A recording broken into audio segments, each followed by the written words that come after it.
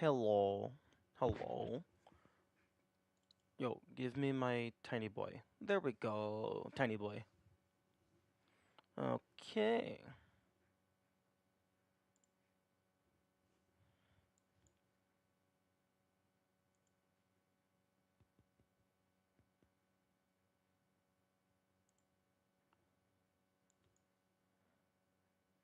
I believe we are good. Let me pull up my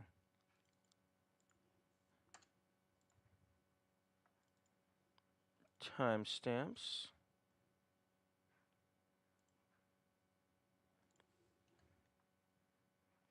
54, 55.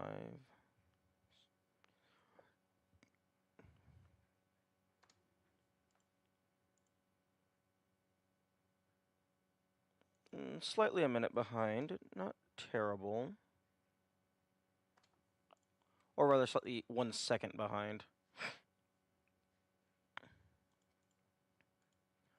Okay, I can work with that. Oh, fuck.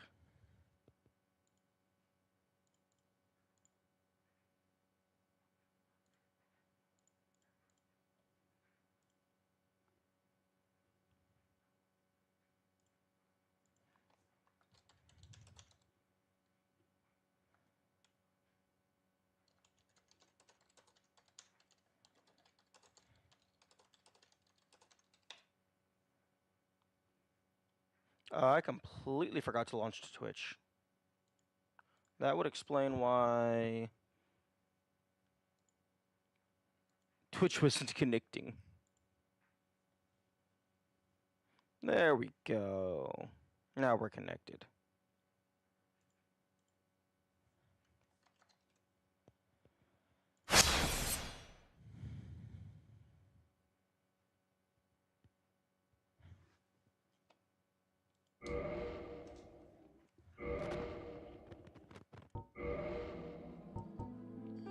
Okay.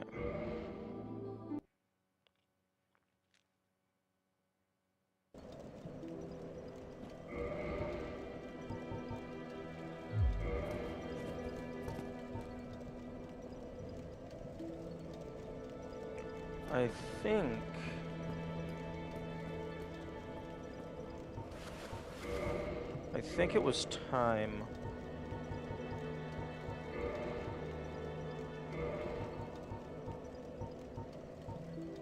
Ooh, yeah, no, I was thinking about using the blacksmith giant hammer on Ornstein and Smaug.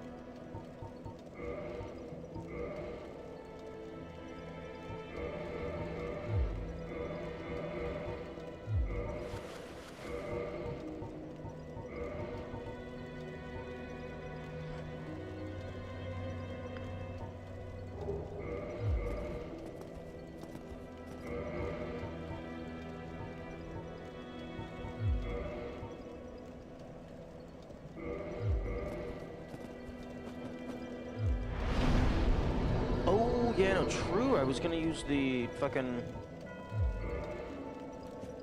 Solaire. That's what I was doing. That's why I came all the way back down here, so I could get my humanity back.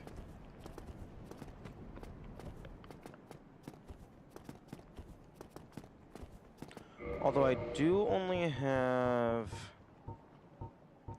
like 3 humanity, which is unfortunate. I would prefer to not have to go and farm that.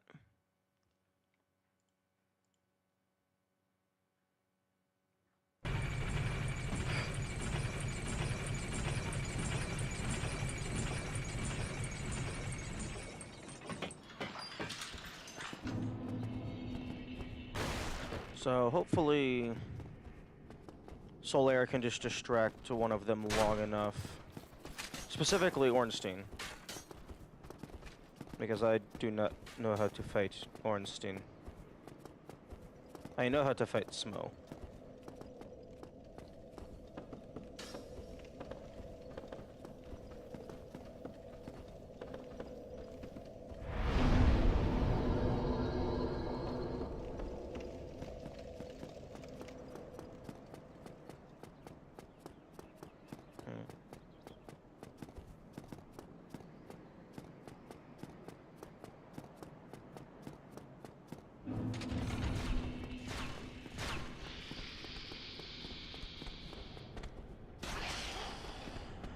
I wonder if...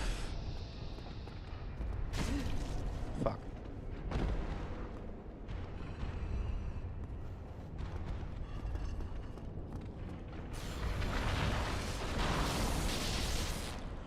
I wonder if when you do the roll, if your hitbox, like, fully matches your animation. Or if it kind of just vaguely shifts its size, but it doesn't actually rotate.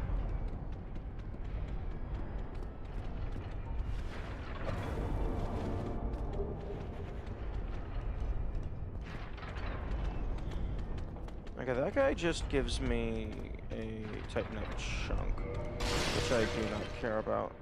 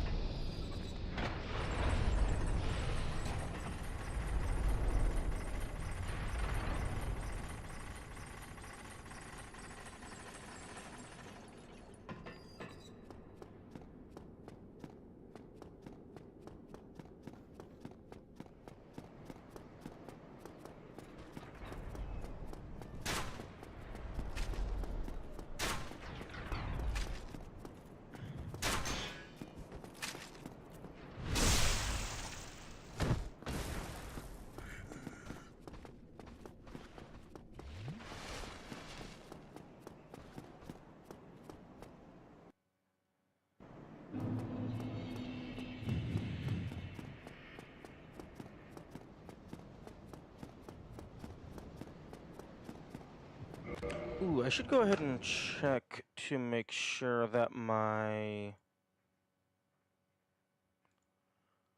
commands are working. Because I did update those last night. Okay, now that foot bobbing is going to bother me. Okay.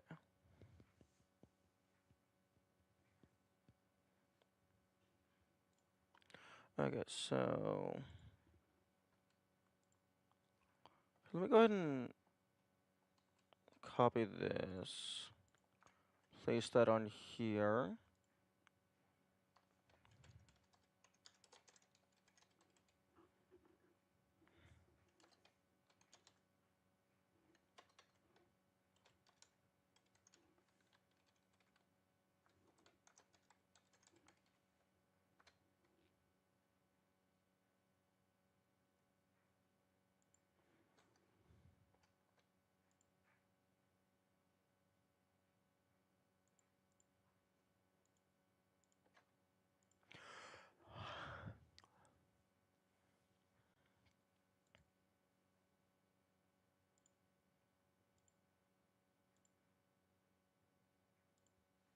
Okay, so...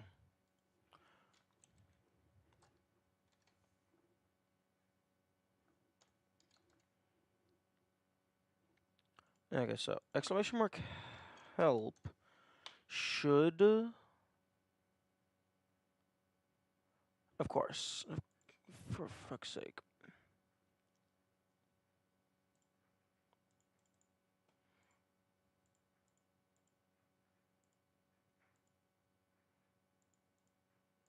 Sources, yeah, it should be calling for fucking Twitch and YouTube message. Why are you not working?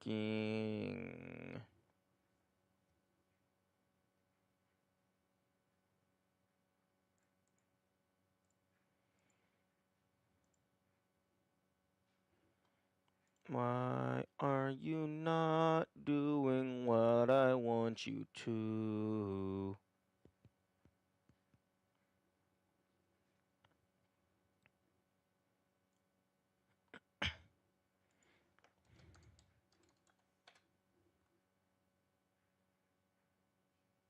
Okay, relaunching StreamerBot did not fix it.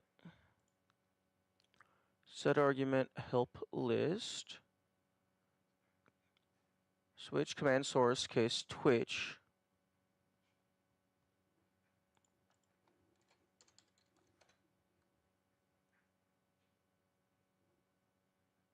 Okay, so it works on YouTube's end.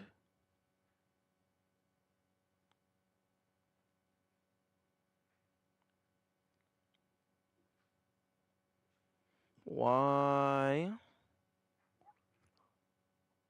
Okay, let's just...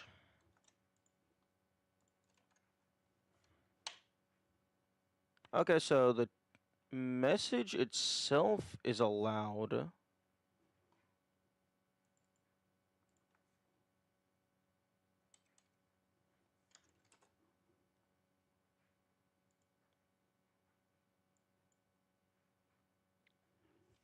Twitch reply to message.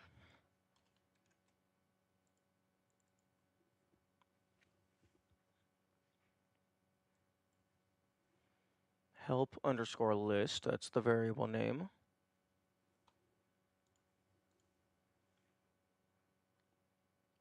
Why are you not working?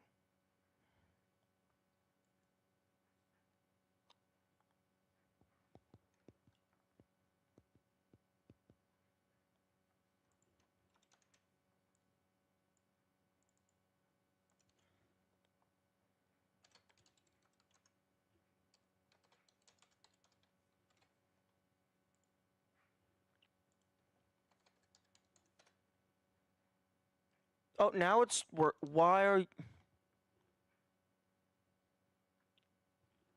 Excuse me?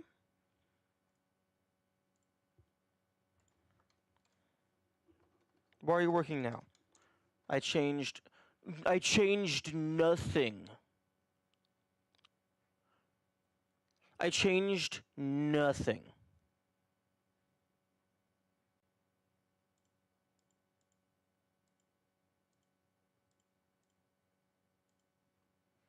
For fuck's sake.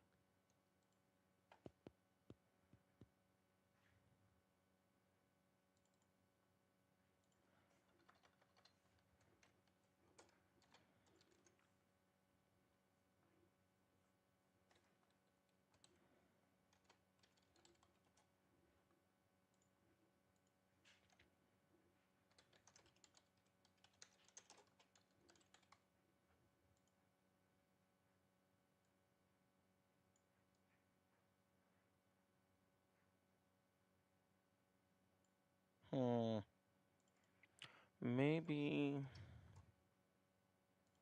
like this?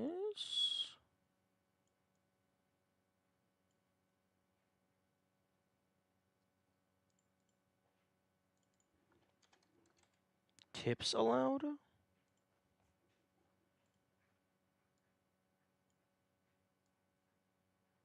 Ah, there we go.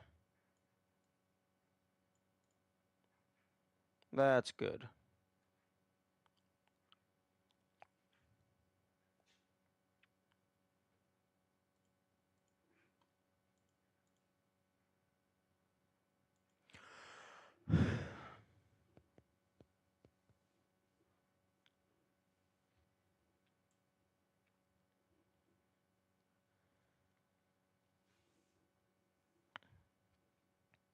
So then this...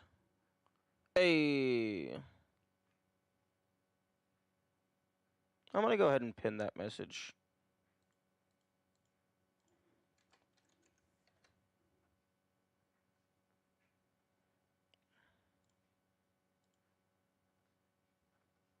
I think it's probably a decent idea to just pin the rules of the challenge.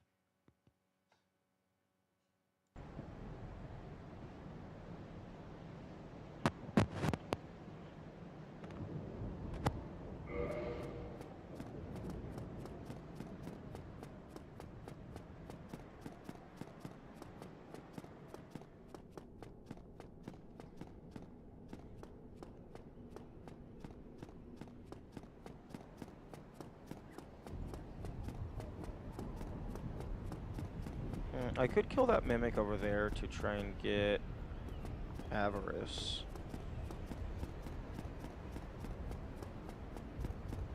But then I have to fucking deal with tall boys. I'm gonna go and get the bonfire before I even consider doing something like that.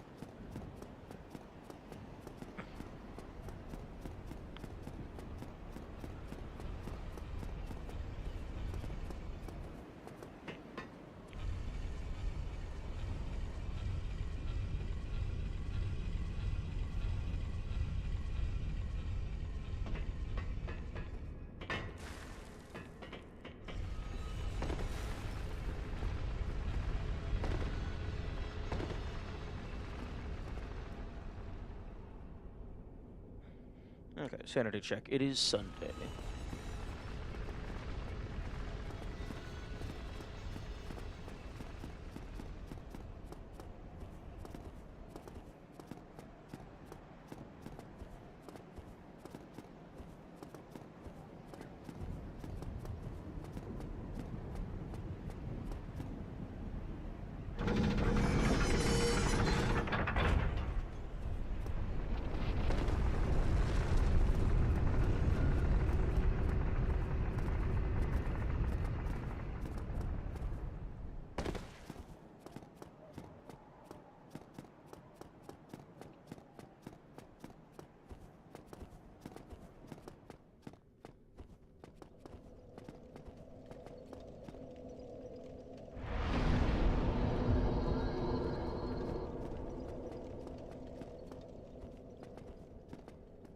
Oh, right.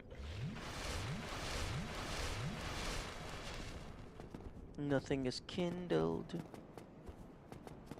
Although I am no longer cursed, so I could kindle things if I wanted to.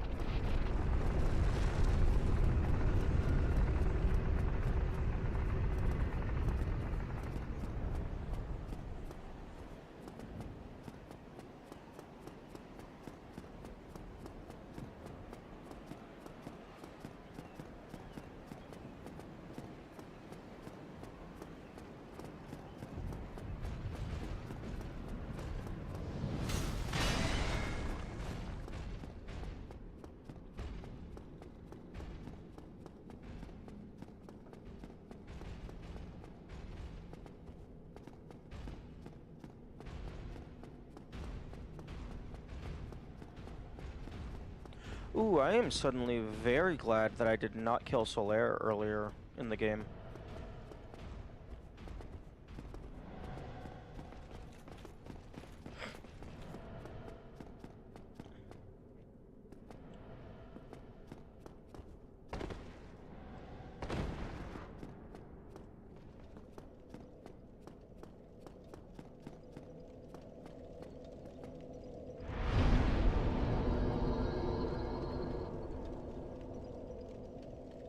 Okay.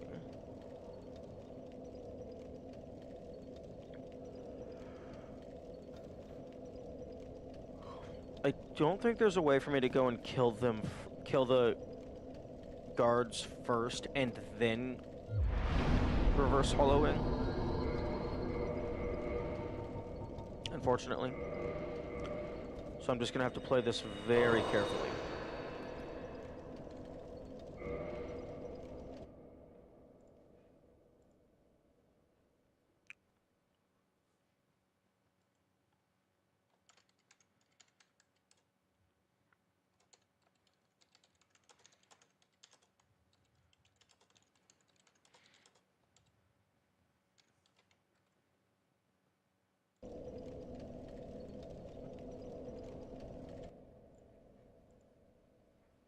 Yeah, and now the timestamps are fucking 2 seconds in the future for some reason. No clue why.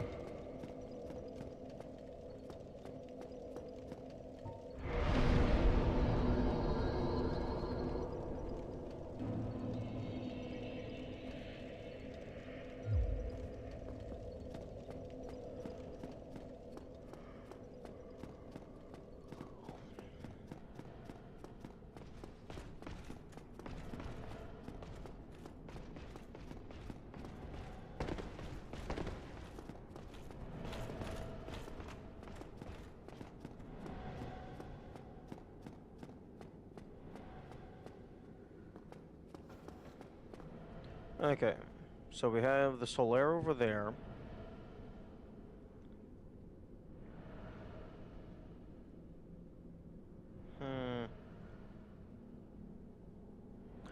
If I go up and around, I only have to deal with the Silver Knight.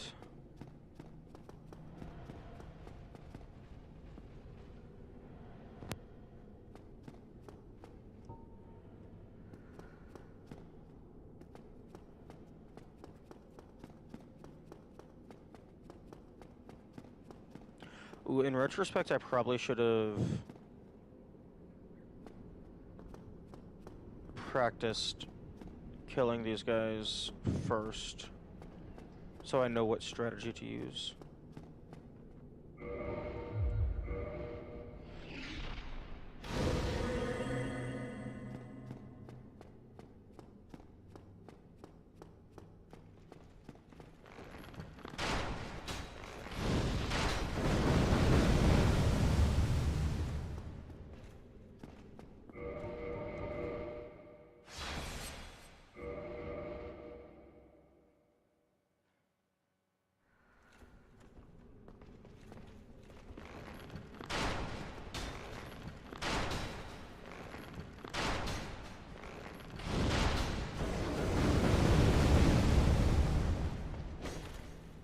Fuck off. Okay, Silver Knights cannot heal, so I'm just gonna run away.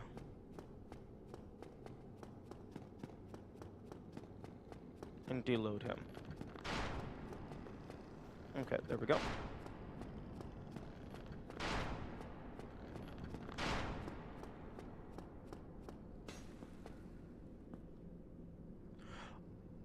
Bro, walk back to your home.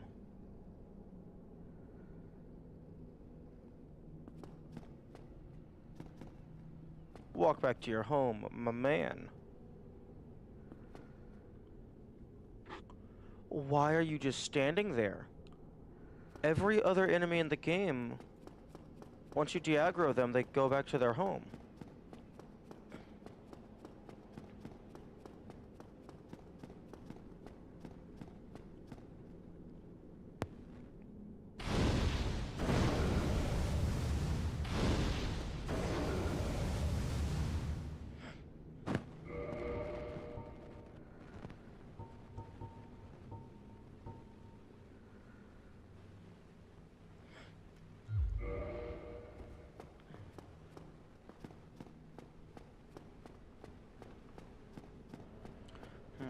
I suppose maybe I can try...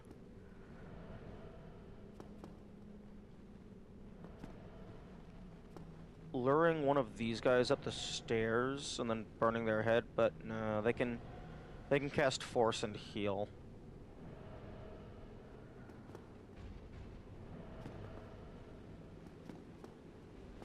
Okay, let's just try running over.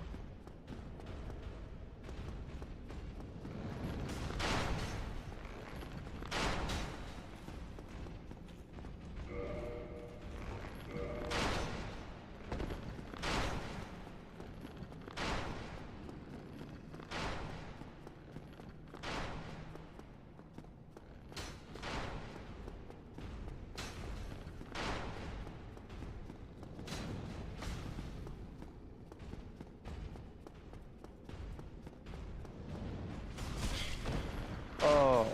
Yo, oh wait, I lived? Why did I live?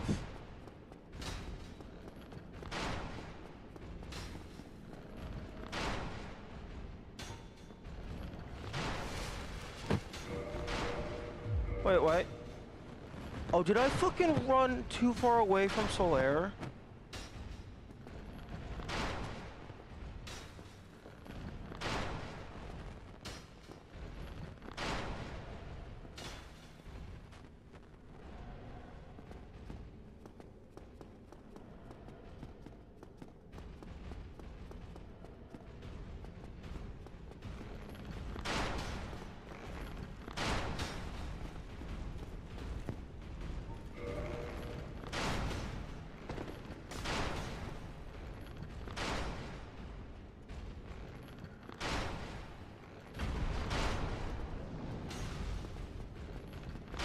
Oh my goodness, summon Solaire already.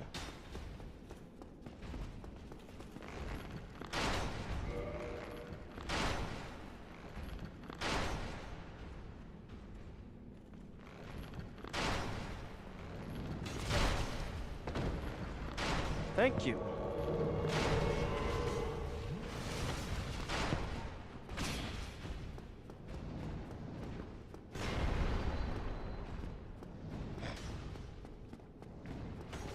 And now I just run over here.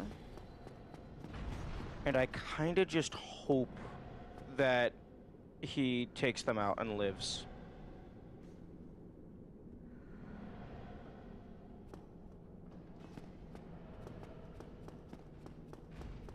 Oh, or he can just... Oh, no, he is actually trying to fight them.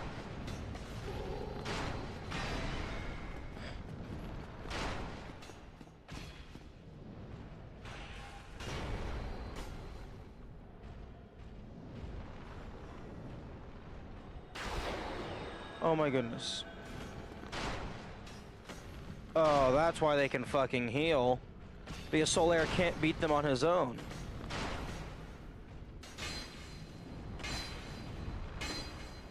He's also fucking stupid.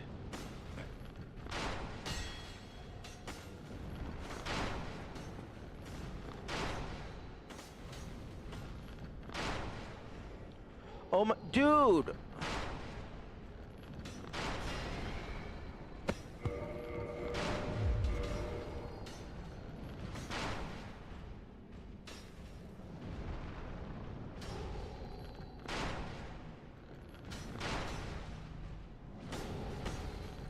Okay, well that's not gonna work.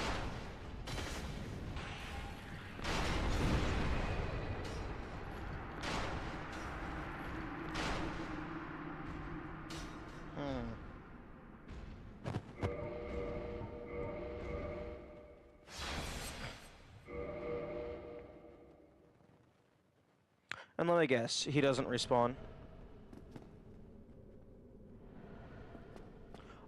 Oh, interesting.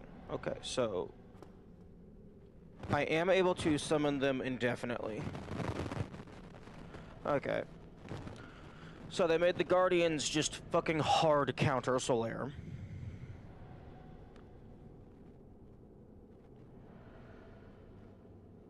That's annoying.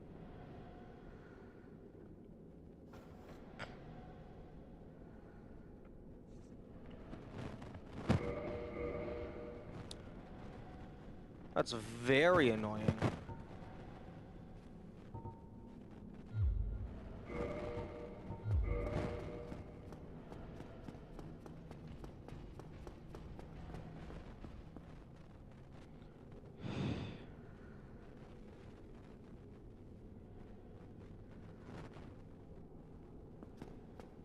And I imagine they have infinite uses of their heal.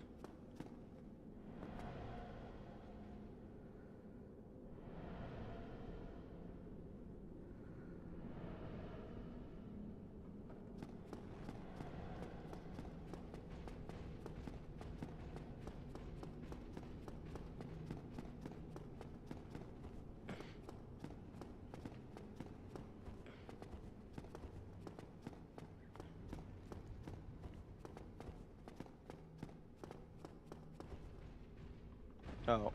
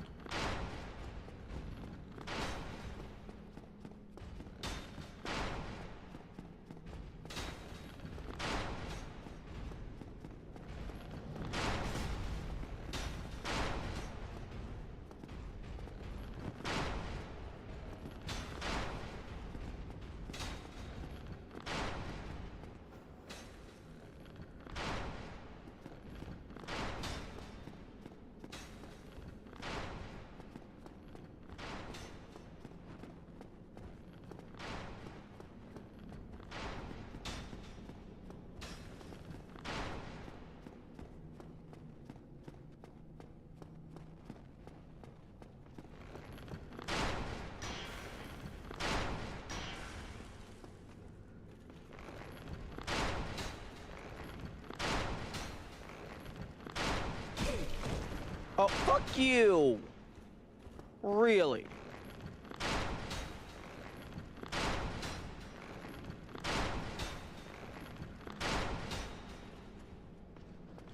Oh, okay, so you're actually smart. That's unfortunate. I was hoping you would not be smart.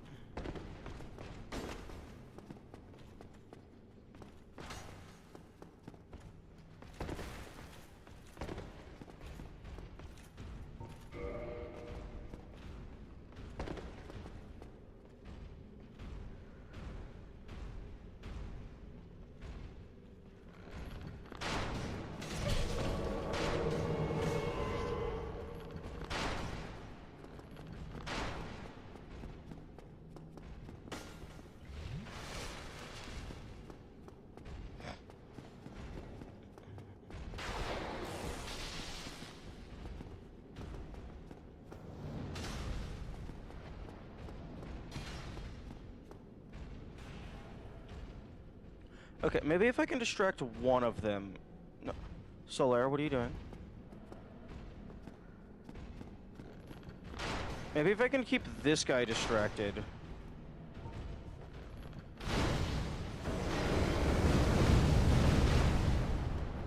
Solaire can kill the other one.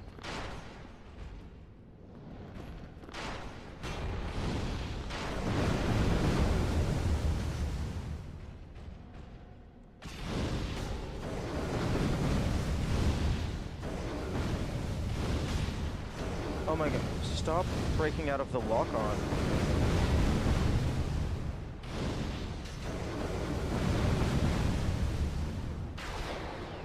Oh, fuck.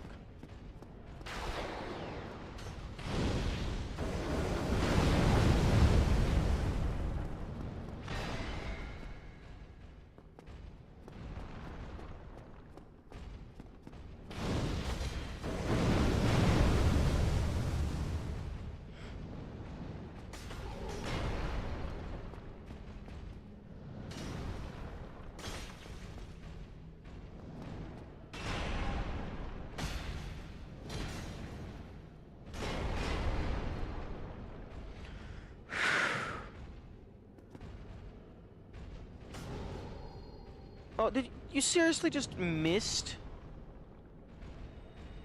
Oh, now the fucking healing.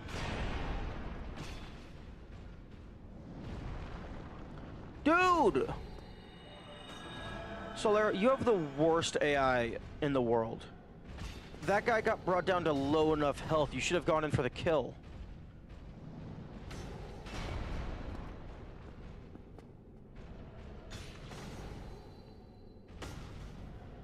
Fucking dumbass.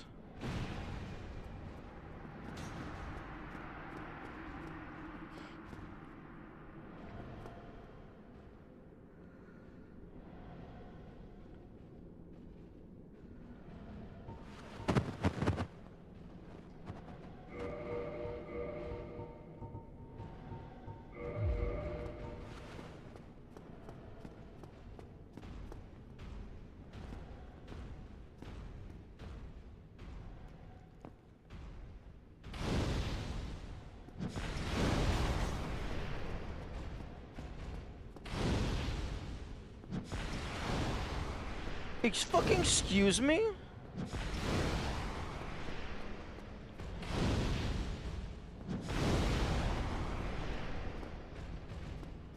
Okay, I thought you were immune to the fire for a moment. Okay, fuck you.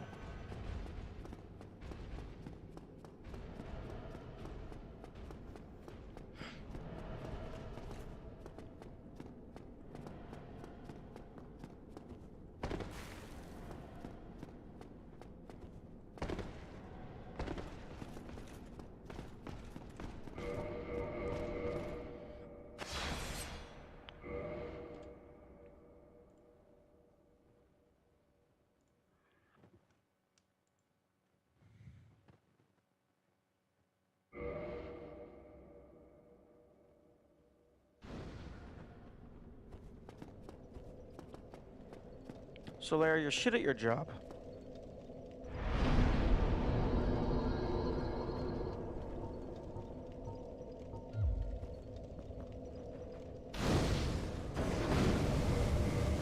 Okay.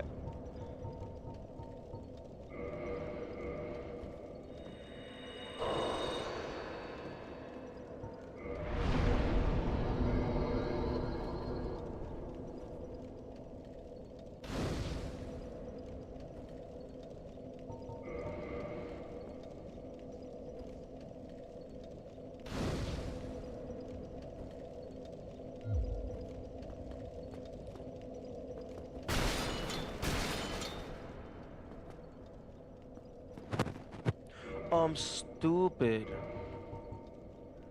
Oh, I should have fucking duplicated that humanity.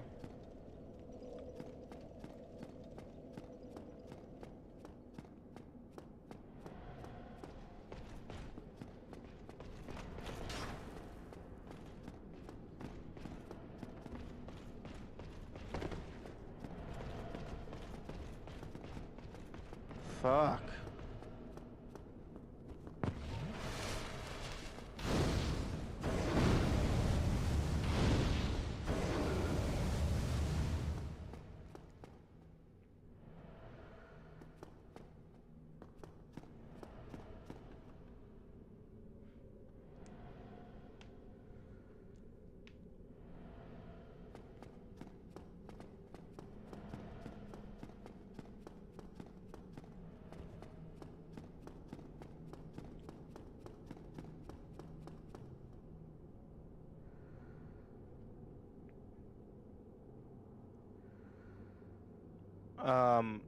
Really blind? I'm gonna need some more context as to that. Also, good morning.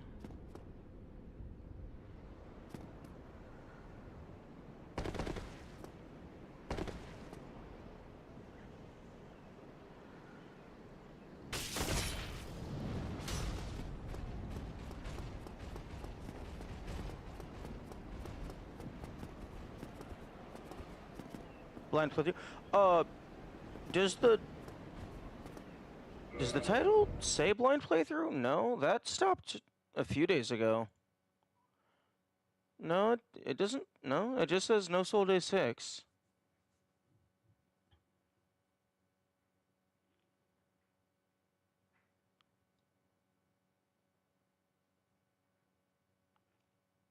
Thumbnail. Oh, oh, that's a very good point. Fuck, I hadn't even considered that. No. I finished my blind playthrough a few days ago. I hadn't even considered the thumbnail.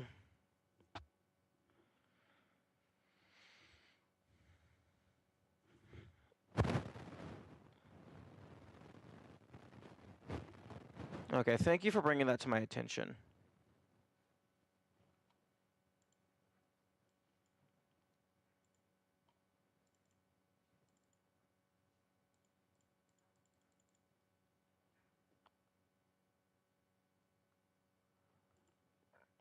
How many times have you completed the game?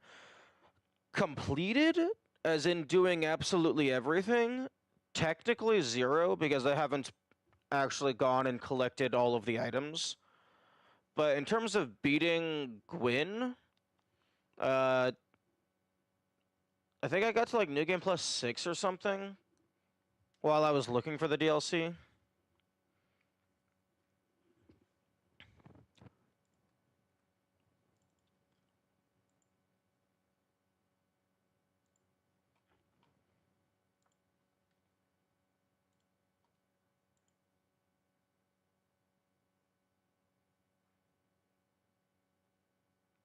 Okay, give me a second and I can update the thumbnail.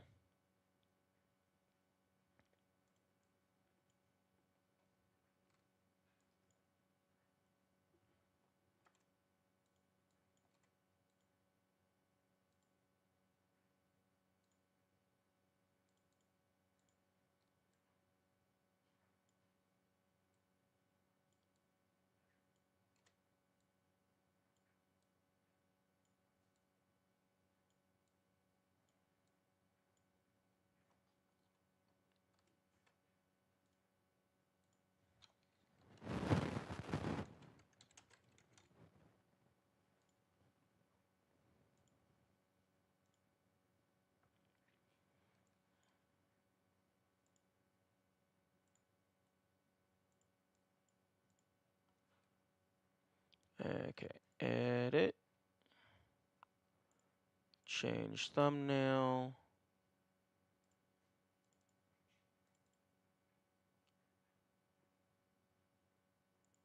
And there we go. Thumbnail should now be different.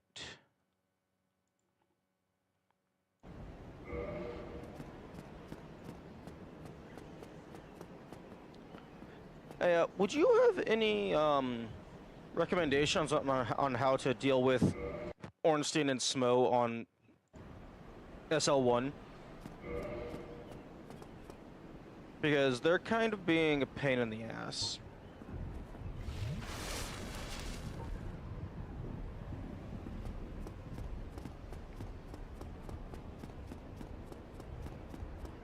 Because I was planning on just farming a bunch of humanity, so I could at least have bonfires kindled up, because I've been cursed for quite a while because I need to get a bunch of Ghost Blade daggers.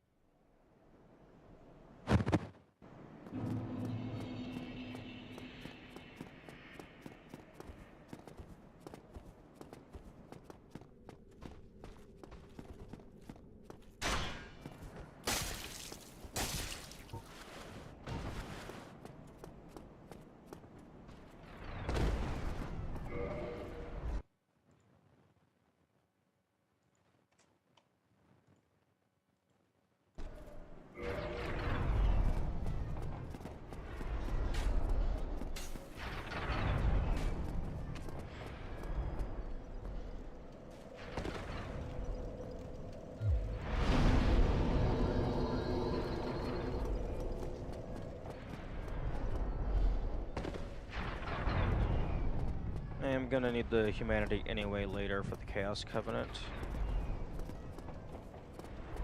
So it doesn't hurt to grab a bunch right now.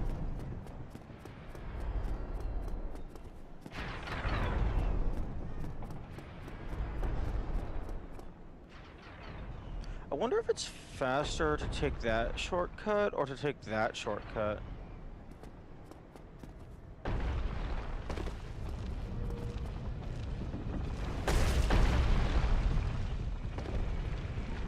Wait, why the fuck did that hurt me so much?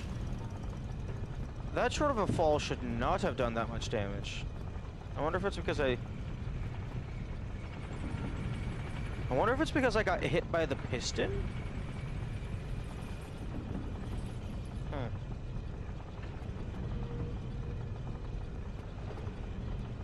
Okay, no, taking the,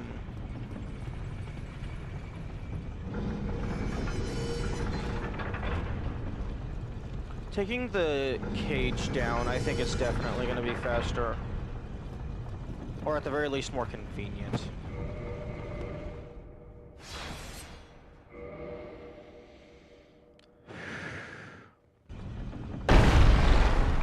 Ow.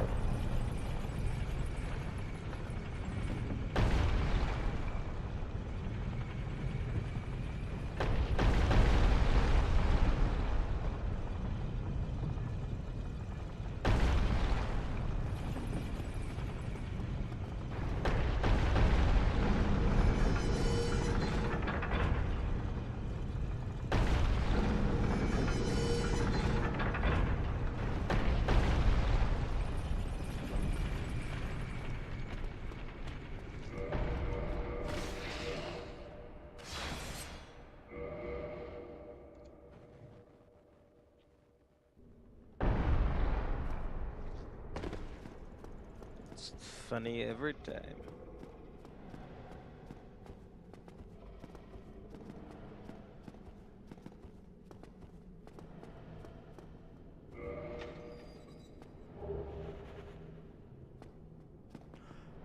Oh, it would have been really funny if this doubled as a shortcut going down.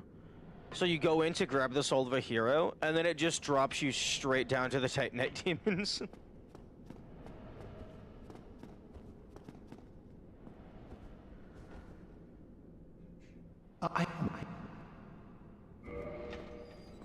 Oh, but I must speak with...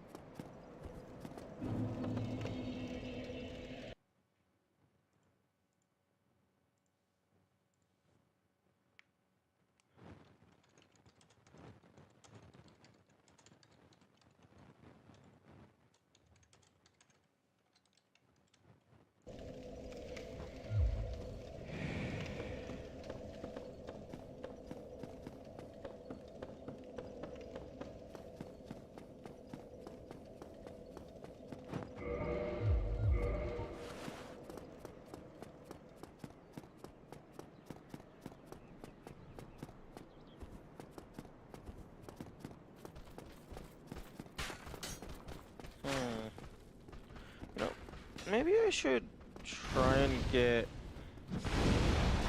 a hollow soldier shield.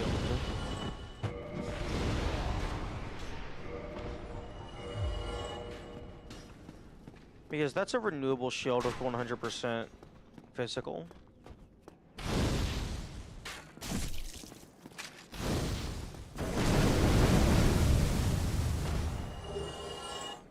Longest gargoyles fight?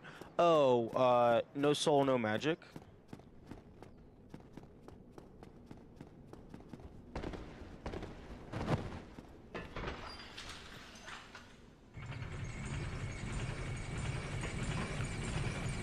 Yeah.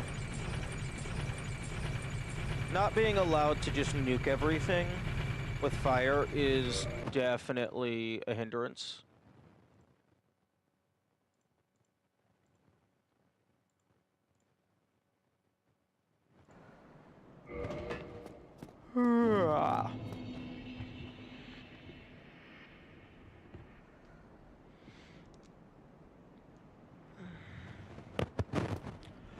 I was planning on just... I expect that to be harder than us. Interesting. I was planning on just going and getting a bunch of humanity, so I can just kindle up the relevant bonfires. And also just... I'm gonna need the humanity anyway for the Chaos Covenant. Although, if you have any ideas for OAs to make them less of a bitch, I would love to know them.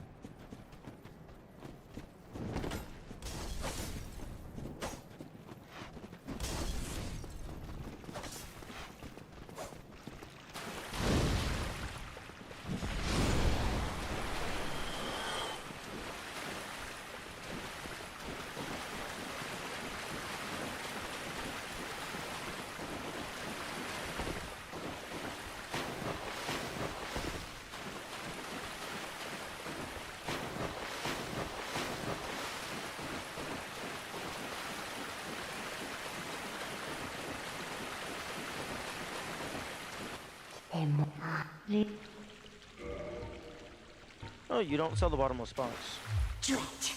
What a humdrum. You could do the orange cheese if you can survive this grab and fit. Yeah, unfortunately, phase 2 isn't the issue. Phase 1 is the issue. Like, as soon as there is a single enemy, like whether it's Smo or Ornstein phase 2, I can handle it just fine. Because I can just play that safe, and there's, like, very little issue. It's when they're both in play is the issue. Because, like, I'm trying to fight one of them, and the other guy's just shoving their spear up my ass.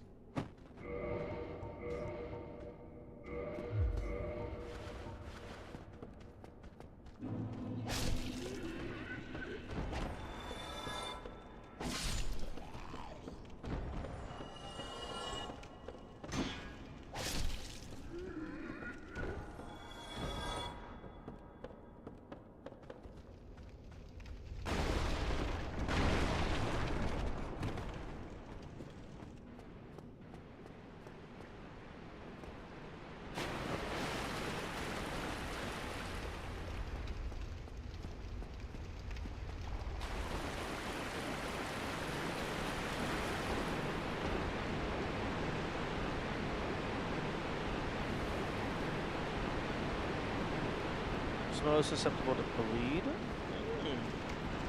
That is good to know.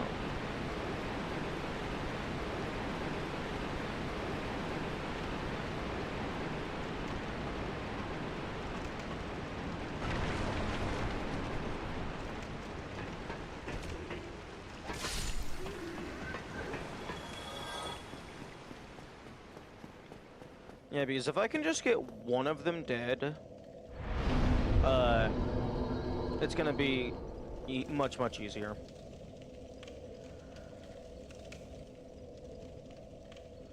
I did try to get Solaire into the fight. Unfortunately, Solaire kind of just gets fucked on by the two bouncers outside, because I can't help him fight those guys. So he was trying to fight them. Their shield blocks everything. Solaire is stupid and doesn't go for the kill. He gets distracted by the other guy, and then the first one heals.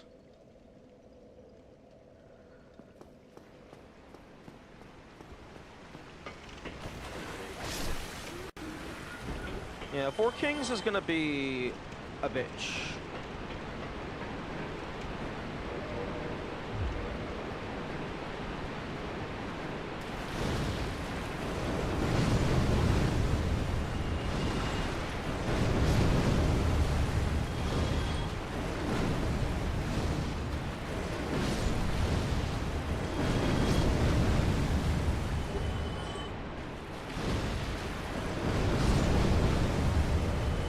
Okay. I'm going to... Okay, stamina is nice, but poise is much more useful. At least 3, maybe 4. I imagine we're going to 5, to be completely honest.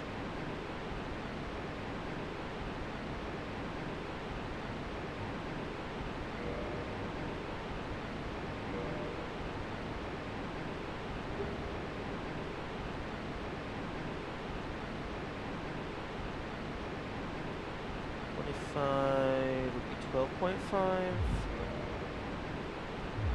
Wait. How the fuck are the gauntlets the same weight as the leggings? Excuse me?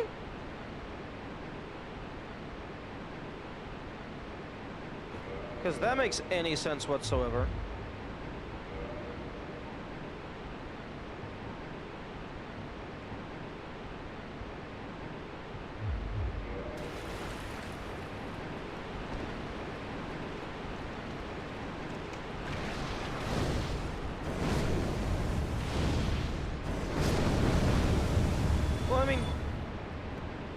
They're all made from the same material. They should have the same density.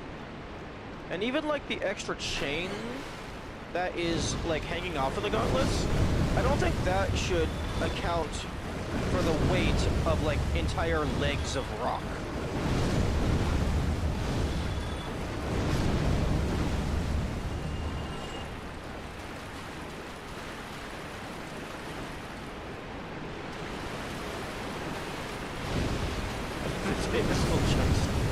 I mean, I guess.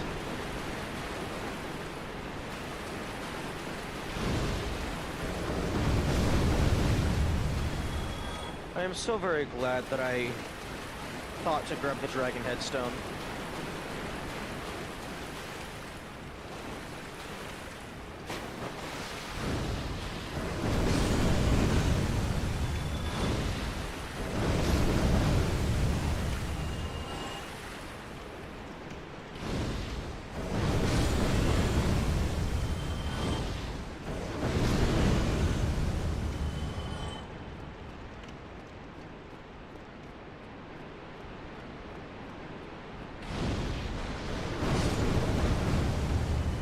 Oh fuck, I broke the box and deleted the rat from existence. Oh fuck, now I need one of those rats to kill me.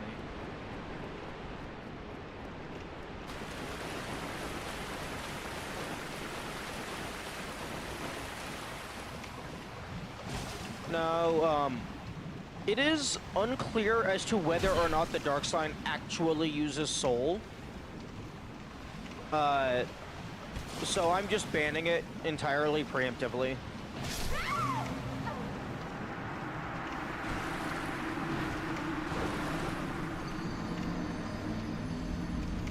Because when you use the Dark Sign, it does not create a stain, but you do lose your souls. However, you are able to use the Dark Sign at 0 souls, so personally I think it should be allowed, but it is a bit wiggle hand, so I'm just not going to use it so I don't have to deal with those semantics.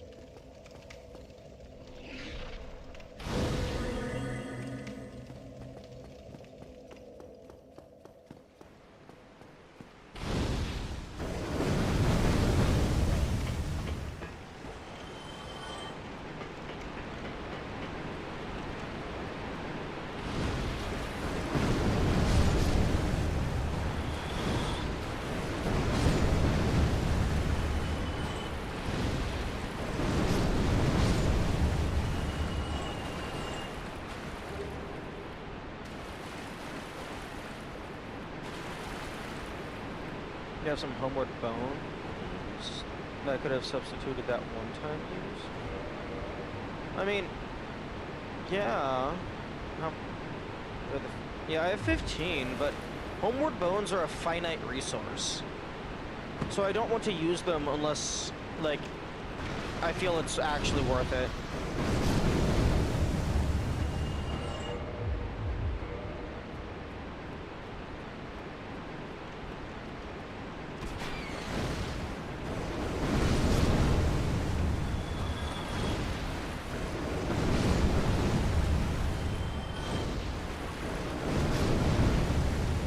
Like, I guess maybe, like, one possible use for a homeward bone would be, like, glitching myself into the library to get the pendant, to go and do the DLC, or do part of the DLC, and then homeward bone back out, because I don't know if it automatically updates your spawn position once you enter the DLC. So it might be possible for me to teleport out. Like, I would assume it does, but I don't know for sure.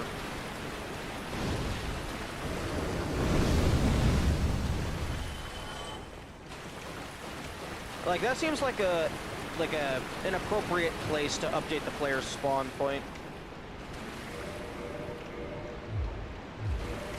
Okay, I'm gonna go over here and just grab the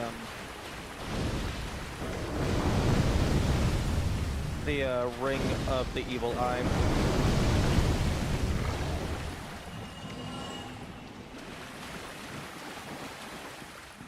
Real quick.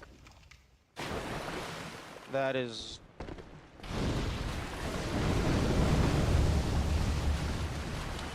not where I thought I was getting spat out.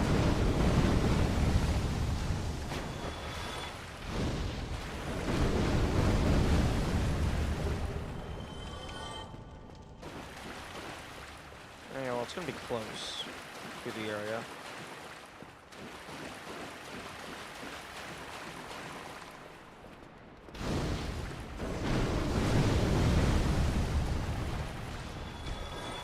My breath weapon is stronger than your breath weapon.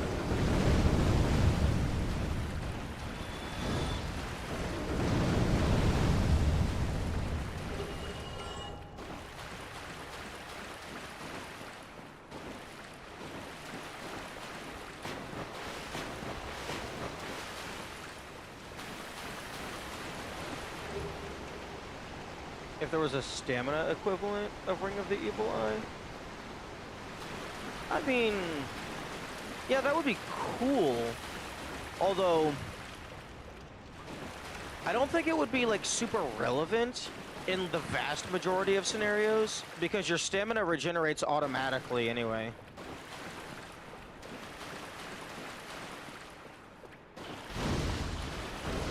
So since it does regenerate automatically, the Chloranthy ring is effectively the stamina equivalent.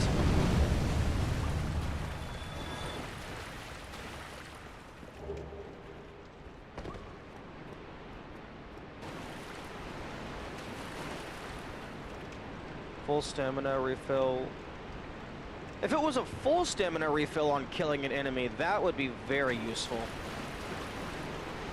Because then, like, if you have a high stamina swing attack, but it is going to kill the enemy, you could just keep comboing that if you're going through a crowd.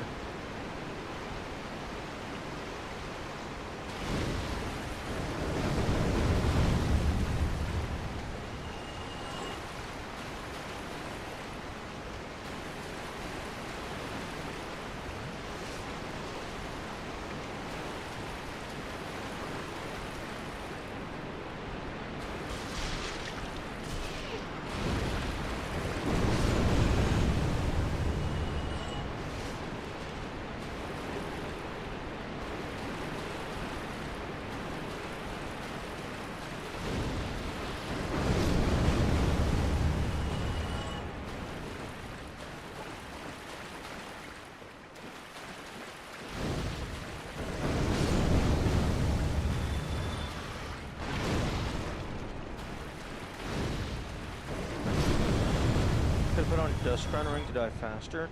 True. That is a good point.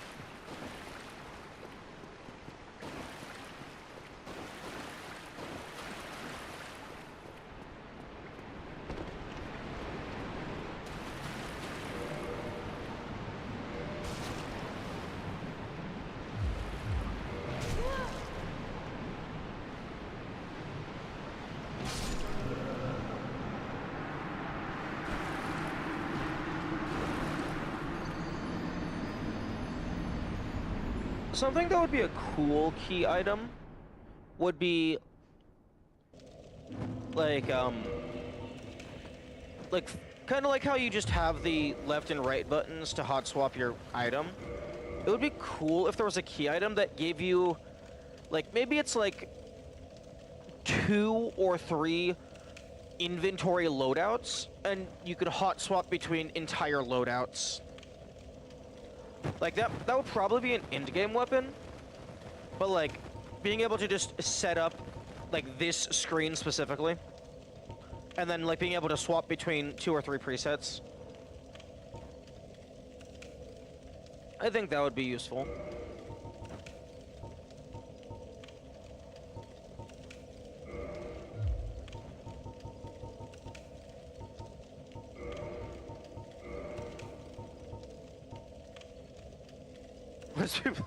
What? Terraria doesn't have a full inventory hot swap.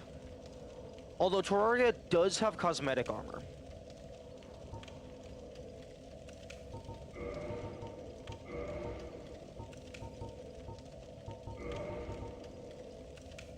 It has loadout hot swap? Oh, like taskbar? Like the main... that's interesting. I did not know that was a thing.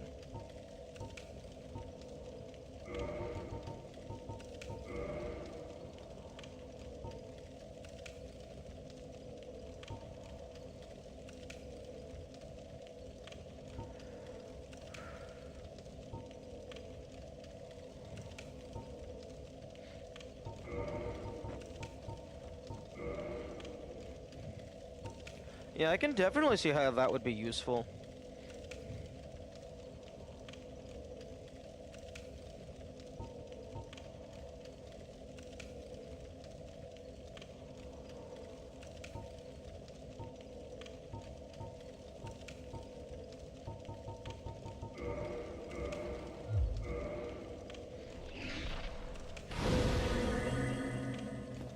Yeah, I would love to play Terraria at some point.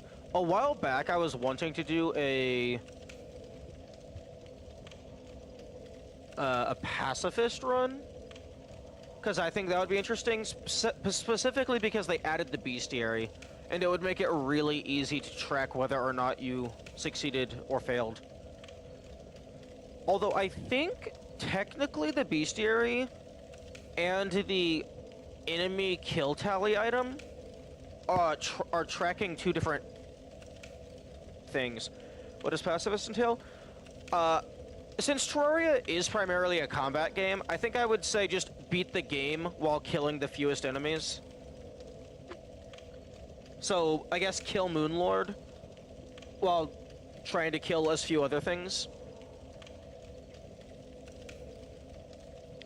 Because Terraria, I believe, has two different ways to track player kills. One is the recently added bestiary, and the other is just the tally item. So you could make a new character. You could have your pre-existing character, and then make a new character and a new world. Go into the new world with your existing character, place down a chest, place down the tally tracker, and then just go in with your new character, and then just equip it. Or you could use the bestiary to tell you if you ever killed anything. Because I think for enemies, it doesn't add them unless you kill them. And then even for passive mobs, it tells you how many you've killed. Explore for a while, kill ball of flesh, go directly to make. Possibly. I'm not super familiar with the nuance of Terraria and like the required progression and stuff. One thing that I'm very concerned about is what the game actually counts as a player kill. Because, like, if naturally generating traps count as player kills, then boulders are gonna be a bitch.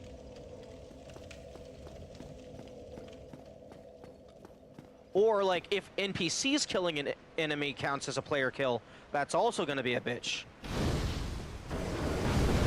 So, it might just be, like, immediately make a sky island in order to just throw all of your NPCs into boxes so that they can't kill things by mistake.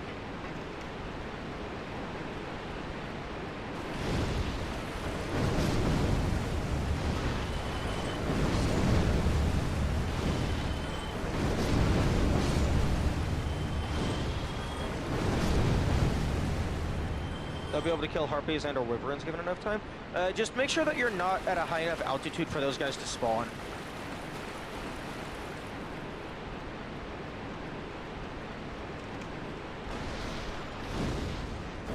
Because like I think if you play on a large world, you have to actually get pretty high up for those guys to spawn.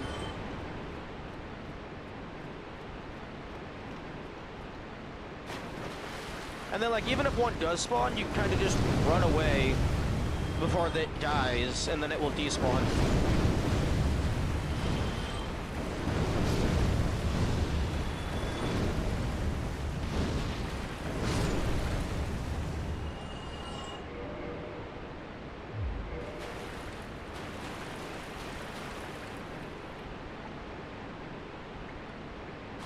Things like Skeletron and /or Skeletron Prime would be very annoying if their hands count as individual entities. What would be the safest biome? Oh, to like set up your base in? I imagine just no biome. Like, actually just build up to where you're just not close to the ground, but you're also not quite in the sky just yet.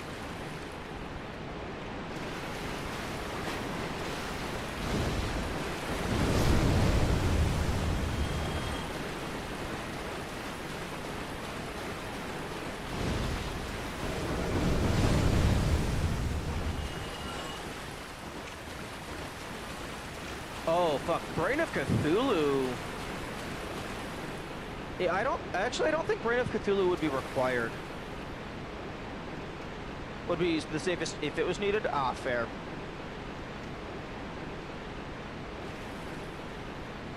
Wait, I just realized, is there no mech version of the Brain of Cthulhu? If you're playing on a Crimson World, do you still just fight the Destroyer?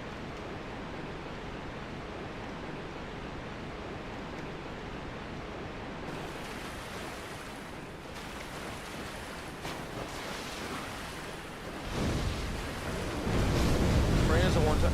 That's so lame!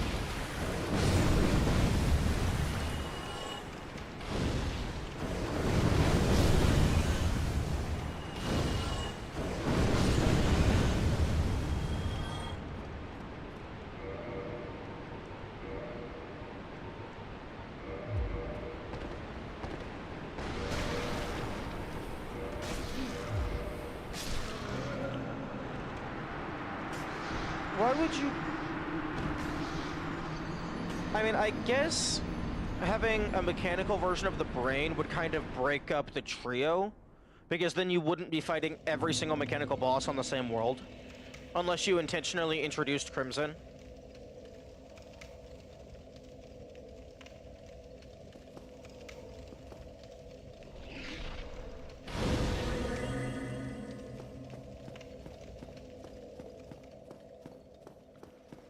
Although, if there is a way to kill enemies without it actually counting as a player kill, that would make things more convenient, at least in terms of gathering resources.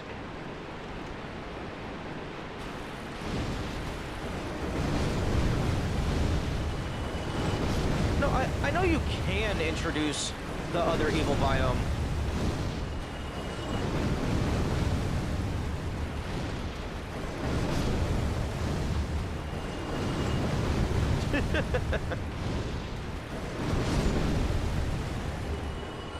Although, actually, I don't know if you would even be able to fight the Brain of Cthulhu without going to a new world, because the fucking demon hearts don't spawn.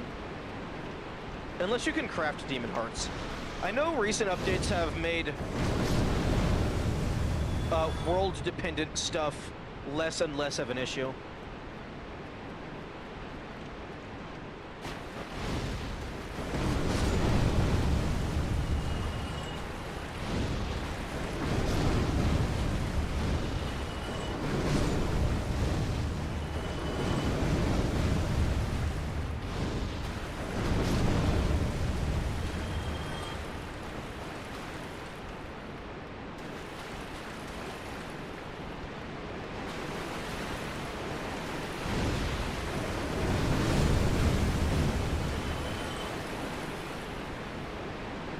Yeah, Shroomite would be useful.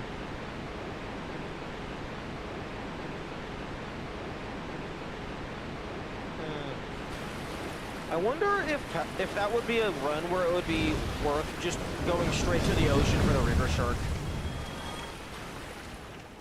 Like, I don't know if gathering materials is going to be an issue. Like, I guess going down into caves is going to spawn enemies, and then you can't fight back.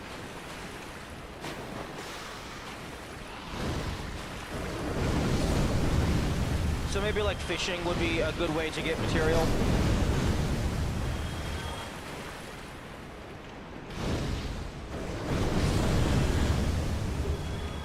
One thing that definitely would be an issue, just random worms coming out of pots as you're swinging your pickaxe.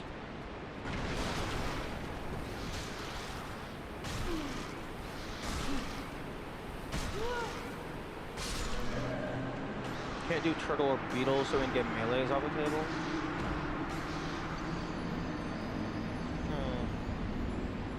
Oh, fuck. You would have to do Moonlord first try.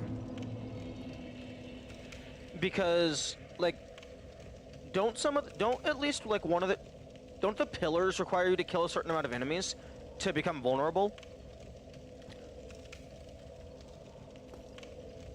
So you would either have to do Moonlord first try, or you would have to, like, make a backup of your save before you fought the pillars.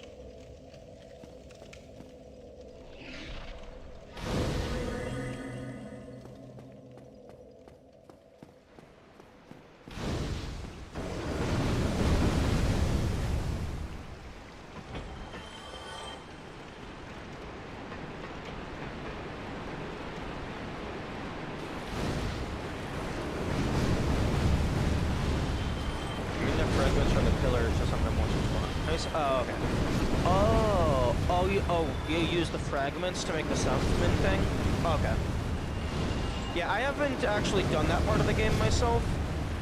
So I just thought that after you kill them, he immediately spawns.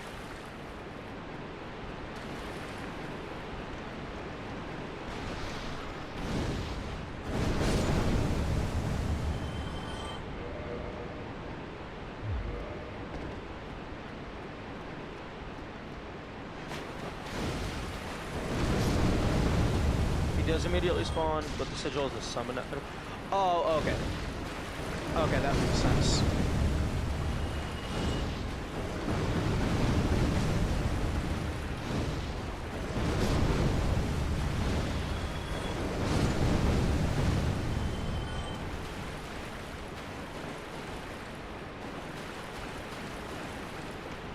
And for me,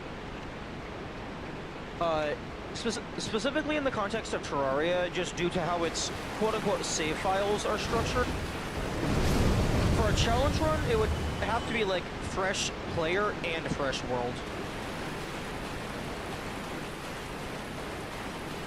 Although, I think I would do medium core for the difficulty rather than hardcore, because it's the exact same thing. It's just for hardcore, oh, you get sent back to the very start instead of your house.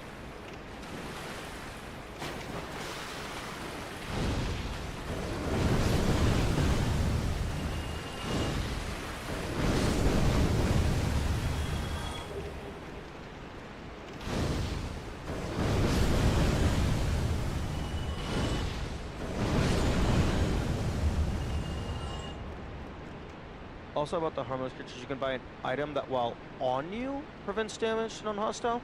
That would be very, very useful.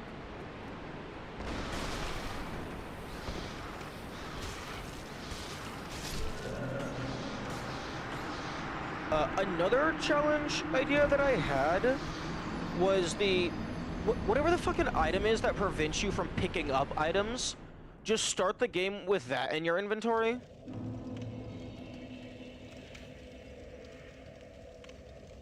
Or even like, actually I think the original idea was start the game with like every single inventory slot filled up with a buffer item, so you effectively only have the cursor.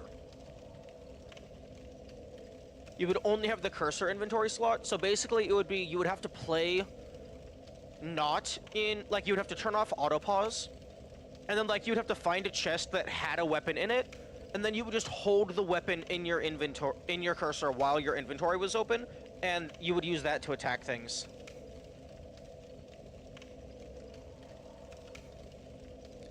NPC might spawn after a non-required boss. That would be very funny.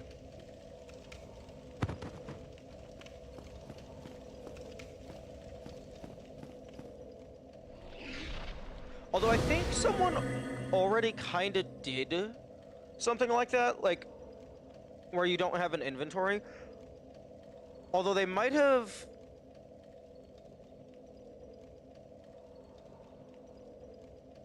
I can't remember if they, like... I think they used a mod to completely fill their inventory with, like, empty blank item. Beat the game using the lawnmower. Oh yeah, I forgot they added that. I didn't know that it dealt damage though. I thought it was just like for breaking grass tiles.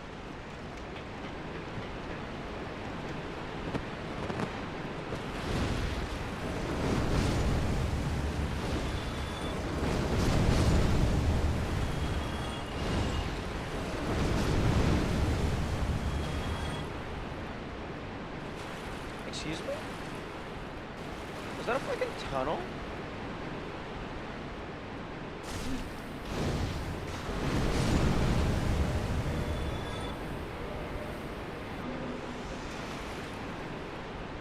That has to just be like decorative tunnel. I don't think I've ever been up there.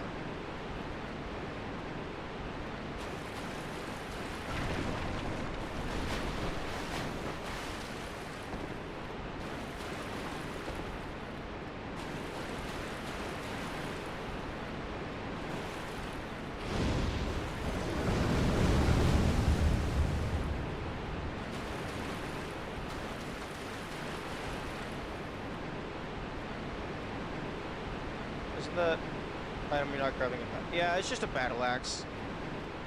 I mean, I guess I can check to see if I have the... Oh, great axe, rather. I can check to see if I have the stats to wield it. Yep, fucking no. Oh, I have the dexterity to wield it.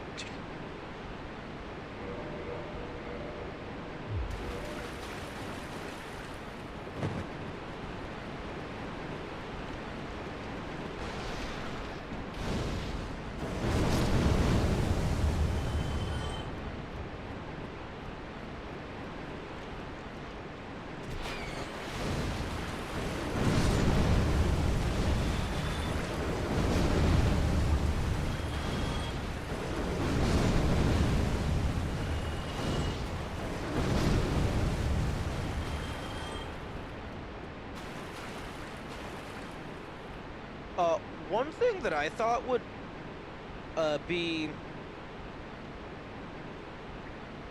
an interesting thing to do in Terraria would be to, like, play on Journey mode, but just set the difficulty slider to Master mode, so you're effectively playing on Master mode, but then just use the Journey mode duplication menu as a completion checklist.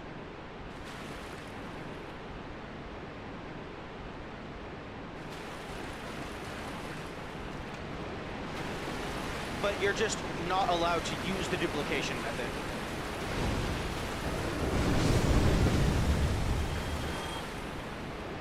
Speaks like throwing a tungsten cube. Oh my goodness, that would be a hilarious fist weapon. Just fucking like 40 strength, hollow tungsten cube. Or maybe not even hollow tungsten cube. It's just the player finds an item called tungsten cube. The game doesn't tell them it's a weapon until they try to equip it. You could up the enemy spawn rates also? Yeah. You could set the spawn rates to max and then fucking just lock it permanently to midnight on a blood moon. And then just like, haha, get fucked.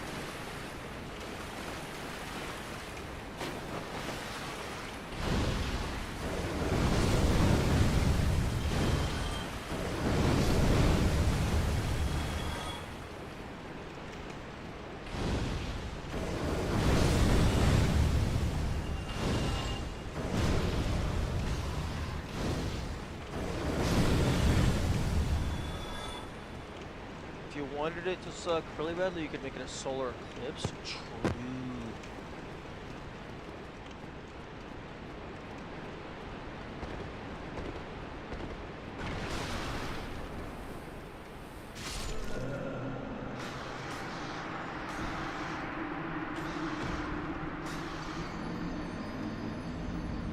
Although I think with that kind of stuff, you're veering you're veering more away from scientific challenge run and more into just skill challenge run.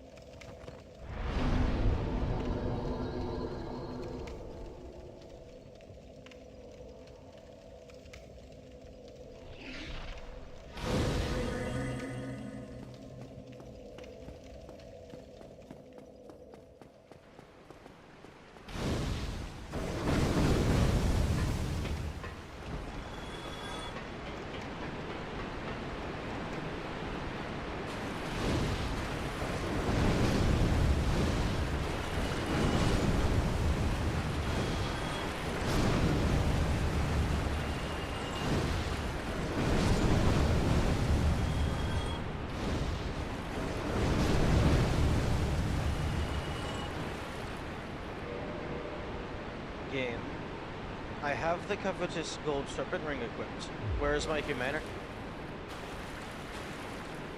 Does making it midnight blood moon with max spawns on Master Road make it more scientific? Like, I really don't. Oh, sorry. When I say scientific, I mean like attempting to answer a question in the base game. So, like, it's like, the question is, can you beat Terraria with, like, what is the minimum kills to beat Terraria?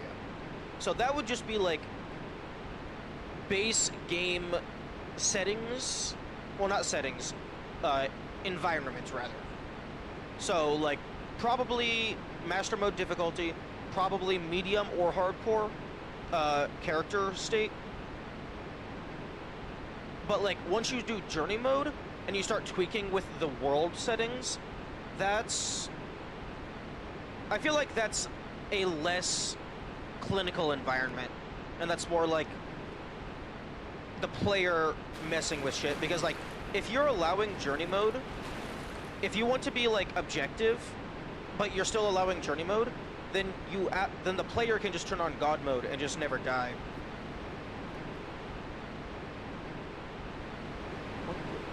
Oh, my foot's inside the ground. What's your definition of base game? I haven't played Terraria in a bit, but I think for me, it would be fresh character on medium or hardcore. Or perhaps journey mode, but you just simulate medium core. If you want to use the duplication menu as a completion checklist. For world, I would do master mode difficulty, or whatever the highest difficulty is. Just for me personally. I would probably do large world, just so you have more access to resources.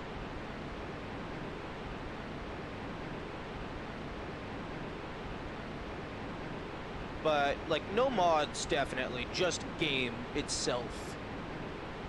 But, yeah, journey mode just, like, gives way too much control to the player to change how the game itself does shit.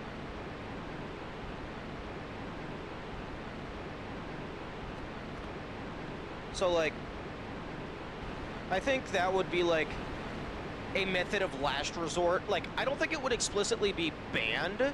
It's just, it would make it magnitudes less interesting if you just turn on God mode and infinite flight or whatever. I actually don't think infinite flight is a thing.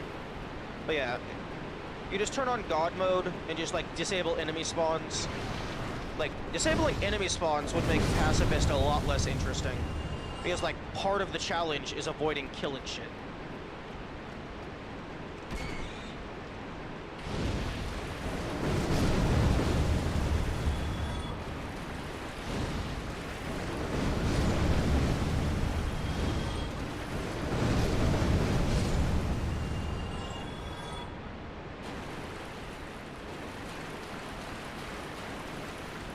Drink some water.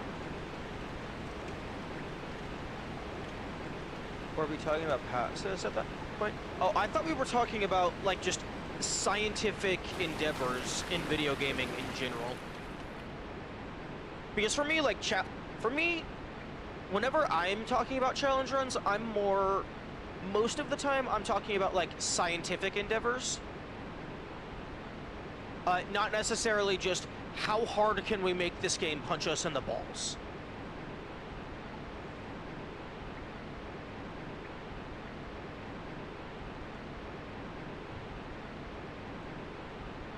Because, like, for, like, scientific stuff, the idea is to just, like, have, at least for me, have as few rules as possible, but the rules you do have are super clear-cut.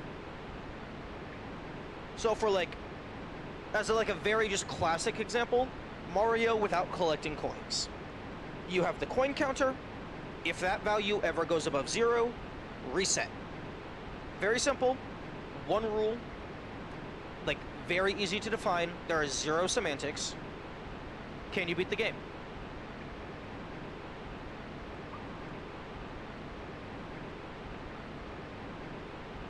I feel like Solar Eclipse is a perfectly reasonable step up from Blood Moon.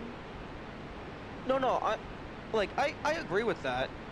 Like, they're very similar. They serve the same niche. I'm just saying that, like, using journey mode to freeze time to specifically make it harder, I feel like that wouldn't be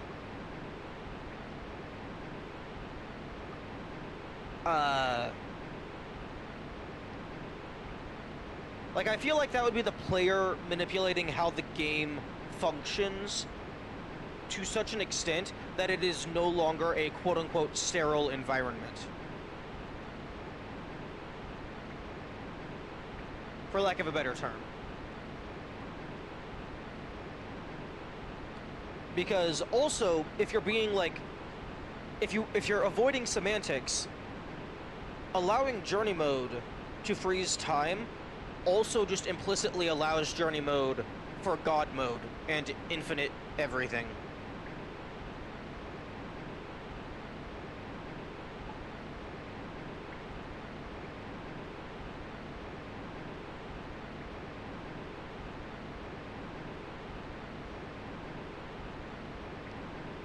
Because, like, as a very good example of why just fully allowing journey mode would be bad for pacifist, let's say there's a required boss and you kill them and they drop an item.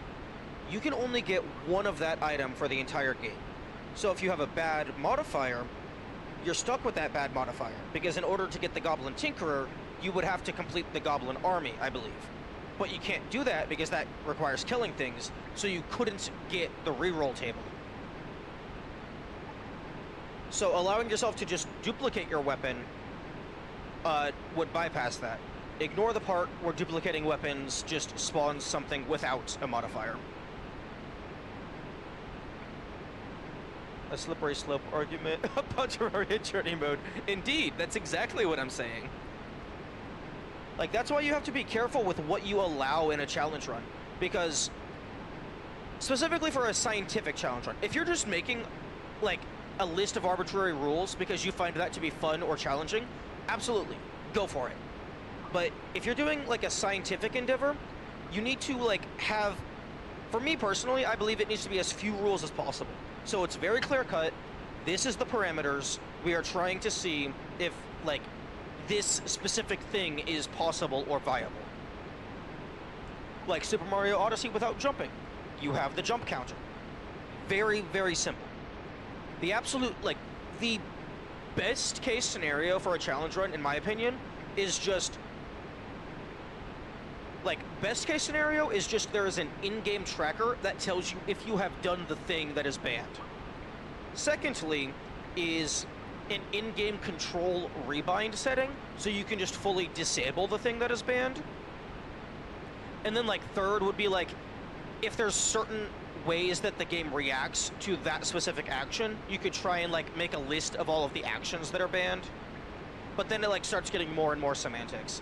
So just, like, optimally, it's just one rule regarding, like, a specific button or a specific, like, mechanic tracker. So for, like, Terraria Pacifist, it would either be the tally counter item or the bestiary. Dealer's pick. Or just both. Just use both. Although the bestiary would be more better, I believe, because you can actually start a fresh save with the bestiary. In order to get the tally tracker, you would have to bring it in from a different save file. Minimal parry front. I mean, that would be the obvious first pick for a Grime challenge run. You're not allowed to absorb shit. Which would be very annoying, because that means you wouldn't get access to any of the buffs from absorbing enemies and unlocking that. Parrying is also how you fucking heal, I believe.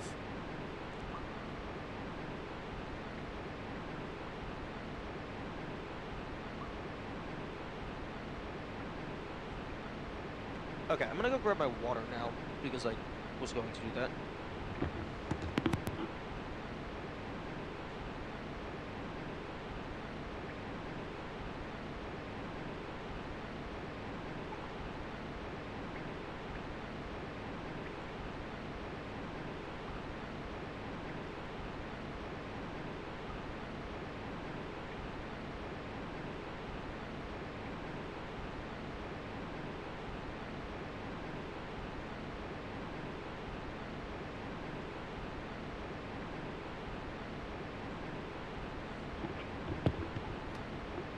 another challenge idea that I had for Grime, just because it would be thematically appropriate, but also just the classic no money run, would be like without using mass.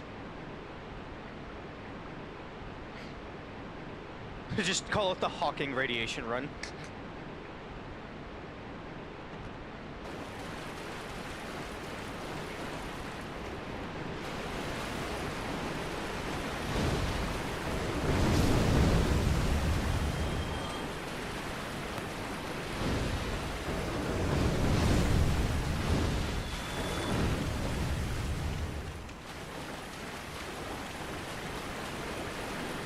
You know what would be wild? Is if, while you were in the dragon transformation, you could just eat enemy bodies in order to heal. Minimal stamina? That's not possible. Well, I mean, I guess minimal. Because fucking jumping uses stamina in that game.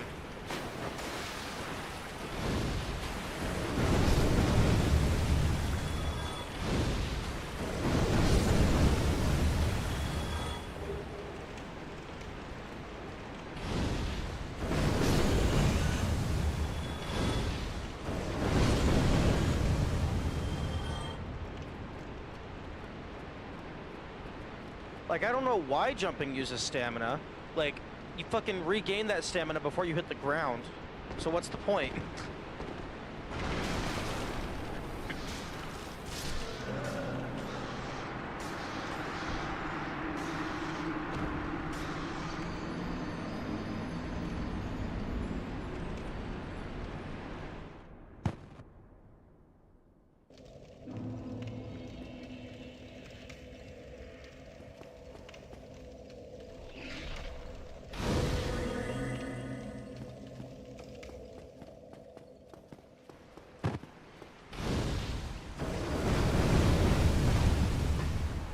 One challenge run that I really want to do, that I've already done like a little bit of research into, is Enter the Gungeon without shooting guns.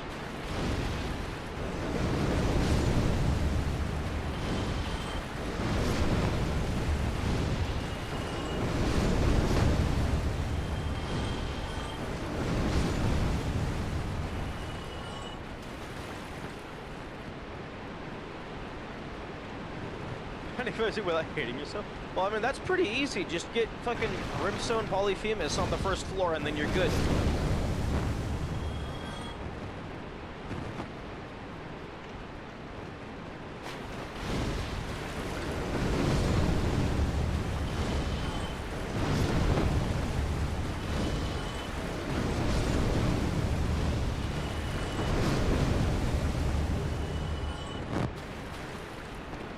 Yeah, I'm not actually sure what would be a good challenge run for Binding of Isaac. I mean, I guess you could just do the classic without shooting. Although, Binding of Isaac would be harder to do without shooting than Enter the Gungeon. Because Enter the Gungeon, you can actually play in co-op mode, kill your co-op partner, and then they have an infinite use little ghost AoE explosion attack. It does shit damage and has a 5-second cooldown, but it's infinite use.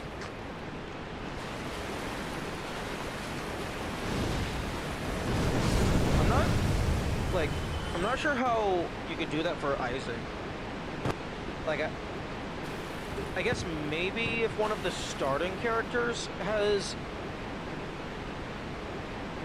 an infinite, I guess maybe it would probably just be like, you load in and then just immediately reroll, like reload over and over and over until you start next to an item room that gives you like an ability to renewably deal damage. Spelunky no whip, that could be interesting. I do know for a fact that like Spelunky Pacifist and Spelunky no gold are possible, both like just simultaneously. I imagine no whip would be doable.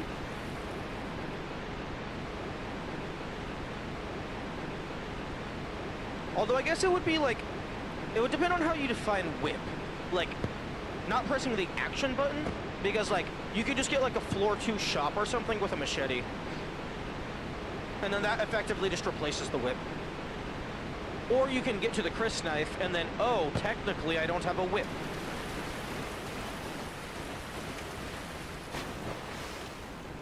Small nitpick about Spelunky that I am upset about. They have all the different unlockable skins that you can find throughout the map, but they all use the default whip sprite. Like, they could have been, like, I don't know why they didn't give the sprites custom whips. That would have been cool. Like, for the robot, they could have, like, a frayed cord.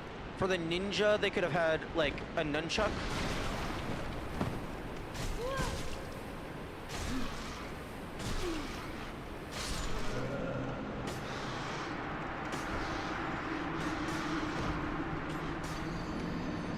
But yeah, I think if I were to do Spelunky no whip...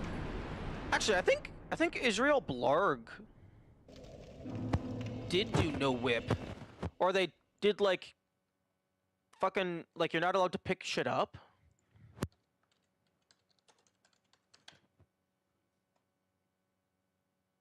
Oh, not Israel, El Blargo.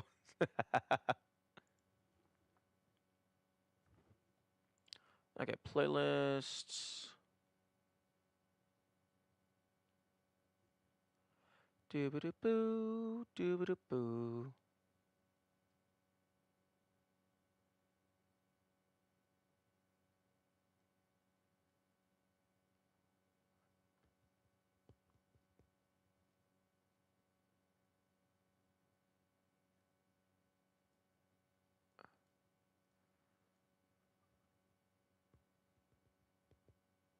Okay, I guess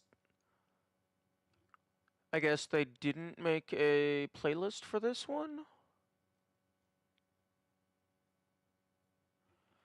Dead Cells no weapons might be possible, some shenanigans. Does Dead Cells have a definitive definition for what counts as a weapon type? Because I think Dead Cells does have like a ground stomp attack that you can use.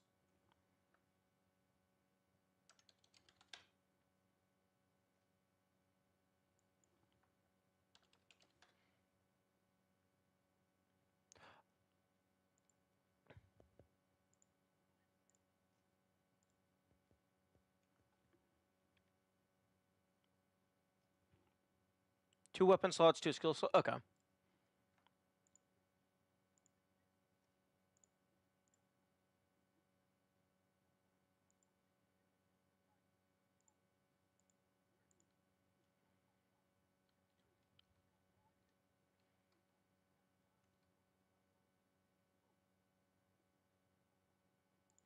Oh, okay. Okay, so they did. You're not allowed to pick anything up. They didn't do no whip. Okay. Skills can also deal damage depending on the skill, but it's more interesting to ban those two. I disagree. Like, if you're doing no weapons, like sometimes I will choose not to use something because it's more fun or more interesting, but I'm not going to ban them and add additional rules, because then it starts getting arbitrary. So like, if I were to do Dead Cells no weapons, the only rule would be no weapons. Everything else would just be personal preference.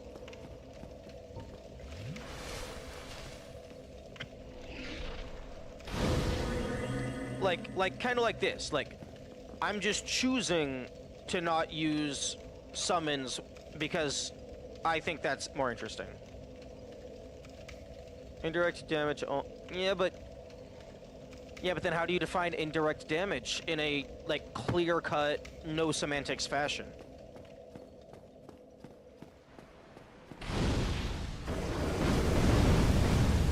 Like, no weapons seems very clear-cut if the game gives you a specific inventory slot for weapon-type items. Or, like, even if, like, maybe on the item's descriptions, maybe it just says weapon type.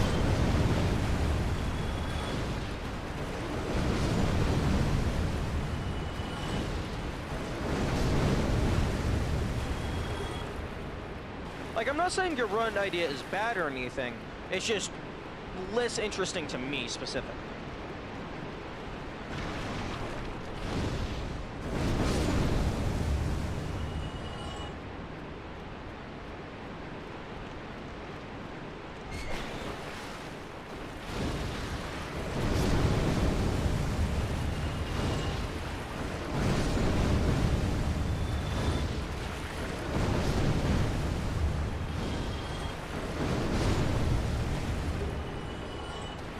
Does Dead Cells have a statistics tracker in it?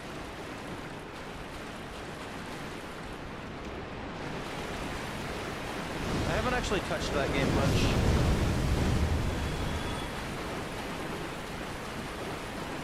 Multiple?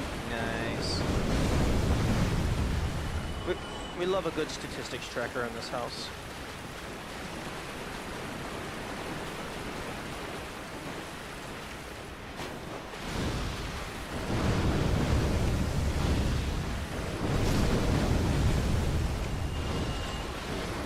I find it very odd that the giant rat is able to fit through the tunnel, but the small rat is not.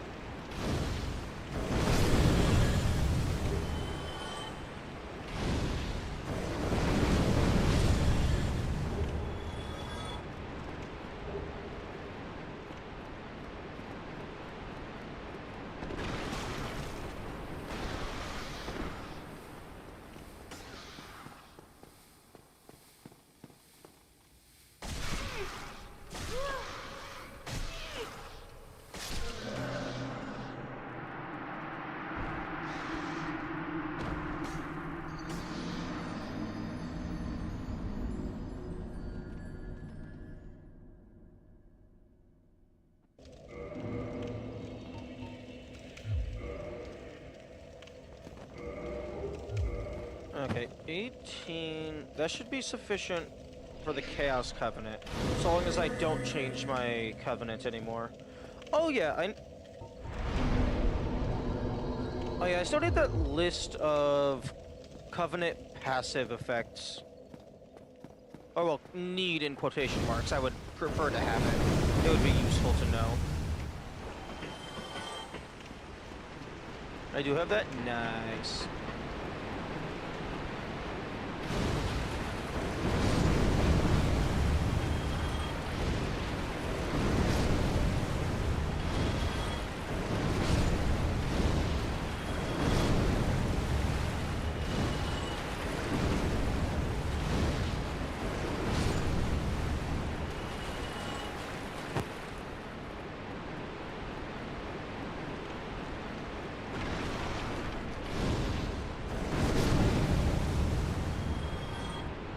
Copy and paste in stream chat.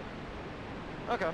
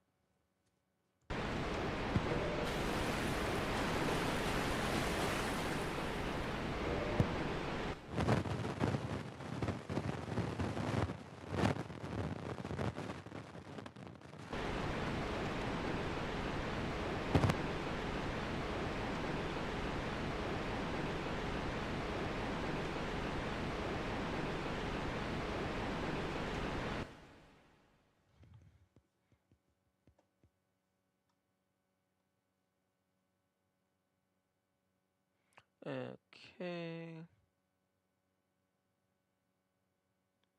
Oh, okay, so the Princess Guard is just a fucking lie. If you're ever in danger, I will protect you. No, you fucking won't.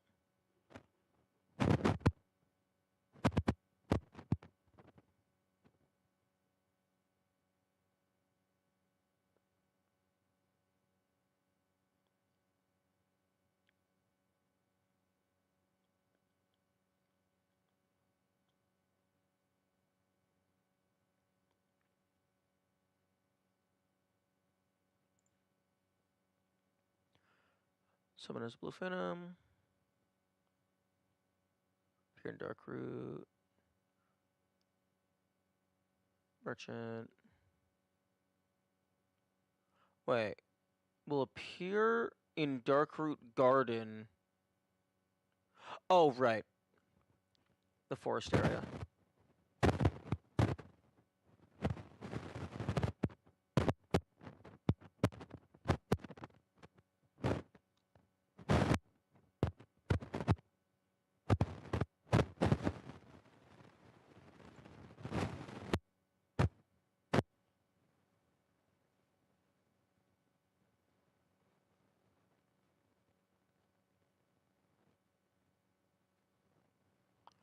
Oh. Chaos Storm is the check for the door. Okay.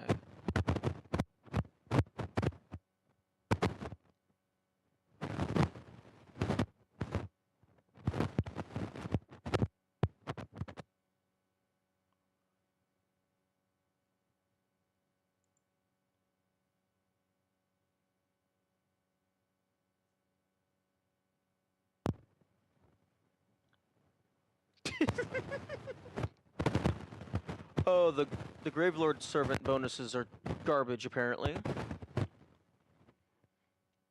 Yes, 10% more damage. I mean, I guess if you have a high faith stat and magic modifier.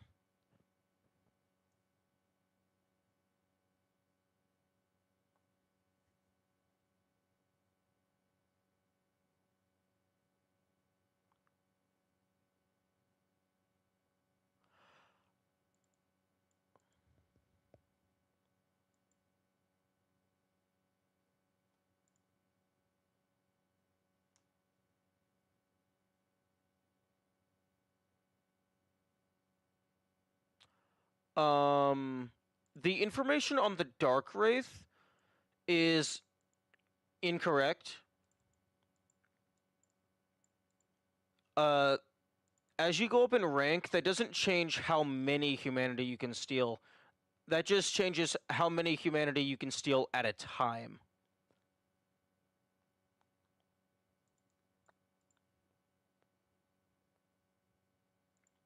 At least from what I experienced.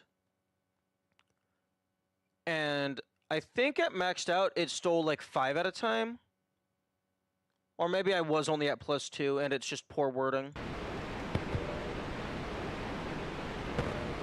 Okay, so it looks like none of that is relevant to me.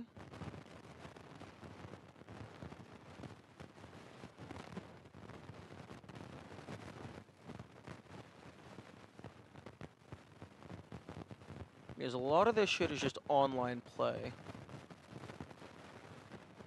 The Chaos Servant one is very good to know, so I don't actually need to spend the humanity to get back to +2.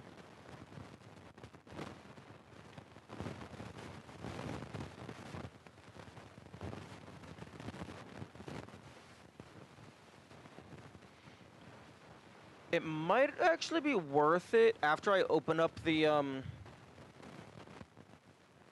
after I open up the door to Izalith, it might be worth, at the very least, getting to +1 in the Path of the Dragon, just to increase the damage on the Dragon Headstone.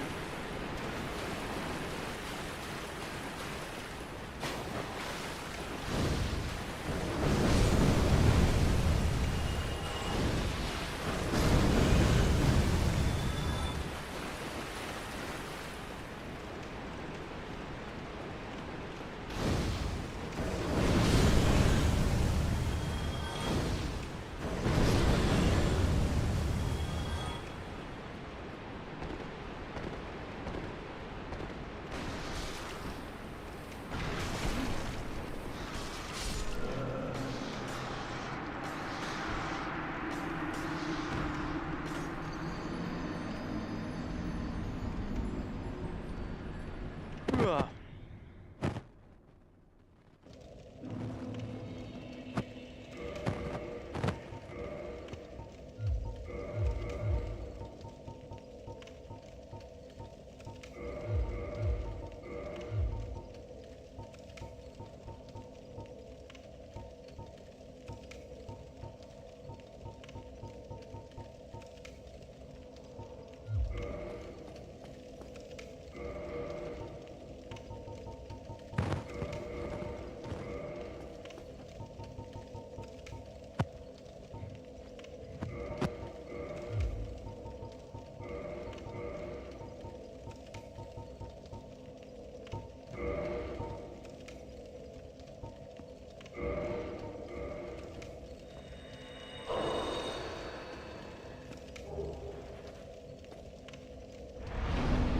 Channeler can buff Gaping Dragon if you don't kill them. I did not know that. I knew they could be an asshole and just keep shooting at you.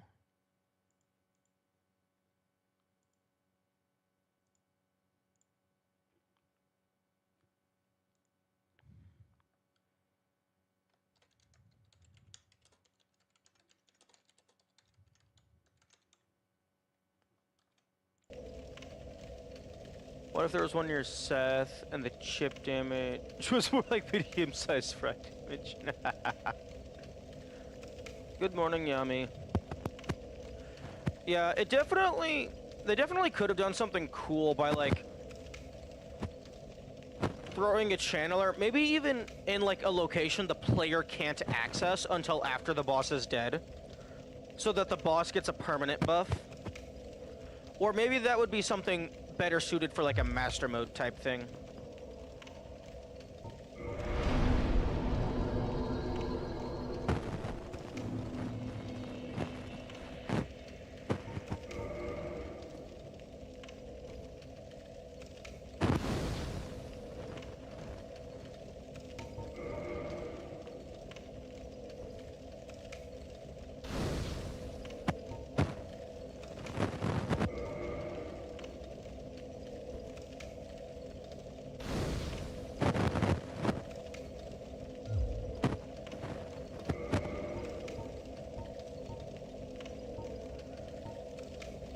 Oh wait, no, actually, fuck, I have 84 transient curses. I should be using that for my humanity, rather than fucking 16 feather arrows. Unless there's something that I do have a full stack of.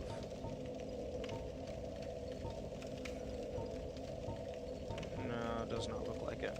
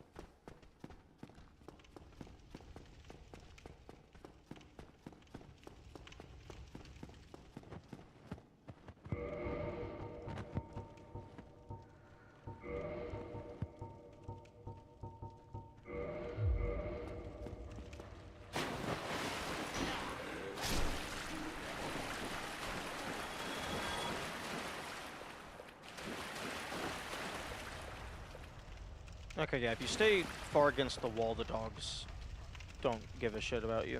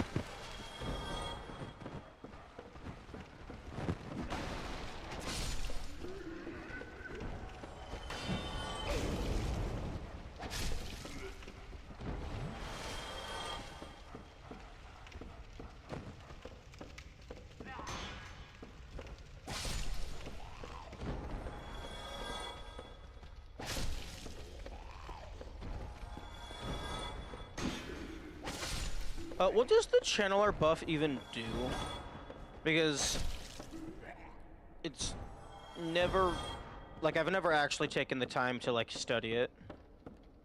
I assume increased damage and increased defense.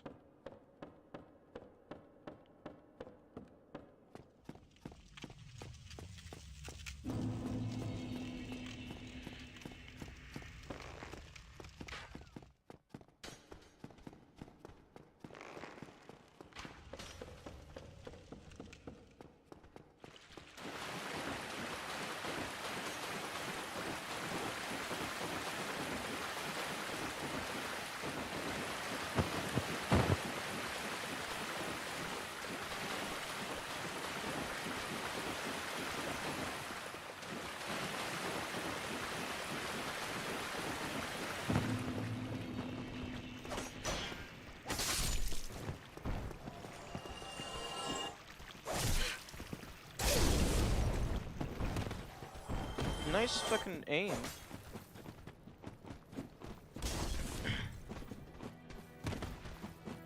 Oh, hello, big hat.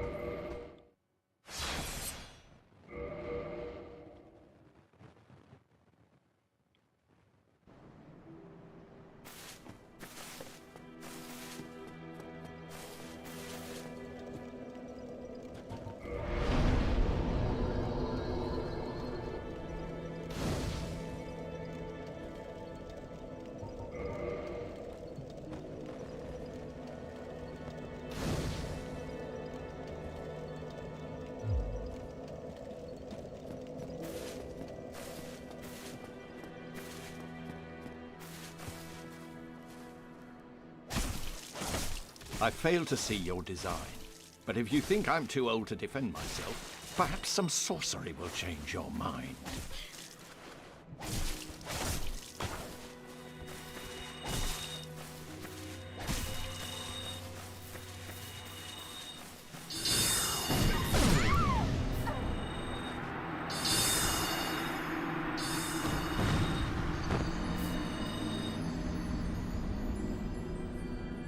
Oh, look. It's a better version of Gwendolyn.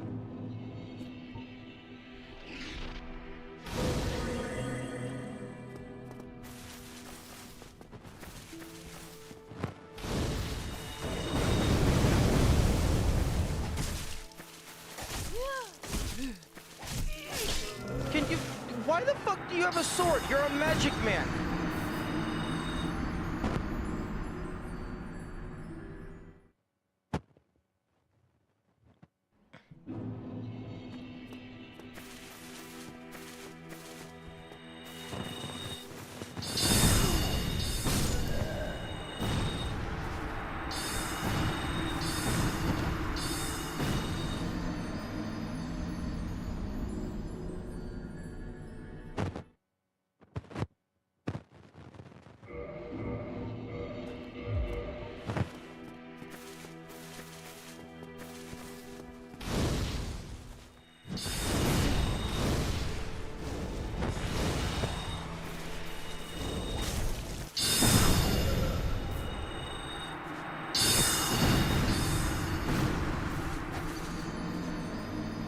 This is why you kill them when you have the element of surprise.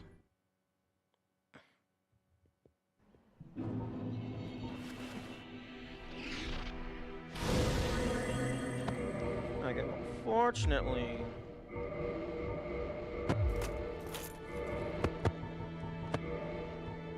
Actually, Hovel's set might not be the best for magic resist.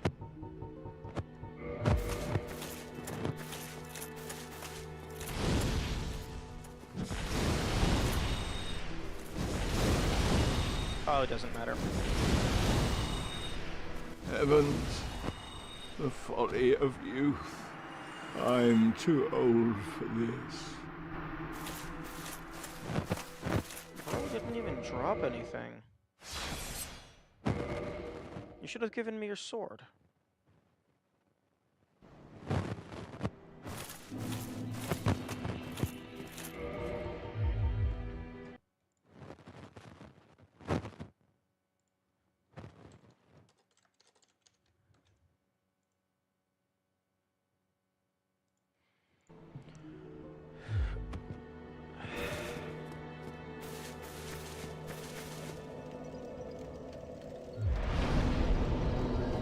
Oh, he fucking nuked my humanity store.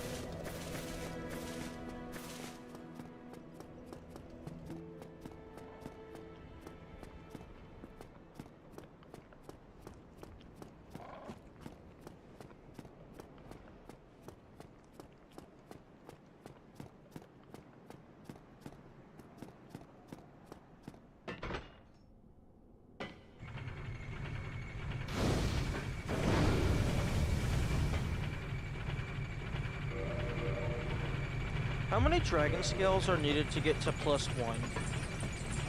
I think it's like 10?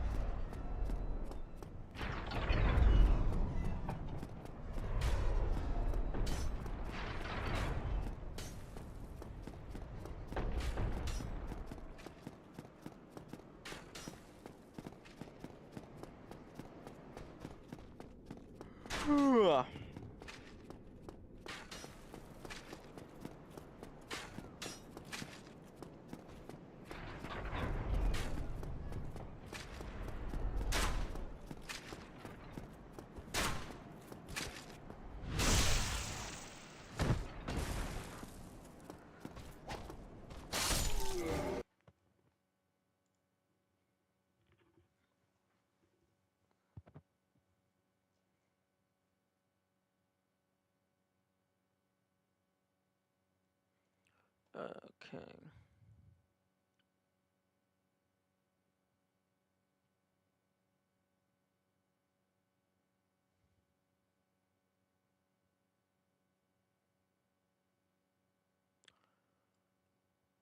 Just reading through the list of the covenants one more time.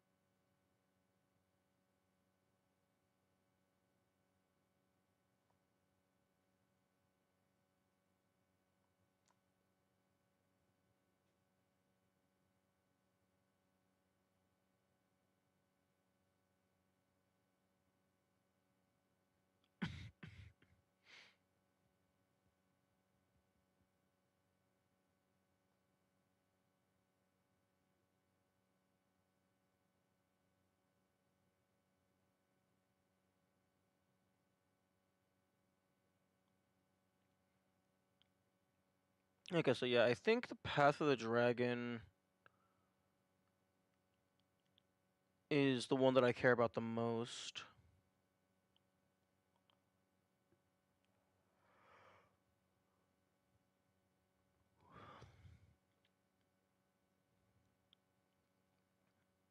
So I think after I get the Lord Vessel, just immediately go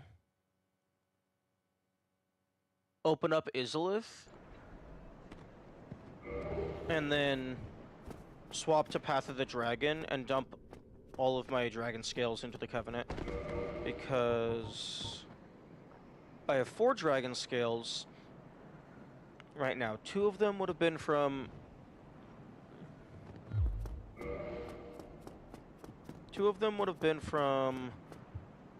the Darkroot Hydra, one of them from the Blighttown chest, I think, and then the other one would have been like inside the Ash Lake log.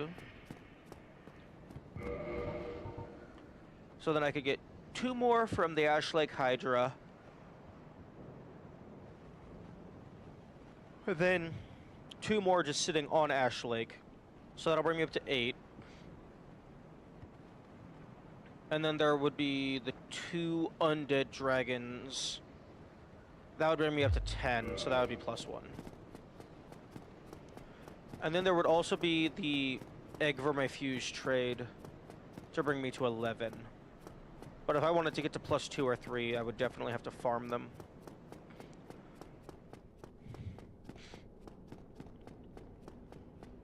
Although, given, like, the Dragon Headstone at base level is a pretty decent weapon. So depending on how much more powerful it gets, it might actually be worth it to just spend some time getting fucking 19 dragon scales. The bonfire is like immediately next to the location as well. So like I could try and kill some of them, and then if I win, I'd jump off the cliff. If I lose, oh, I'm right there anyway.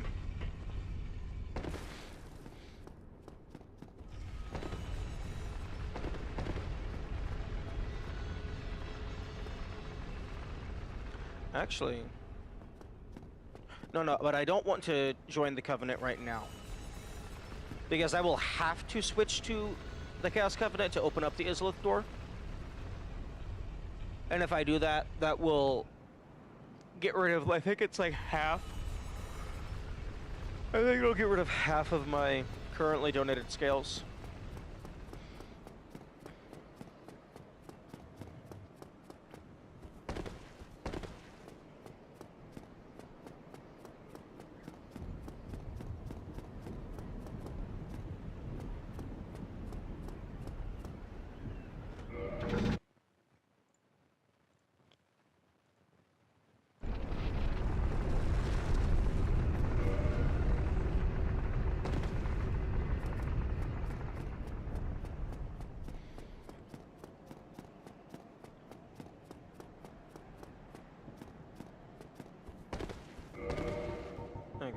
no longer need this equipped, so...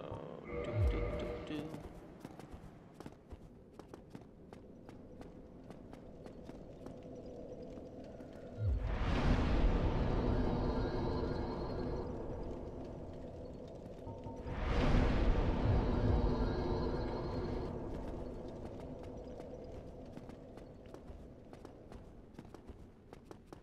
You're gonna want to get the Darkwood Grain Ring after Sif is dead.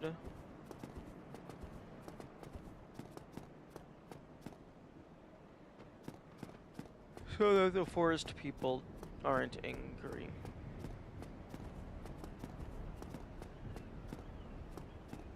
Wait. Oh, I just fucking rested. I didn't actually kindle it.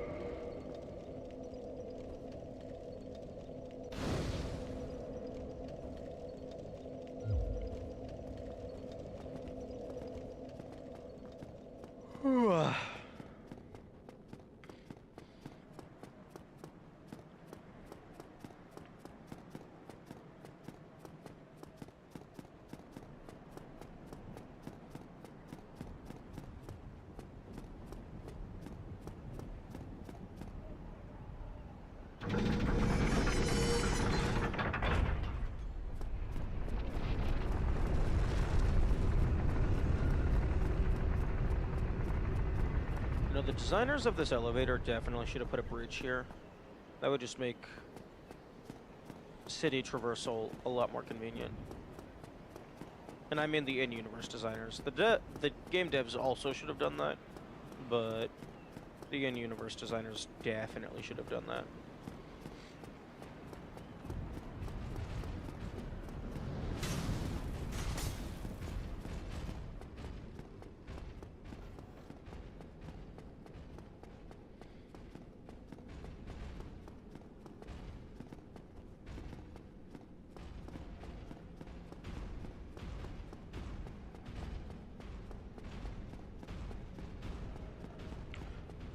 Ooh, if upgrading the Dragon Stone also increases the range of the breath attack, that would be very nice. Although, if it's just a damage up, that's also useful.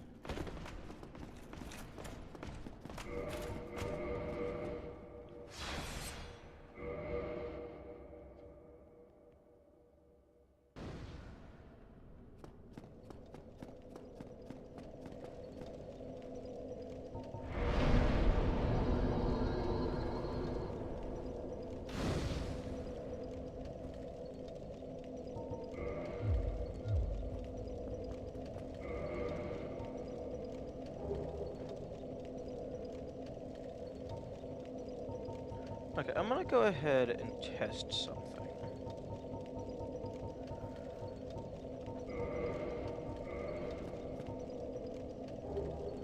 Okay. My current defenses are really high.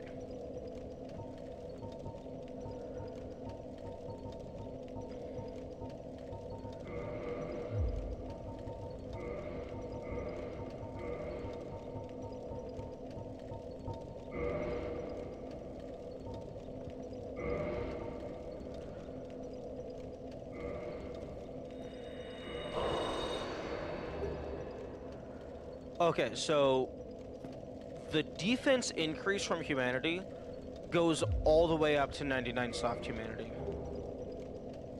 That's very good to know.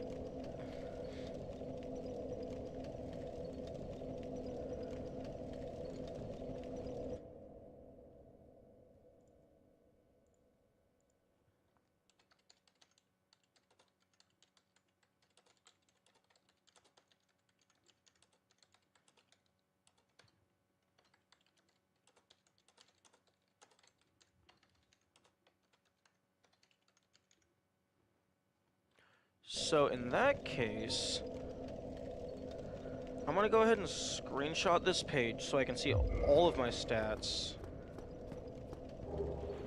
And then I'm gonna die to see like what the relative increase is.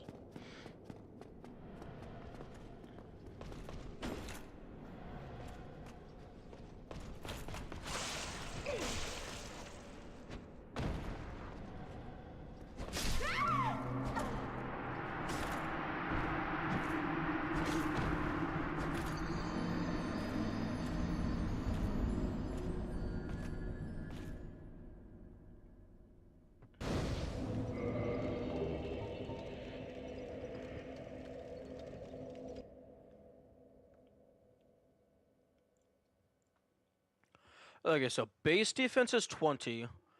Okay, base defenses is 20, 13, 21, and 16. With max humanity, it's 129. It's like over 100 extra.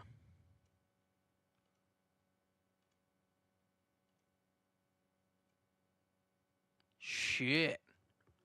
That's significant.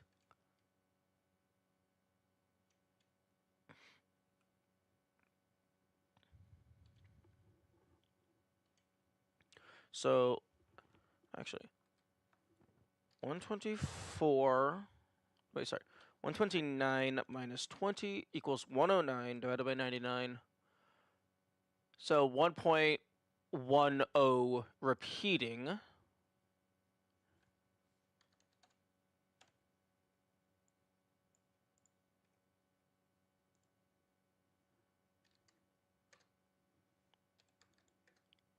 .12 repeating. Okay, so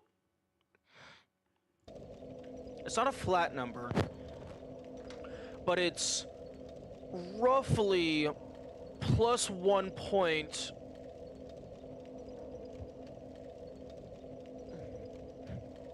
Roughly plus 1.1 point of defense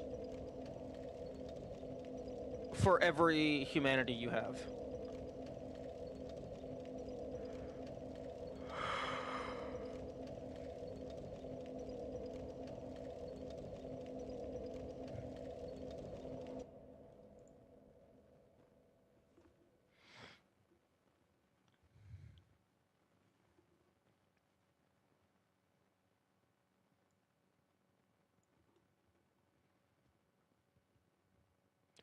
Okay, let me open up Creator real quick.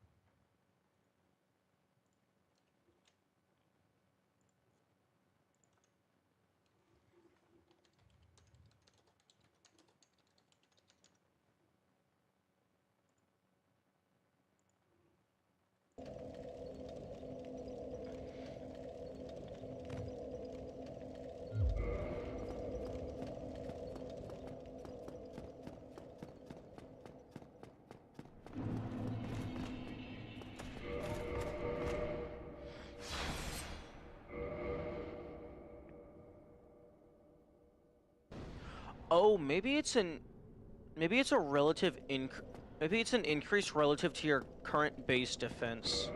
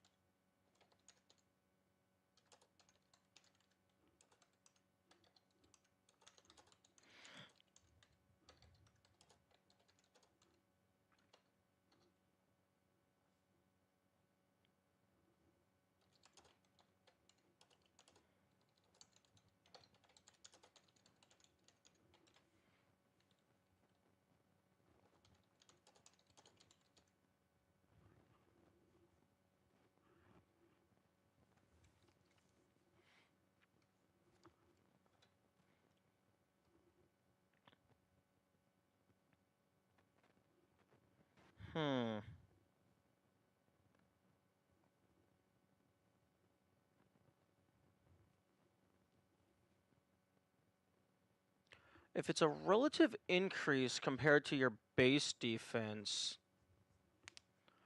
then 20 divided by 129 times 99. Wait. 20. Wait. No. 129 divided by 20 gives me 6.45.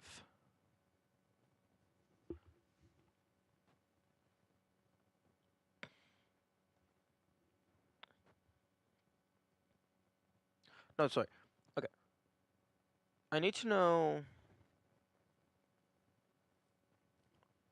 129 minus 20 is 109. Divided by 99. That gives me 1.1010 repeating.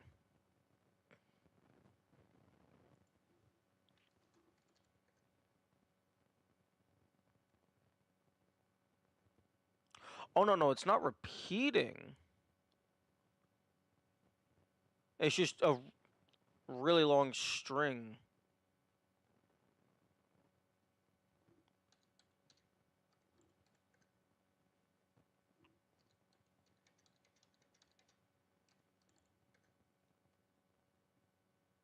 Oh, no, it is repeating.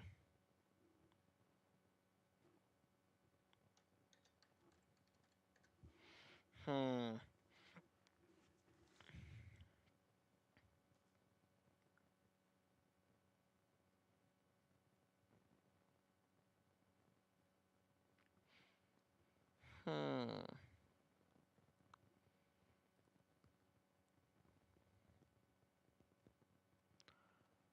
So, what would this number divided by 20 be?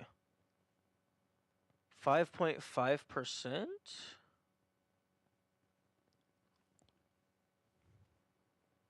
So, 13 times 0.055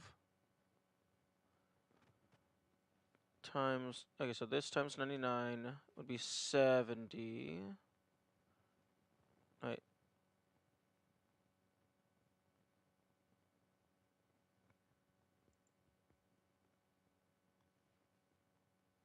No, that's incorrect. 133 divided by... No, not divided by, fucking... 133 minus 16, that gives to 117 divided by 99. 1.18. Repeating. Which is a larger number than for my physical defense.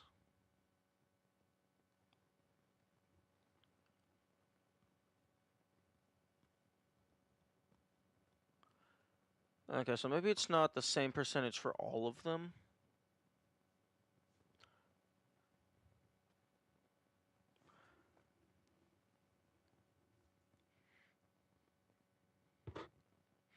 Maybe it's not a modifier on the base defense value itself. Maybe it's a modifier in just the formula. So like physical defense and stuff, like all of these stats over here affect all of these. So maybe it's like these numbers are all in a formula, and then humanity is also just thrown in there.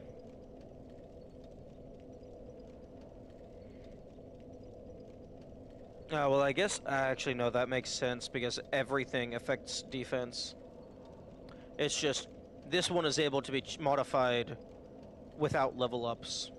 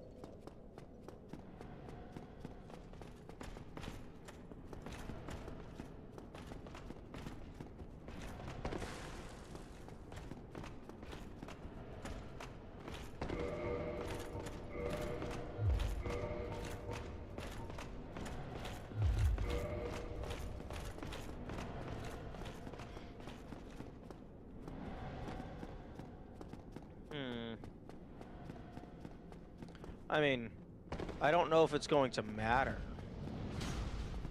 I mean, I'm still gonna die in one hit, most likely.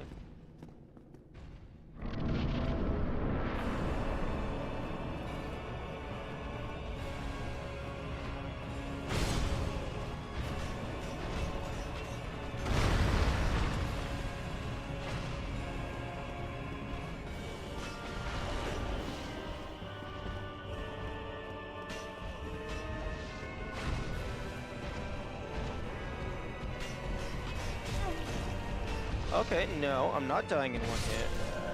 I'm dying in 2 hits. And then my humanity is plopped down right in here. Okay, okay.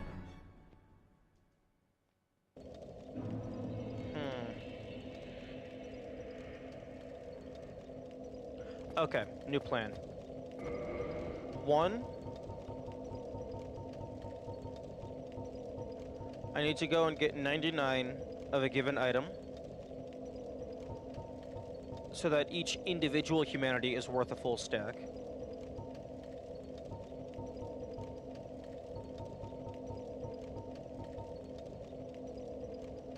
Which might be worth just farming moss, to be honest, because moss has a very high drop rate.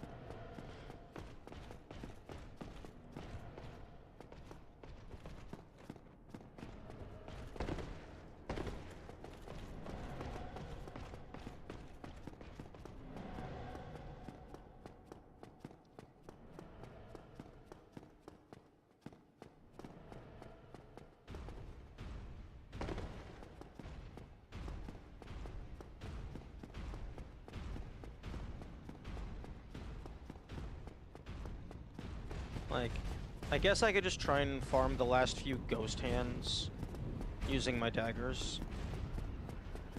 How many would I need? I would need fucking 16? 13? So that means I would need it to drop 8 times.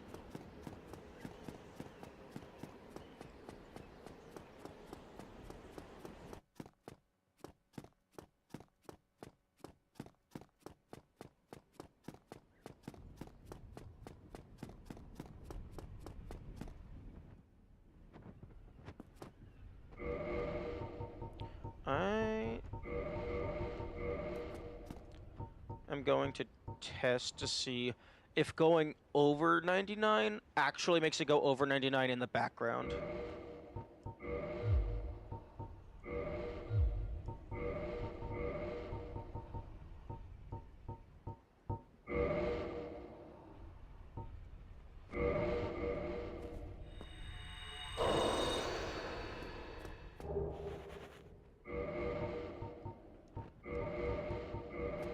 So this is going to use 2 of my humanities.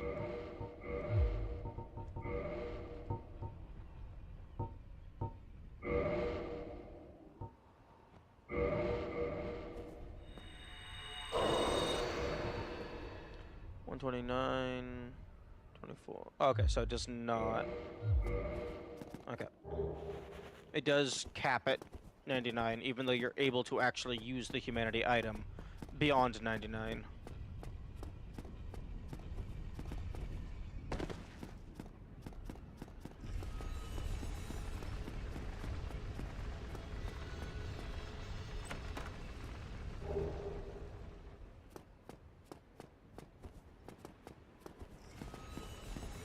Wait a second.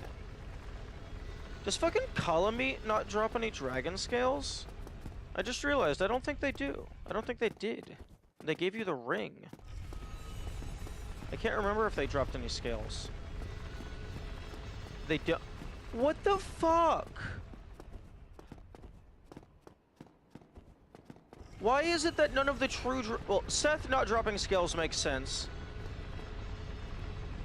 But fucking Hydras and Electric Drakes drop dragon scales. But the actual only true dragon with scales doesn't. That's fucking bullshit. The Red Drake also should, but Column definitely should.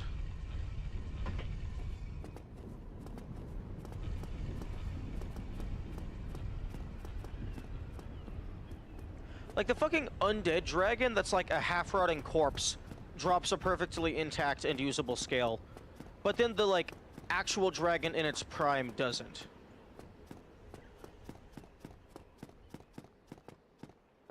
Gaping Dragon also... Yeah, no, absolutely.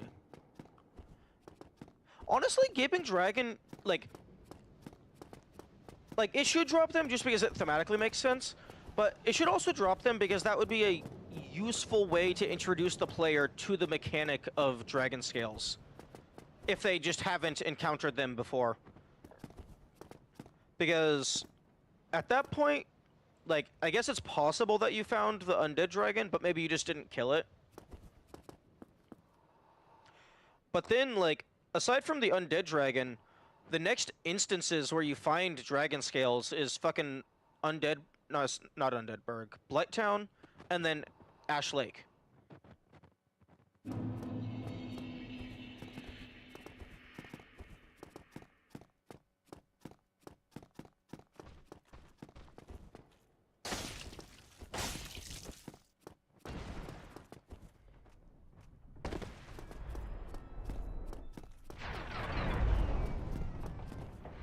It makes sense that the Blighttown round bonfire room would have a skip.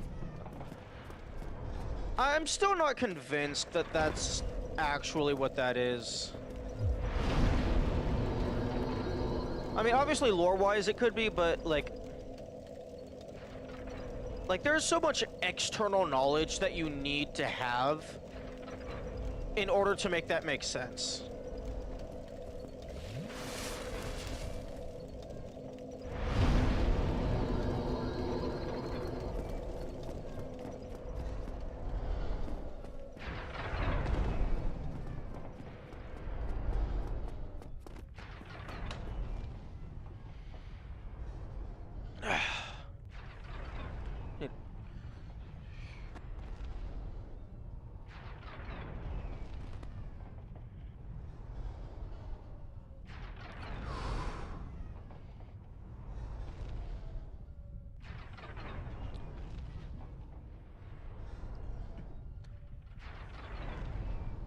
I'm saying it should be a clear part of the game by Gaping Dragon dropping a scale, followed by the bottom of the sewer.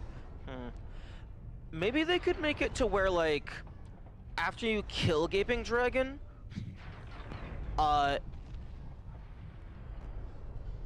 there's like a cutscene of a scale flying off and falling into the waterfall behind it. And then exclusively after you kill Gaping Dragon, there's a dragon scale sitting on the ground in that room.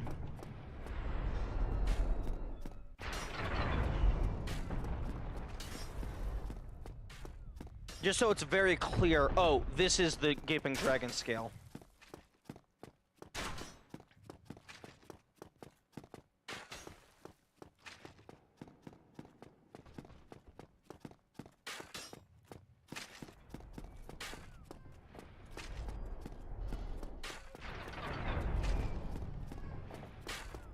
Wait, where the fuck am I going?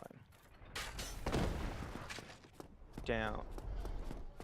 Wait, no, I was going to the fucking cage.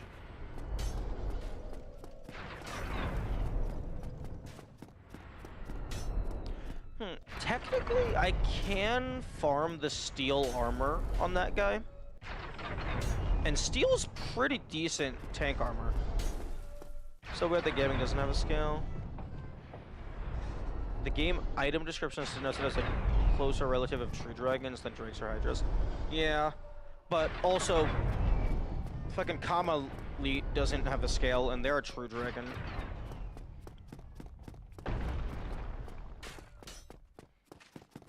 Maybe fucking dragon scales as a whole is just a complete scam made by the dragon scale blacksmiths.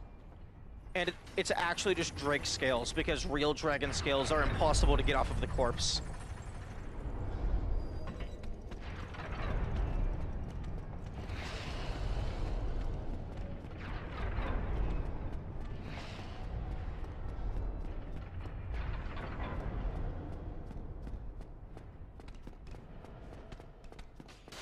It's all just one big conspiracy.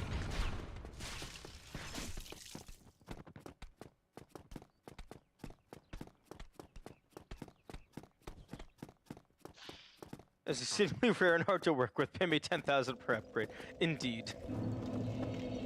And like, honestly, Drakes, like, getting the scales from the Drakes is like an actual hassle. So like, it might be worth the value, but like, they could just call them dragon scales to upcharge even more, because who's gonna fucking correct them? Nobody. Because nobody can, and nobody would be willing to.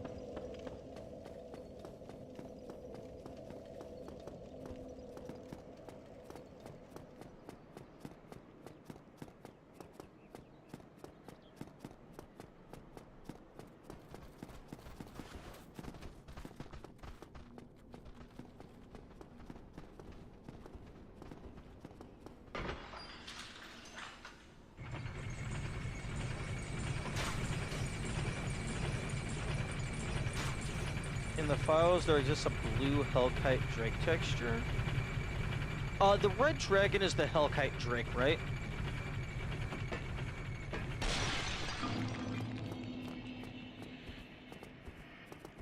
Yeah, okay. I mean, that just sounds like maybe originally it was supposed to be lightning instead of fire. But also maybe there were supposed to be two of them. Probably not both on the same bridge, but maybe like the red Hellkite Drake would be like a prelude, and then the blue Hellkite Drake could be like an actual proper boss. Hey yo, am I a fool? Am I a fool? No. Getting to the Valley of Drakes and that motherfucker jumps you. Honestly, having that guy swooping around the valley, as opposed to the undead dragon just kind of hanging off the edge, that would have made that shortcut area a lot more terrifying.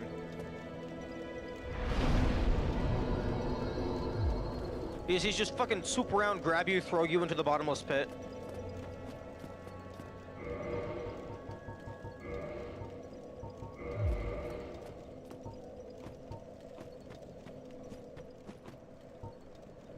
I know it's not gonna work, but I am going to test to see if fucking Dragon Breath bypasses Curse. In early promo images, the red Drake perches on the sewer hallway up the hill from Firelink and is breathing fire at the player. Oh, interesting. As like a guardian to Undeadburg? That would have been a drastic... That would have been one of two things. That would have been a drastically different intended progression, or that would have just been an immediately, like in an immediate, massive bullshit check. It's like, oh, you want to be allowed to play the game? Here you go. Get past the dragon.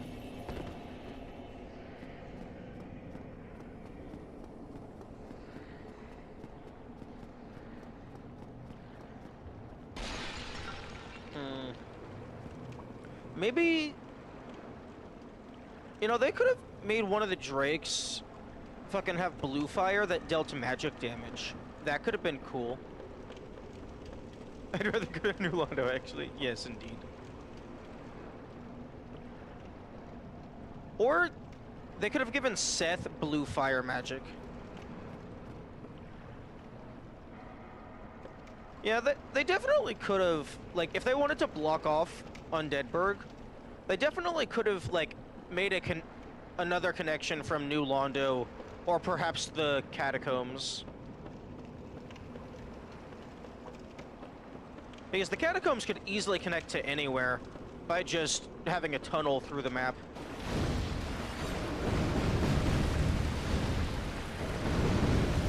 Okay.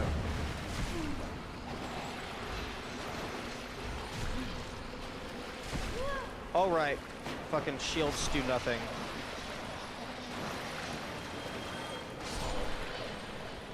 Terrible fear of the ocean. Blue hair guy trick swooping in from the darkness would freak me out. That would have been terrifying. Like, you just get fucking like halfway down the bridge, and then it just cutscene pans up to that hole, and you just see the blue Hellkite shriek and dive in.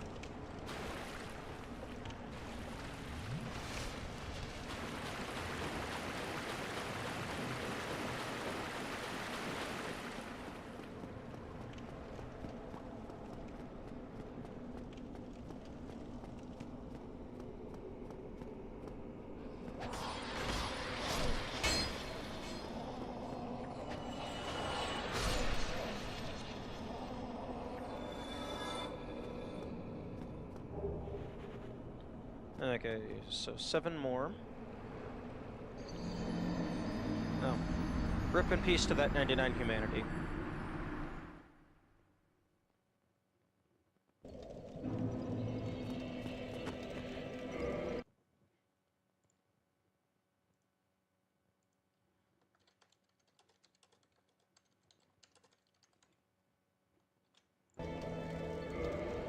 Proto-Calamite had a more realistic eye on the forehead that could actually look around.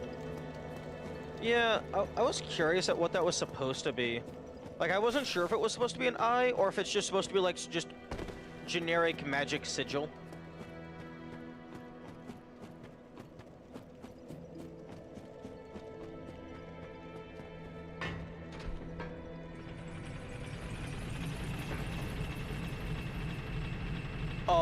Oh. You know a flight animation that makes him clip through the ground? Oh, a stalking animation would have been cool. Something that would have been really cool, although I guess we kind of got it somewhat with Sif, is if one of the bosses in the DLC was actually the young version of a main game boss, but like they're in their prime. So like maybe you fight like a much more powerful version of Seth, but then like they cutscene escape at the end of the fight just to have continuity remain intact.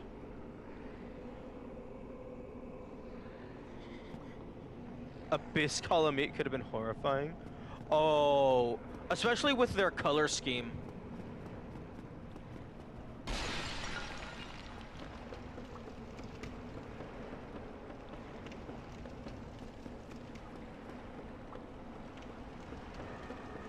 Yeah, just fucking nearly invisible, phasing through reality.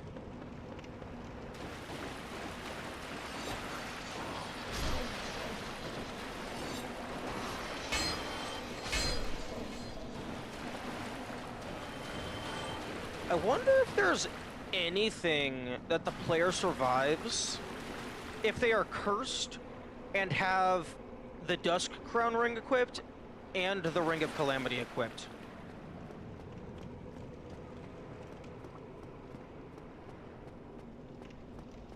Because that's a fourth of your maximum health, and also you're taking double damage.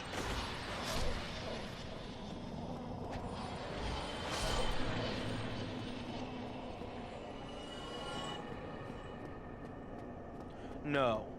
Okay. Man, how high up does this have to be before you are not able to grab it? Because I know if it's at head height, you're not able to grab it.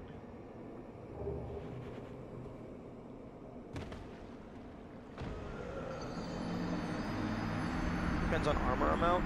True. Oh yeah, I suppose if you have a lot of defense, you might be able to survive something. That's about as high as it can be. Nice. I'm actually mildly surprised that the shinies don't, like, they're not affected by gravity. Like, personally, I would have... I guess most enemies aren't flying around when you kill them, so maybe that's just an oversight. But personally, I think I would have made it to where the shiny is affected by gravity until it hits the ground, and then it becomes static. Similar to the Prism Stone.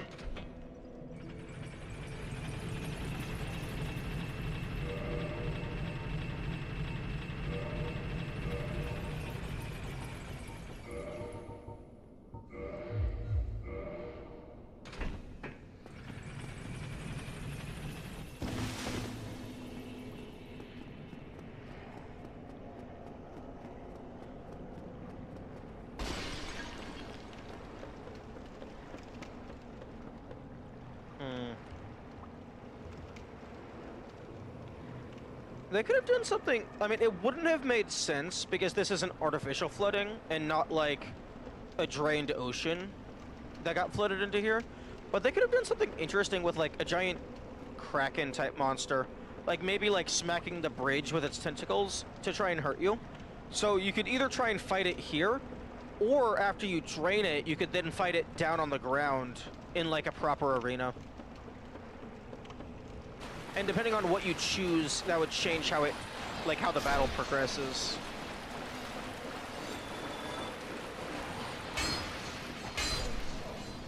Ashley with a shark-esque dragon. Okay, I'm glad I happened to be here because I would not have seen that. Yeah.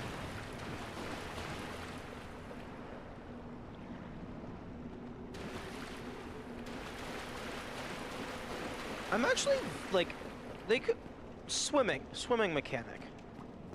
They could have done something with that.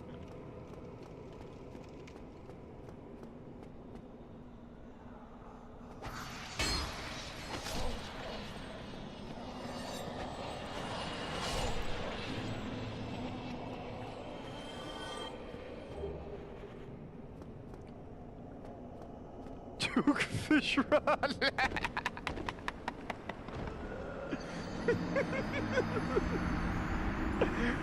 Duke Fish Rod, are you sure about that?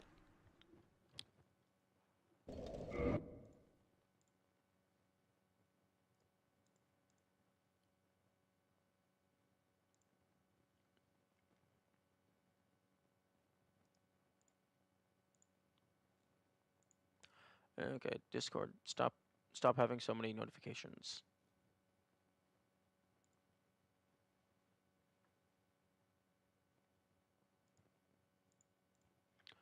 Terraria bosses in Dark Souls art style would be horrifying. Well, I mean, Terraria bosses with more than 15 pixels is horrifying.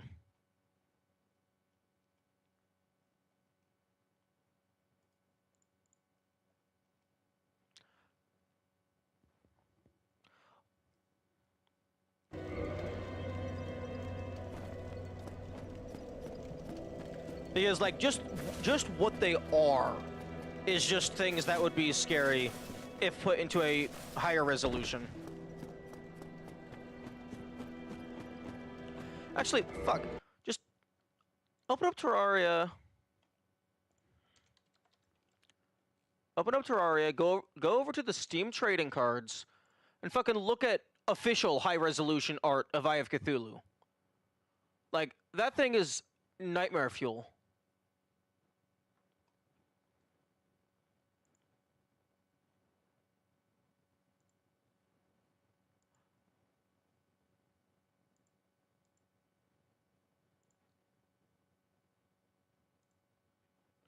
It's just a fucking sky whale that's an eyeball.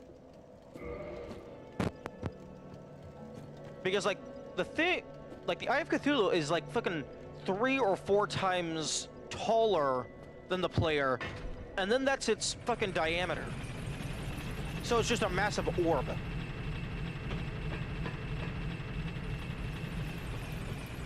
Brain of Cthulhu. Ugh. No thank you. Especially because it just fucking opens up and has an eye in the middle.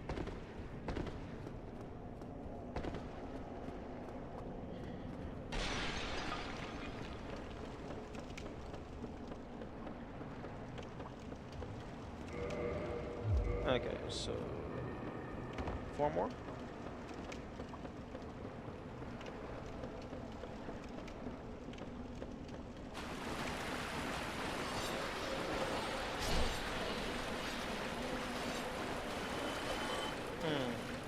Question. Okay, I don't actually know if that did anything. I was curious if blocking with the Ghost Blade would actually block the attack. Given that it took away some of my stamina, I think it did properly block it.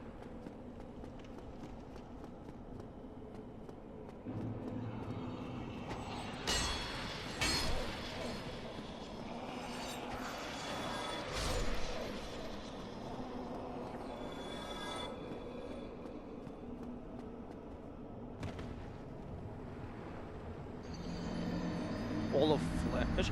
I don't even... Wall of Flesh primarily works because it's two-dimensional, and the map is so huge. Reverse Gwendolyn, you have to run away. True. I suppose if they locked it into an infinite tunnel, it could work.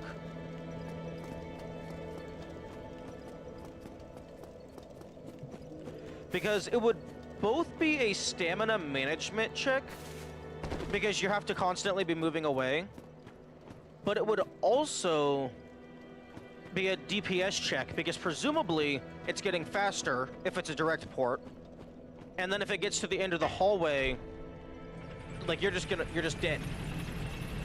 So it would both be a stamina and a damage check.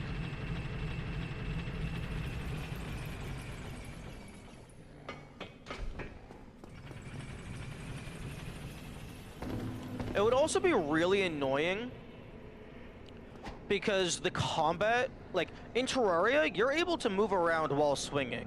In Dark Souls, you're stuck in the attack animation. So like, depending on how fast the wall is moving, melee just would not be a viable option. Like you would just have to use spells or bows.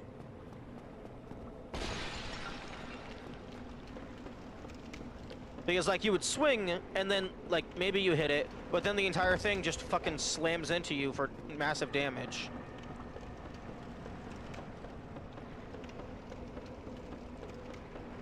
Like, honestly, the Wall of Flesh ported to Dark Souls, I think that might actually just be too hard. Like, I don't think that would be a feasible boss for the player to be able to defeat, given the current mechanics.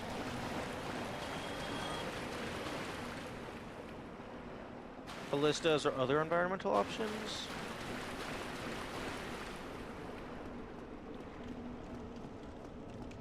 Like, I guess it could be more of a puzzle thing. Like, maybe, like, you could, like, there's periodic levers that, like, slow it down enough to where you could do melee.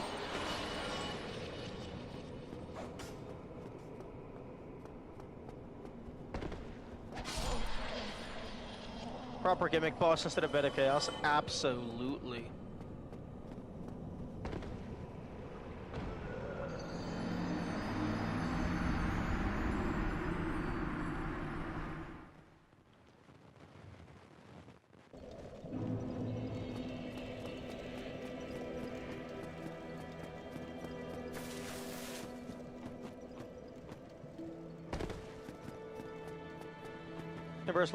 I actually haven't. I've never fought Empress of Light. Like, that's one of the newer things that I haven't messed with. Like Empress of Light, Moon Lord, Jelly Queen. But basically, just all the cultist stuff.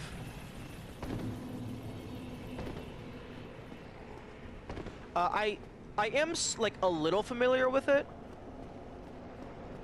Like, I know it's a really hard boss fight. But, like, I just haven't messed with it myself.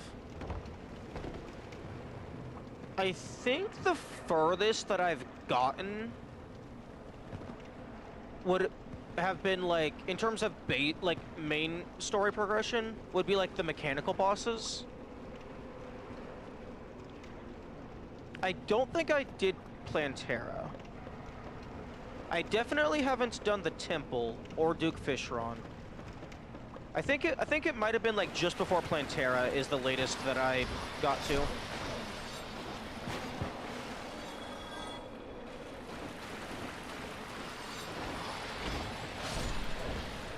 I think my favorite weapon was just fucking like Delatus Stormbow plus Bottomless Quiver.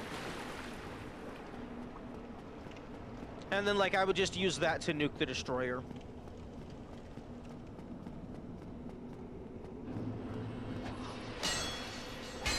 Daedalus? Ah, fair.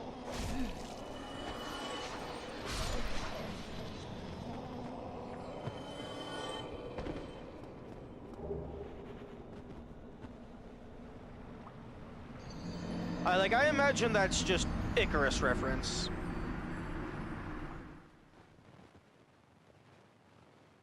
I was also using the bee's knees bow decently with the bottomless quiver as well, because like this just homing attacks are very powerful.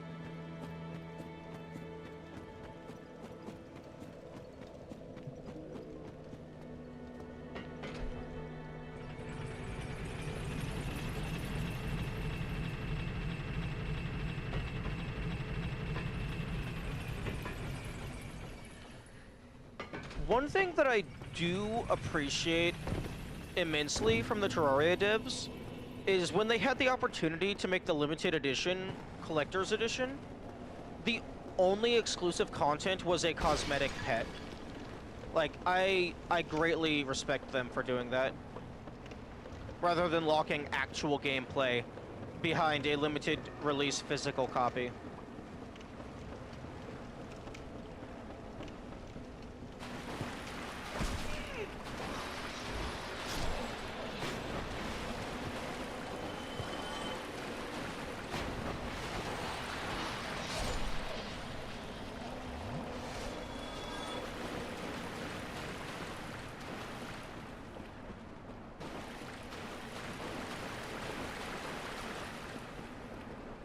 If you want exclusive content, you have to play it on the 3DS. Yeah. Fucking Okram and Lepus.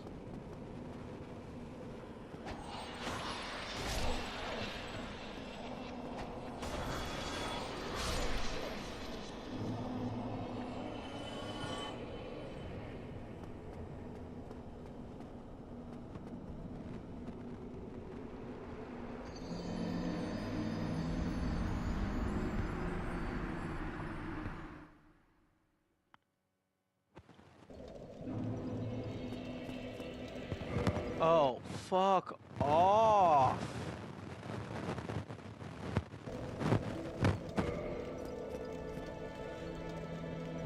Like, how the fuck does that keep getting through? I mean, remove the space? Ooh, that is a very good call.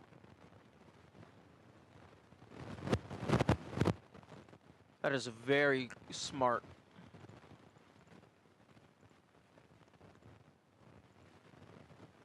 Blocked terms and phrases.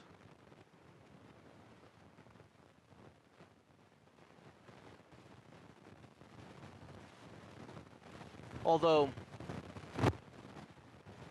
usually it does, like, to be fair, usually it does get caught by the filter system and it, like, makes a request for me to allow it to go through.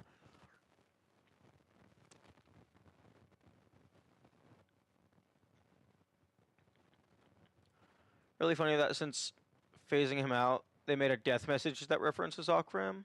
Interesting. I wonder why they phased him out.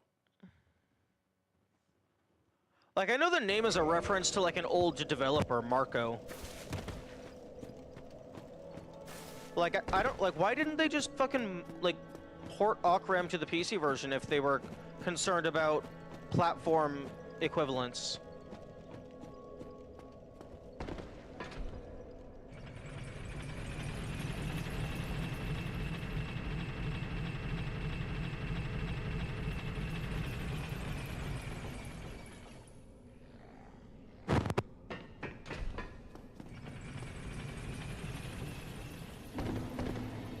Actually, I'm just gonna fucking add fucking stream boo to the banned words list.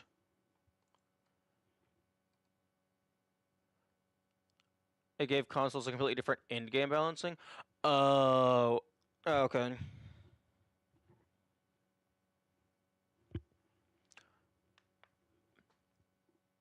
But yeah, just fucking stream boo is the website they're linking to, so I'm just gonna fucking ban the term stream boo.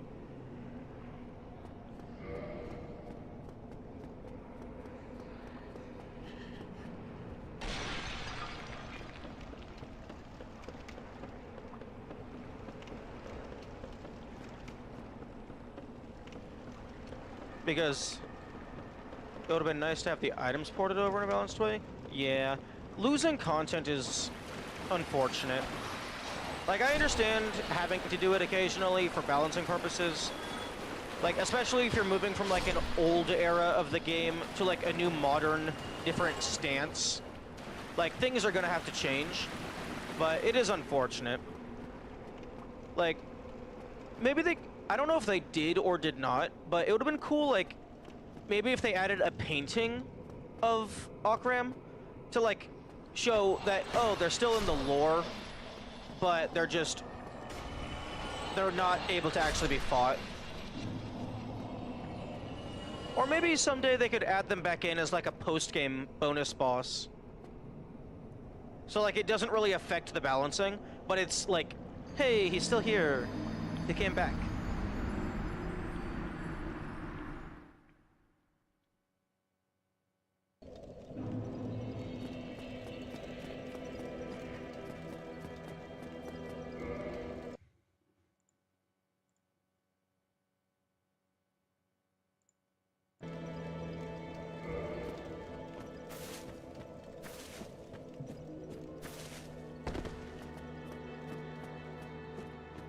I'm actually very surprised, in fairness, if they add Moonlord's legs as a cosmetic to a specific speed. I think they can add an opera reference that isn't just text. You know what? Fair. Yeah, Seed exclusive stuff basically just means they can add whatever they want without impacting the canon. I'm kind of surprised that they got I don't know if they got permission or whatever to do, like, the two Portal references. Like, I don't know if they got permission, or if it's just that the two things they added are vague enough that they're not explicitly, literally the things from Portal. But I'm pretty sure the Portal gun just actually looks like the Portal gun from Portal. It's not just generic wormhole maker.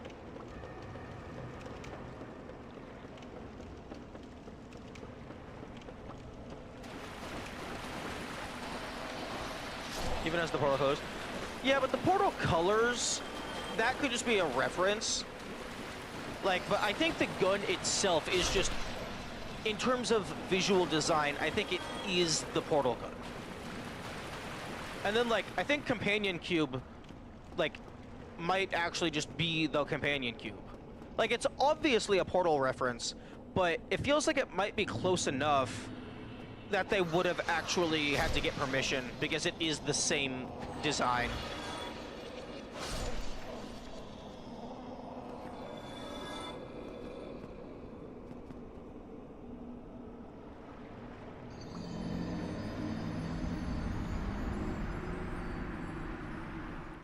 Because there was also a Captain America shield reference, but they had to tweak it specifically so it's not literally the Captain America shield. But the Portal gun and the Companion Cube feel like they actually are the items.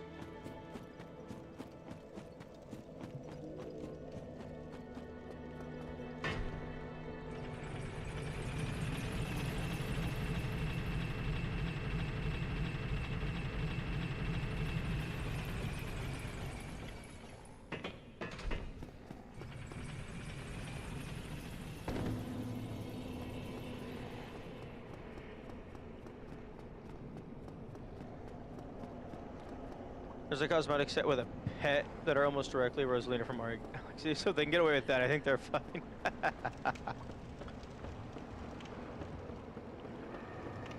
Yeah, oh, I mean, I imagine it depends on just... Oh, yeah, no, I imagine... It would have been hilarious if it was the other way around, with the costume being the Luma, and the pet is just like a small fairy that looks like Rosalina. Like, I imagine, like, if you're making a reference to something, I imagine it depends on what you're referencing, like how far you're allowed to go before getting permission. Because I imagine there's some companies that would just be like, yeah, fuck it, throw in the actual thing, that's cool as hell. Luma set is the equivalent of Smo's armor? What, you mean like It's just like this blob that the player is wearing. It's just like, oh, it's like just a bunch of one color.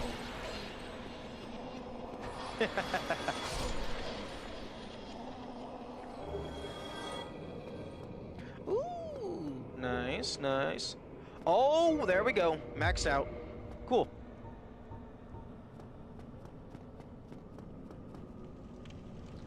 Okay, so now using item duplication, each individual humanity is now worth a full stack of soft humanity.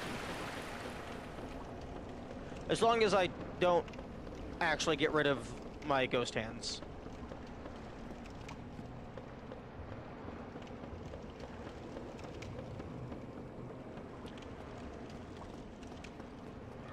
I wonder if Minecraft is ever going to have a Terraria reference. I mean, there's the title splash thing, but like in Terraria they actually have like the creeper vanity set.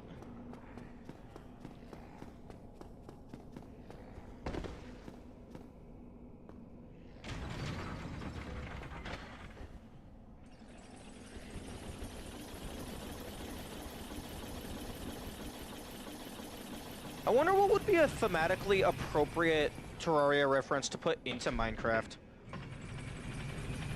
There's probably already some references in the paintings. Possibly.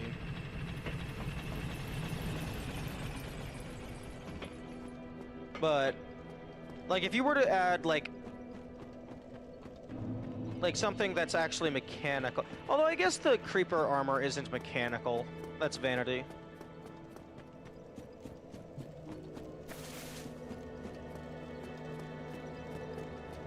You know, I'm actually a little surprised that with the armor trim update, Minecraft didn't add a vanity slot.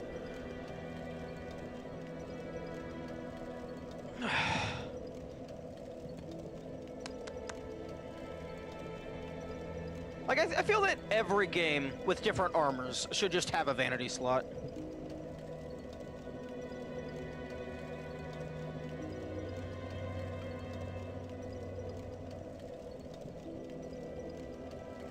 Like, it would probably be, like, very simple to implement. Probably.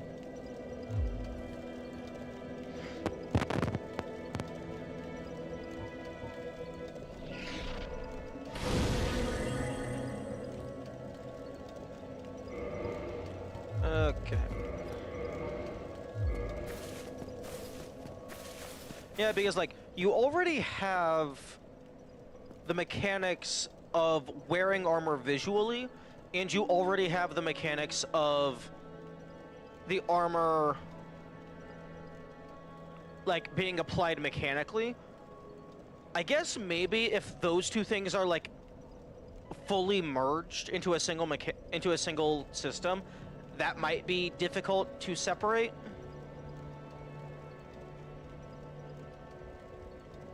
Although, perhaps, I don't know. I'm not surprised given how mismanaged Minecraft seems these days. Yeah, Minecraft is... it's a bit wonky. Although I haven't really been following it all too much to, like, know, like, how well it's actually doing. But just, actually, really? Given what happened with the Minecraft movie, assuming Mojang, no, not Mojang, like, assuming the Minecraft people, either be Mojang or Microsoft, assuming they had say in how the movie was made, if that's a indicator of the development team right now, that's... game! Really? That's who you're gonna lock onto? But yeah, no, the Minecraft movie was just... I haven't seen the movie, but just the trailers, it's garbage. It's absolute utter garbage. Like, next to Pokemon, Minecraft is the biggest thing in the world. Like, how the fuck do you screw up Minecraft that bad?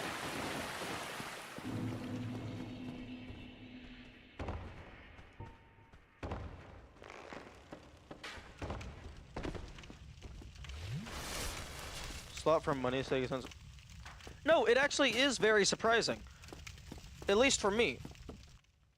Because, like, specifically because it's a singular game that is the... Actually, well, I guess there has been a bunch of other Minecraft spin-offs.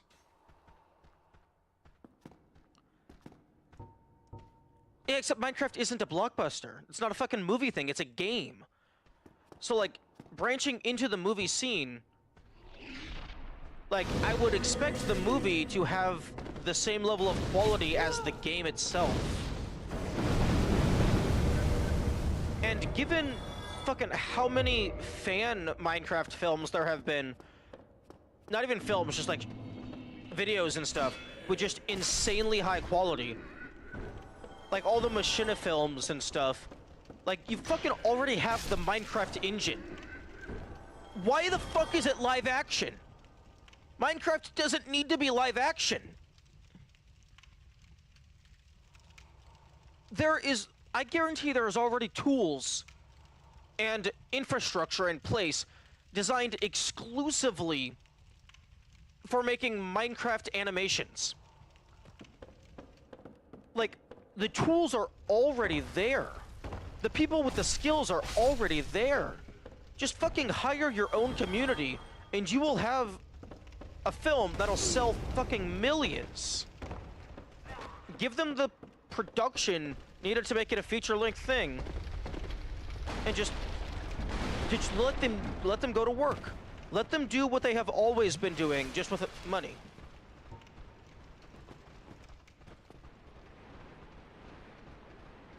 To have known actors visibly on... Who gives a fuck about known actors? I'm not gonna watch a movie just because a name is on the front of the box. That's stupid.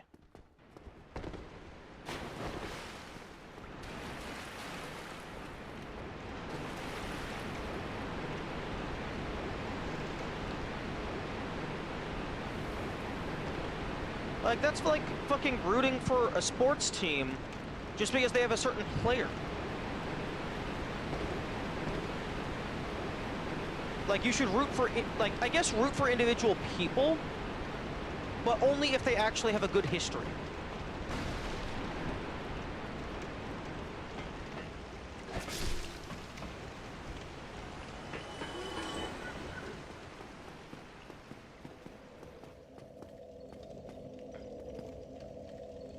Okay, I've realized my argument is falling apart.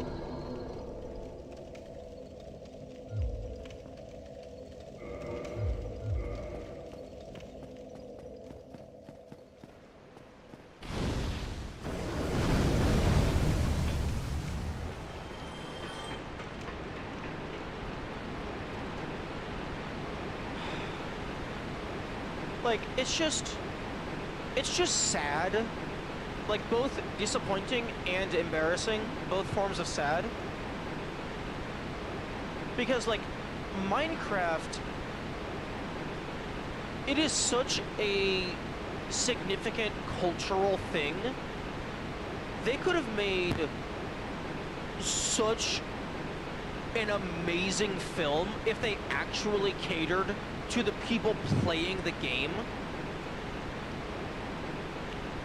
rather than the fucking random movie watchers that don't give a shit about the game.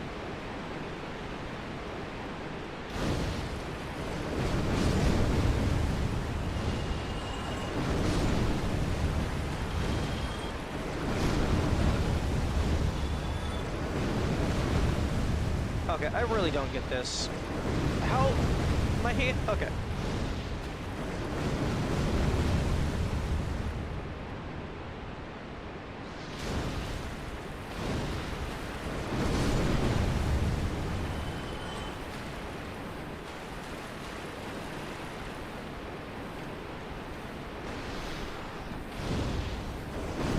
Unequip the shield?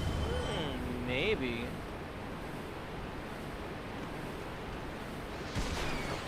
Oh, fuck off.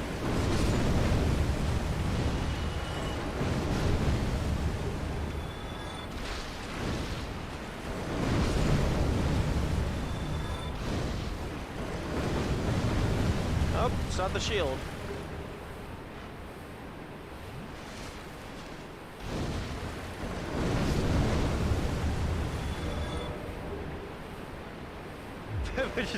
Okay, I forgot my Estus is a full heal if I'm not wearing the Mask of the Mother.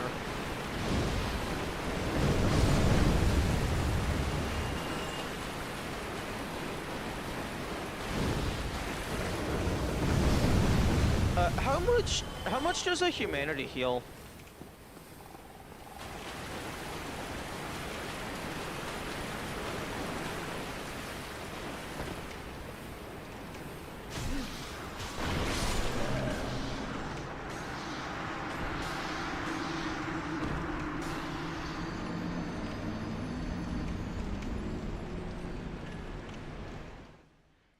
Ever been healed to anything less than full? Like, I don't think it's a full heal.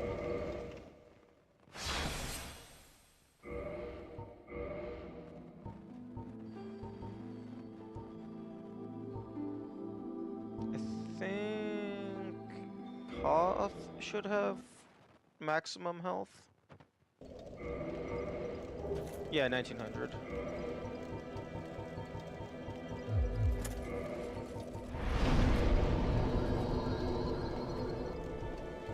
Okay, I don't have Mask of the Mother on this file.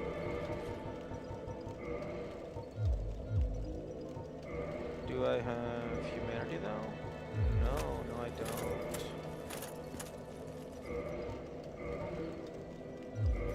Although, assuming I have access to the depths, the swamp, the Moss Merchant, sells a Humanity.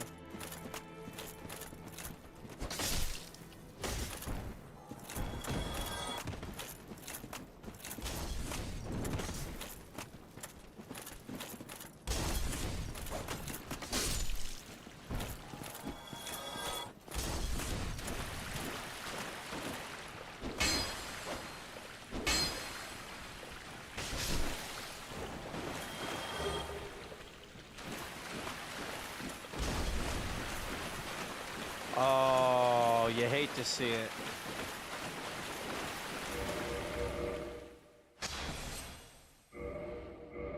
Wrong button.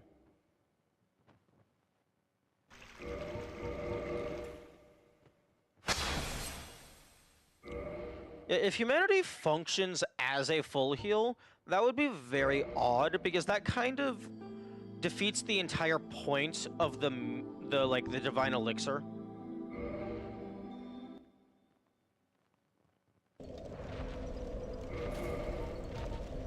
Okay.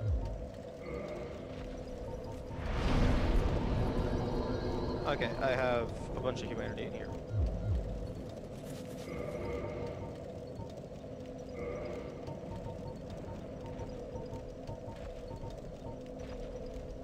When humanity also notes that it heals more.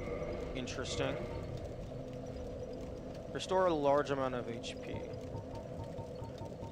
I wonder if the Firekeeper Soul also recovers HP.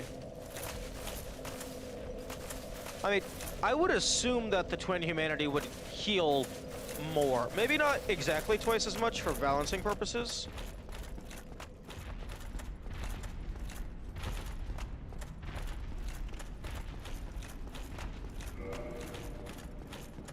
Alright, set. Excuse me?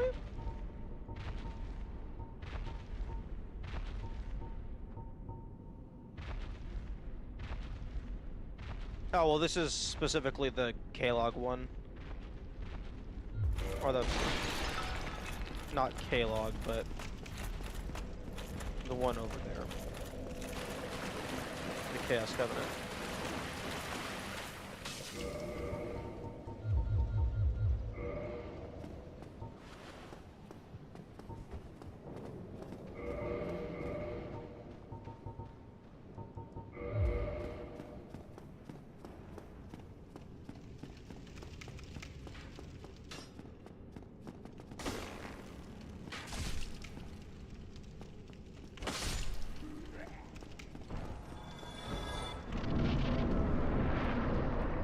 Although this is on, like, New Game Plus 7 or something, so... It's entirely possible that the humanity healing is, like, scaled differently.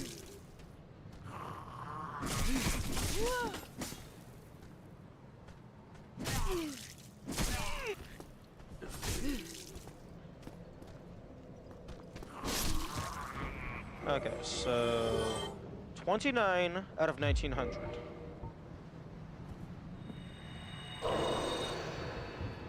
Okay. Okay, if that's not a full heal, then I don't know what it is. Unless it has scaling from New Game Plus.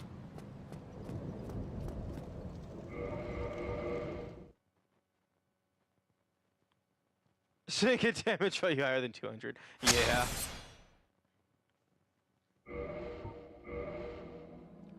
Okay, yeah, no. Okay, so if humanity isn't a full heal, then it's probably fucking New Game Plus scaling for whatever reason. Even though New Game Plus scaling does not impact the Estus. And if humanity is a full heal, then twin humanity should not be listed as healing more.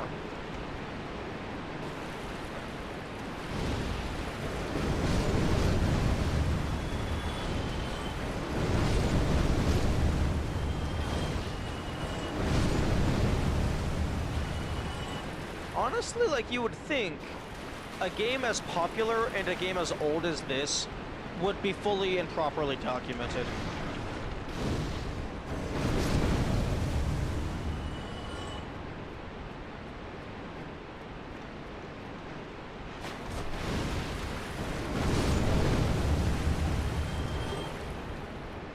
The devs giving the player theoretically unlimited full kill items that can be outdone at a time.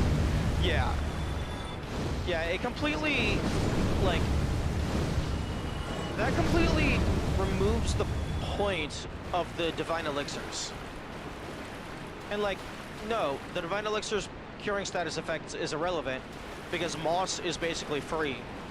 And Curse only has fucking 2 sources in the entire game. One of which is a boss that doesn't respawn. And the other one is in 2 locations that you don't go to very frequently. Actually, maybe the crystal golems do have curse with their crystals.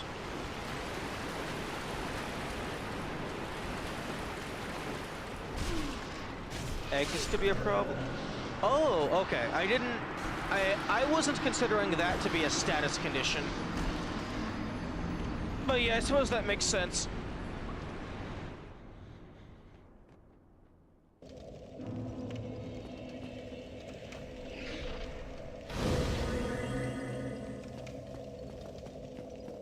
Although, to be honest, not being allowed to wear a helmet is, like,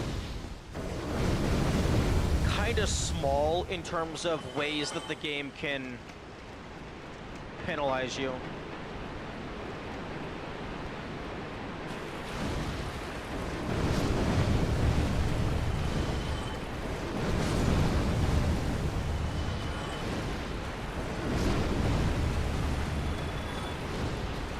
Like, not having access to the maggot helmet in Tomb of Giants is annoying.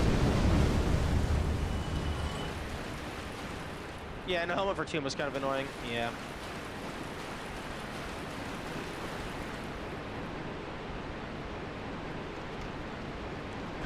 Something that would be a cool, like, interaction would be if the Dragon Headstone functioned as a cure for the egg parasite.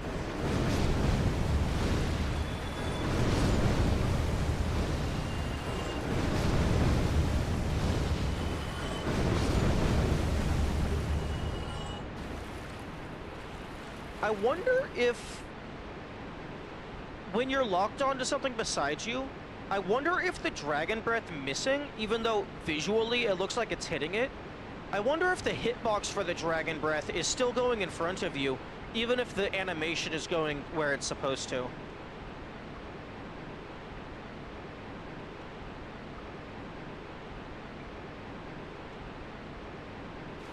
penalizes primarily magic builds because you don't get the presumably Dusk Hat. If you get grabbed multiple times as a mage, then Lamau. True. Yeah, no, if you get grappled as a mage, you deserve everything that's about to happen to you.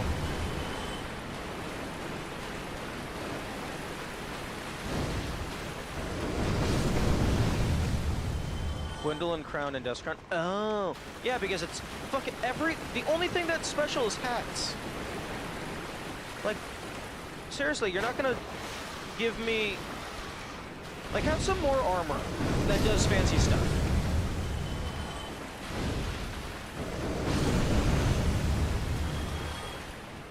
Also, very odd that the Dusk Crown, which is basically free at the cost of money and killing a Hydra, has a bigger bonus than the Gwendolyn Crown, which is, one, you have to find a secret boss, beat them, and then you have to think to talk to that traveling merchant over on the bridge. And it's like it's a boss helmet.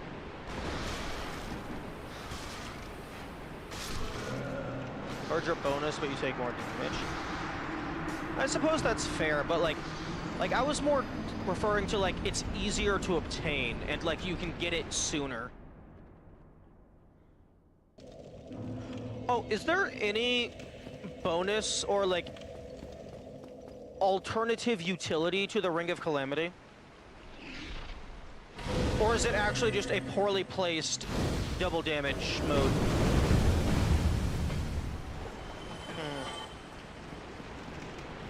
No, there's not. Okay. I mean, I like the idea. I think it's cool. It's just, I feel like it should have been, like, I feel like it's placed too far into the game to actually get fully utilized.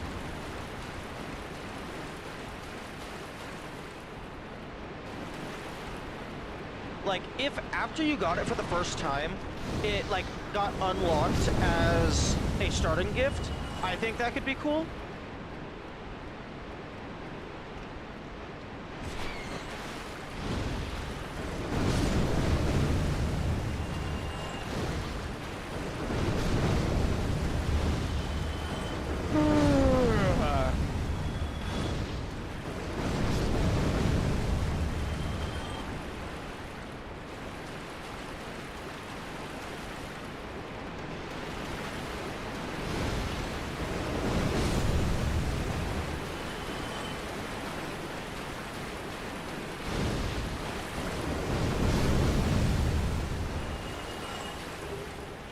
Ring of Calamity should bring you to maximum item discovery.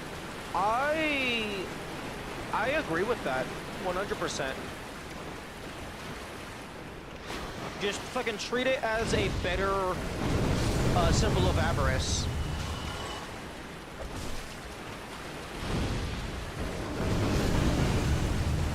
Like, maximum item discoverability, maybe bonus to soul gain. And then, like, also just let it stack with avarice and the other rings. Or when you say maximum item discovery, do you mean 999 item discovery? So it's just like everything is guaranteed to drop.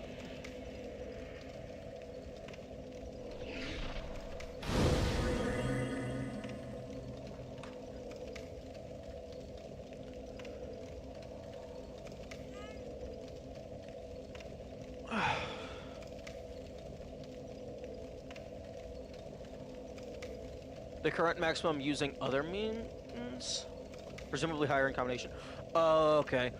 Maximum via other means, I believe, is 410, because that would be 10 humanity plus the golden snake ring.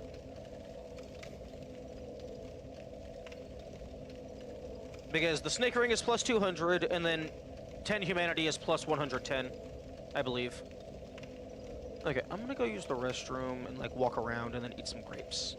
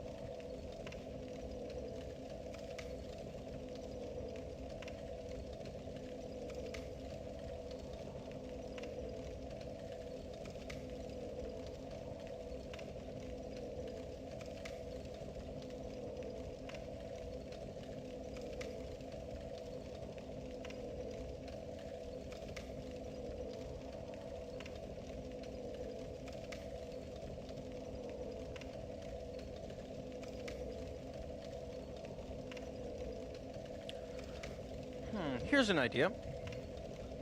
Maybe the Ring of Calamity, instead of increasing item discoverability, maybe it just functions as a reusable Ring of Sacrifice. So it's like, you're taking double damage, but there is no more penalty for actually dying, other than being sent back to the fire.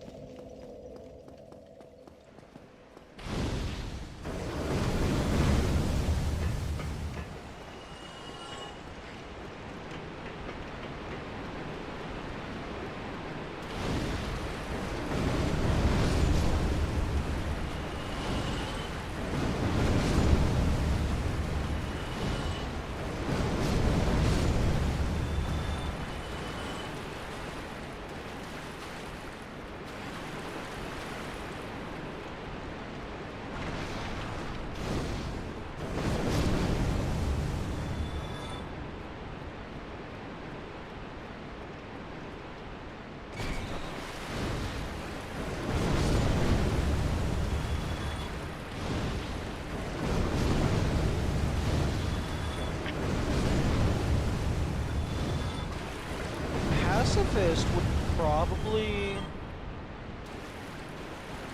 Pacifist Dark Souls, rather, would definitely need to somehow get across the lava to send to a demon so you don't kill ceaseless.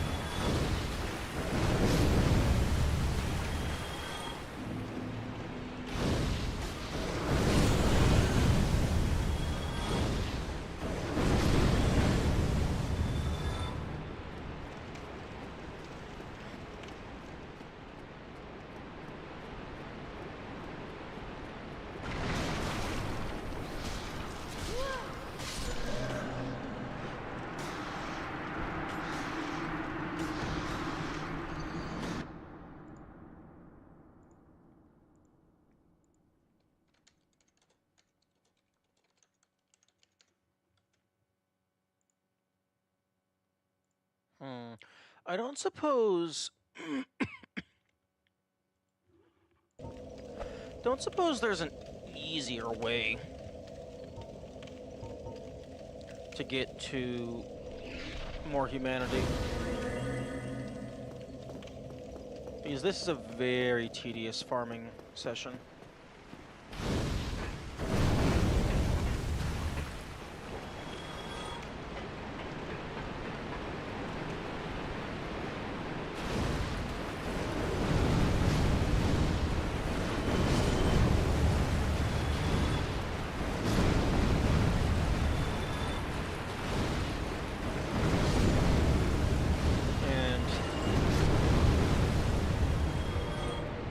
Okay, I do have the golden ring on. I can't use 10 humanity. Well, I mean, I guess I could use 10 humanity via duplication. But I'm gonna lose it every single loop. So using 10 humanity would only be worth it if on average I gain like at least 2 humanity per loop.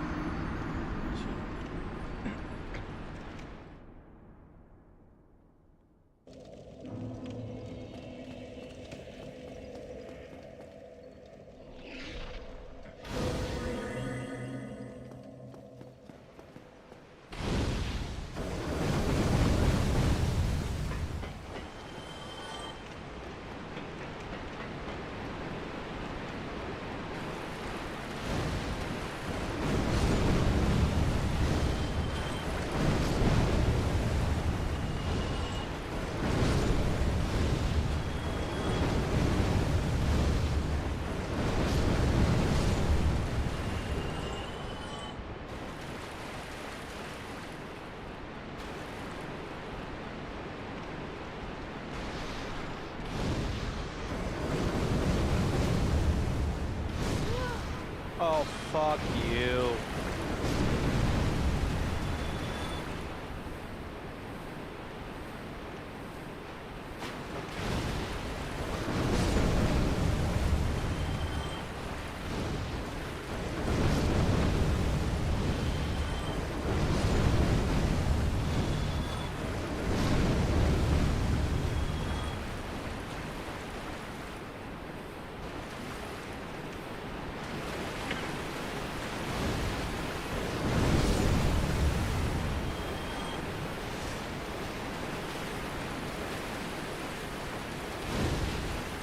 Yeah, can I please have the humanity drops? I haven't gotten one in a while.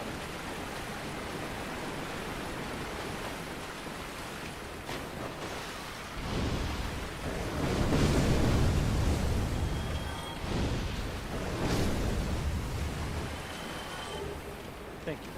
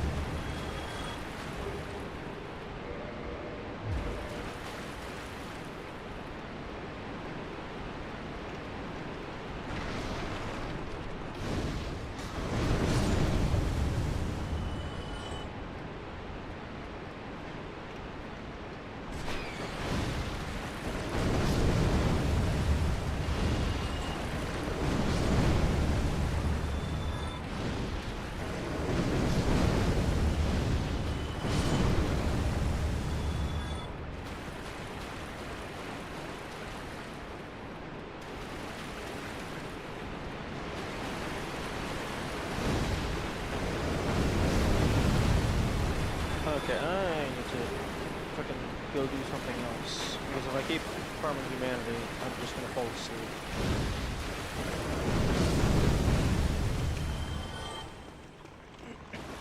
But there is fucking nothing else to do. Other than fight Ceaseless or Orange Steamer.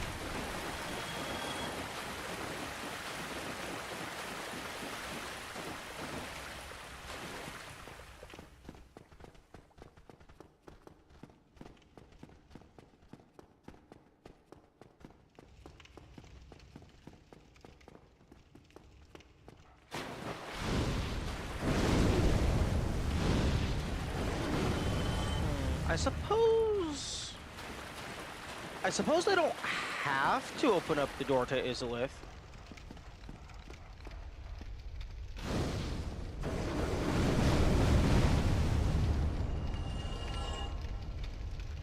Like, that just gives me convenient access, but... I mean, I'm still fighting Centipede Demon anyway. I can just enter through the lava area. Although... I guess fighting Bed of Chaos... Dying in Bed of Chaos would send me back to the... lava pit bonfire. Or if I have the door, it would send me back to... the Covenant.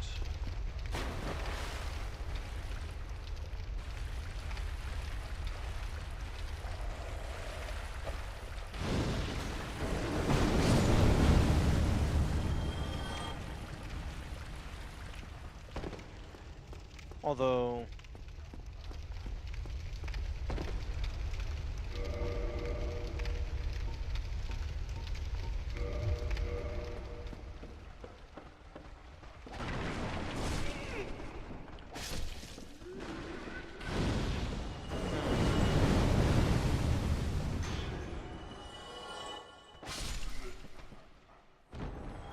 Although fighting Bed of Chaos isn't super terrible once you know what to do.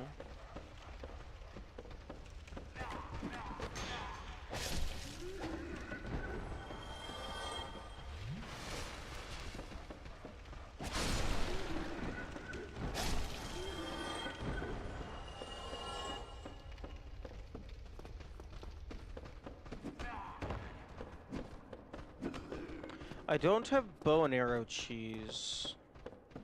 Or, well, I suppose I do. Because it doesn't take very many arrows to actually break through the brambles. And then there's permanent progress because the boss doesn't fully reset on death.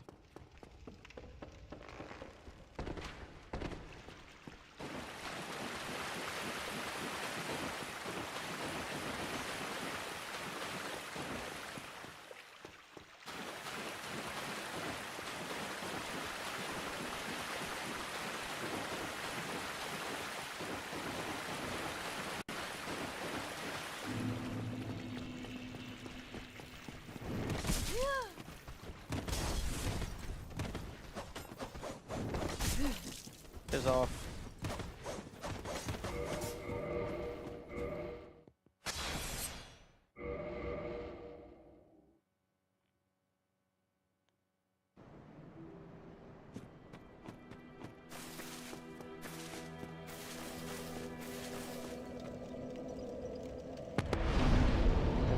I will be right back.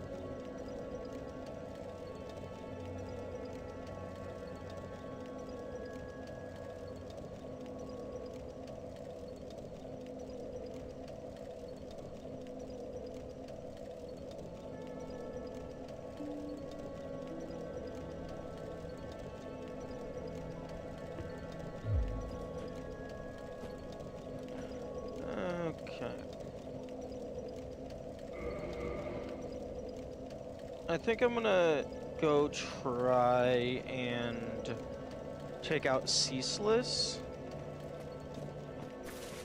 just so I make any progress whatsoever.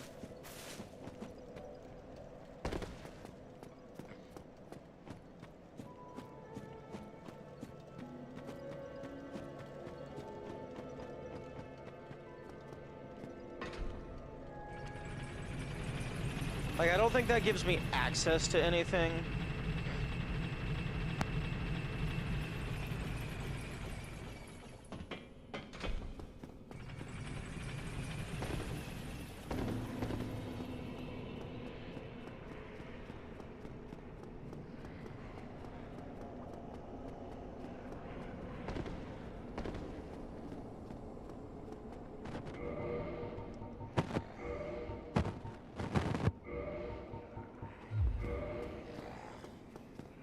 But ceaseless isn't super difficult.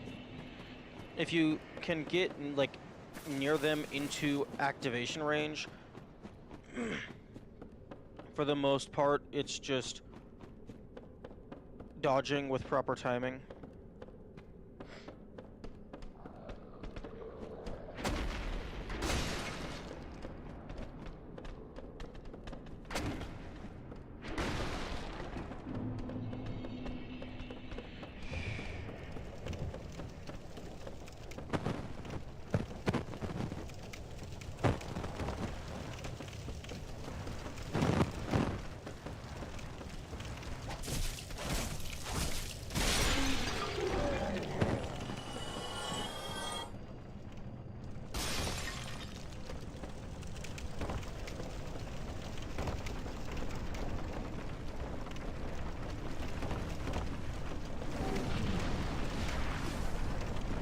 Interesting. You can just fucking stand on that torch.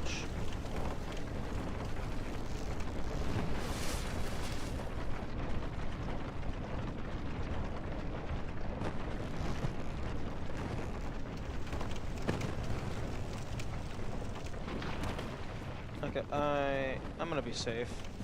I should be fine to just run to the bonfire.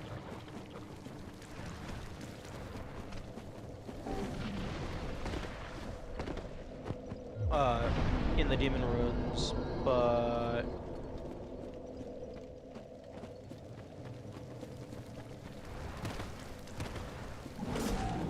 I don't want to have to run back down here.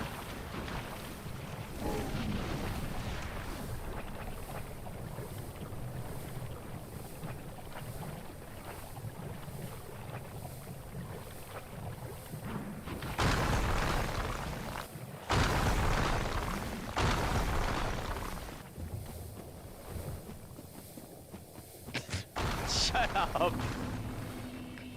I've only done that last one 2 times.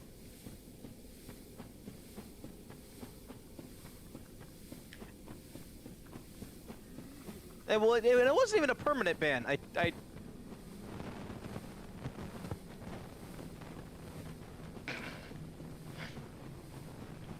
Also, I love how fighting bosses isn't on the list. It's exclusively grinding for items and dying repeatedly. That's the only gameplay. All bans are permanent until undead. Quit. That sounds like a logical fallacy of some kind. Or like Catch-22 or something.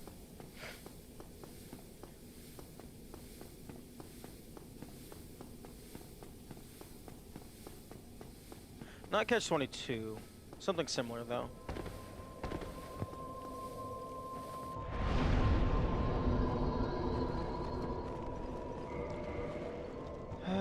Okay.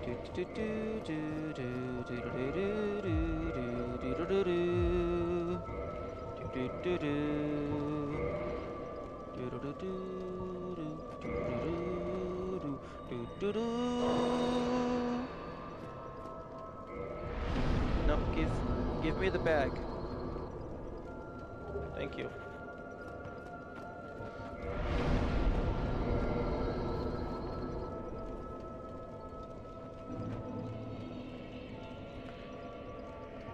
I don't know if it would impact the gameplay or like the difficulty or whatnot significantly, but something that would be a nice quality of life feature would be like a toggle in the settings to automatically reverse hollowing and maximum kindle, like if you rest at a bonfire. So like if you have the soft humanity available, it will just automatically take it to do those things.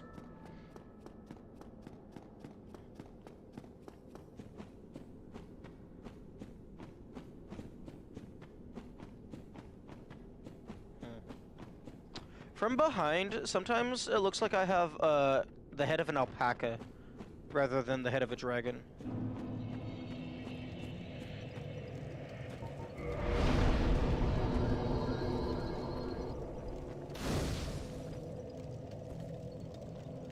Make it a button to press at the bonfire to skip the 40 seconds of cutscenes. Fair. You know, honestly, I'd even be down for, like, when you press the Kindle button, well, first and foremost, just make the Kindle and reverse hollowing button be the same button. Because you have to reverse the hollow to be allowed to Kindle. So just make that be one input. And then, secondly, when you select Kindle, have it, like, give you a input prompt to be like, okay, how many humanity would you like to spend?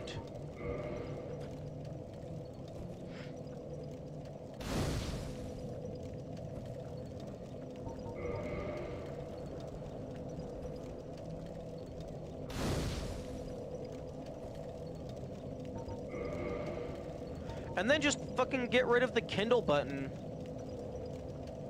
if I can't Kindle any further. Like, the button doesn't need to be there.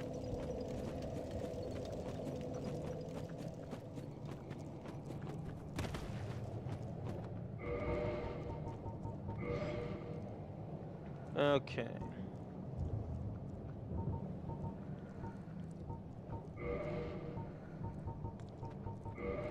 I'm going to try this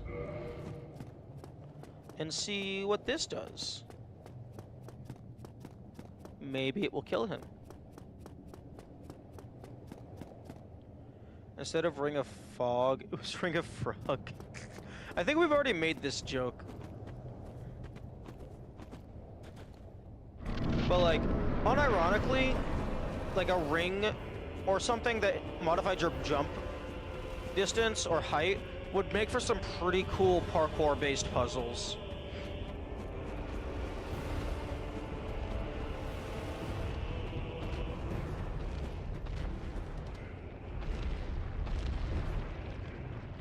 Oh, fuck you. What? How the... Okay, I know I have a lot higher defense. How did I live? What the fuck are you doing?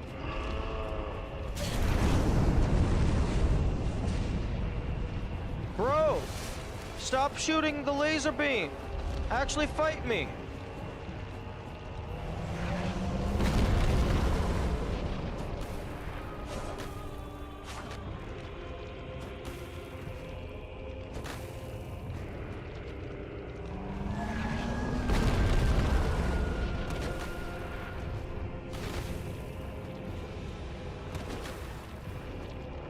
Spring boots?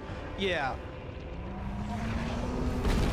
I would love just more armor that has special alternative properties.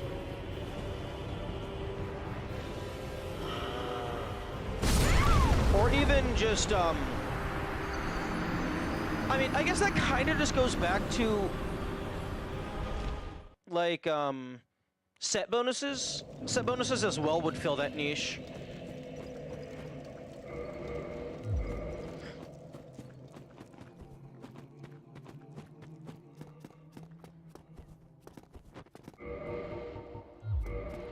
Okay, maybe...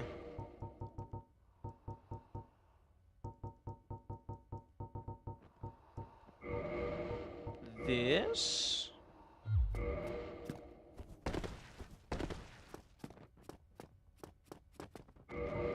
And then...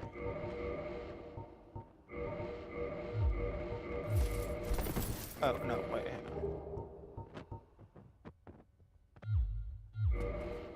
There we go.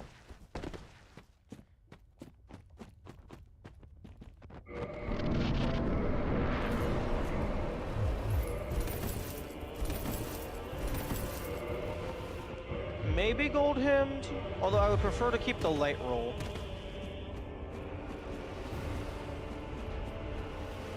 Although I'm already surviving the fire blast. So... excuse me? What the... why the fuck did I survive it previously? And fucking this time I had the flame plate ring on, so I should have had even more. You weren't full health. I also didn't... Oh, no. I didn't have the humanity defense. Because the humanity defense brings my flame from 21... My flame defense from 21 to fucking 127.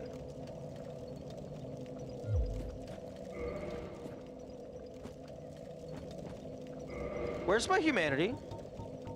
Okay.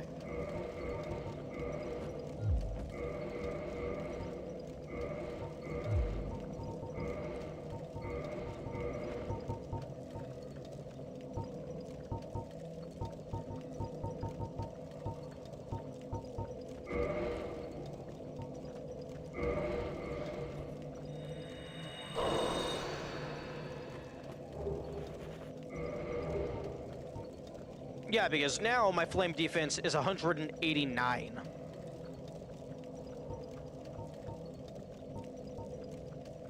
Okay.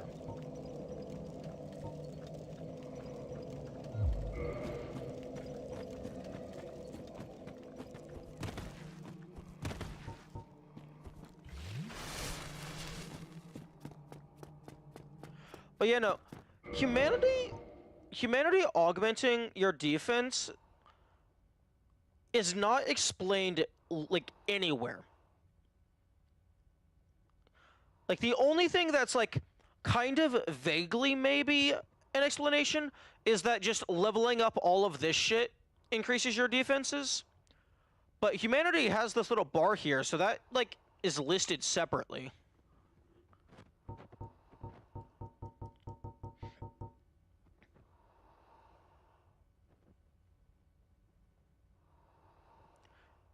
Like, if it just said determines item discovery and resistance, that would be useful, but then I guess it would... People would complain that, oh, it doesn't affect bleed, it doesn't affect poison.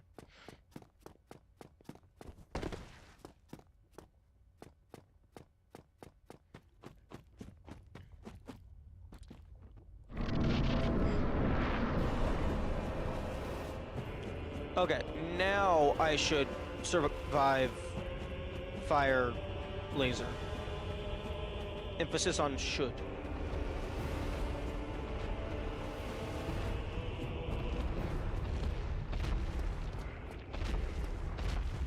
Oh, okay, we fighting over here?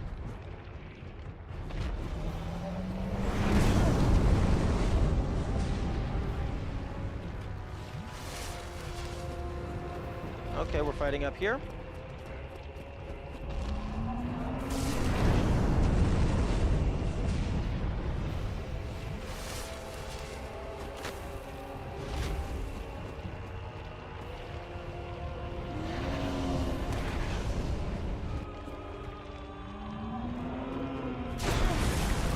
Okay.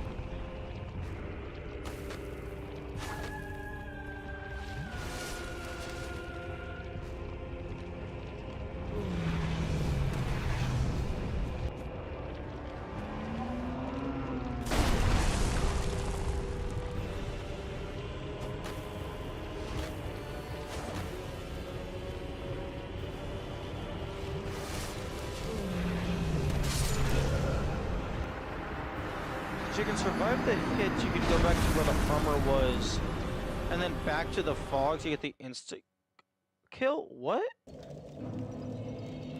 What are you talking about, insta-kill?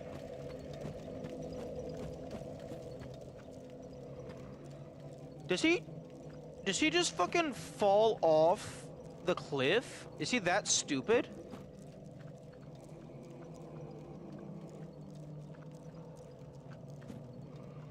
From the armor to the fog, he falls up. What the fuck is wrong with you? What the fuck is wrong with you, Miyazaki? Why? Why would you include that? That's so... I don't like that.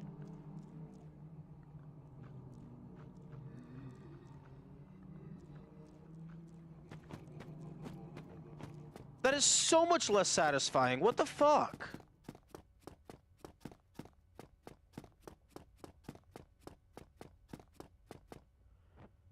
I don't care if it's intended or not. That's stupid.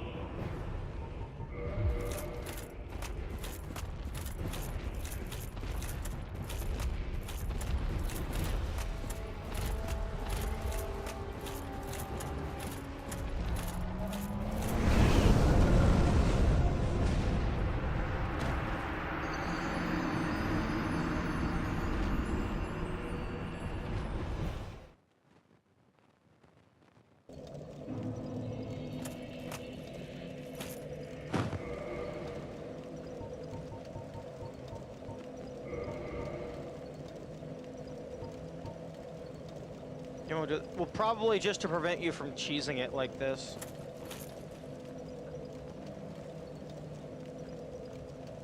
Because if you didn't have to actually go to the armor,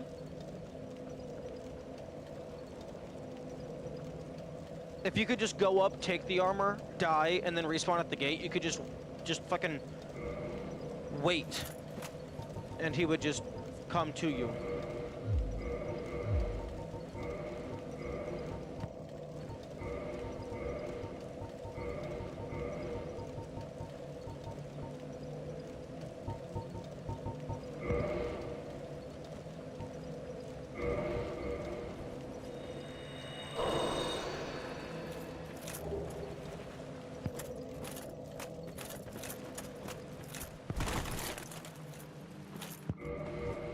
Okay, well.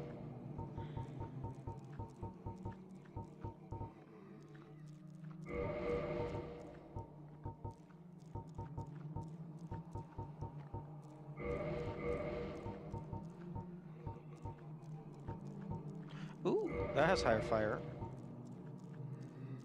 That has higher fire.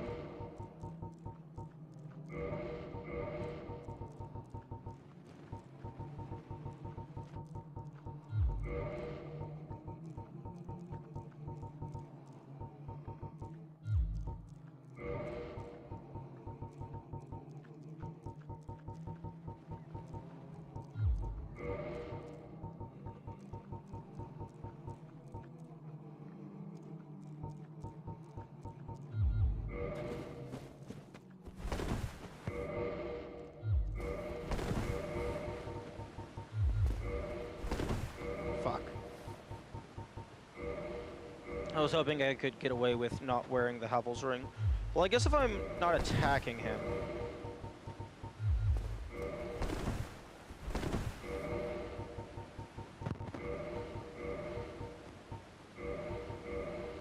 Because I'm trying to just maximize fire. Not full health? Yeah. Thank you.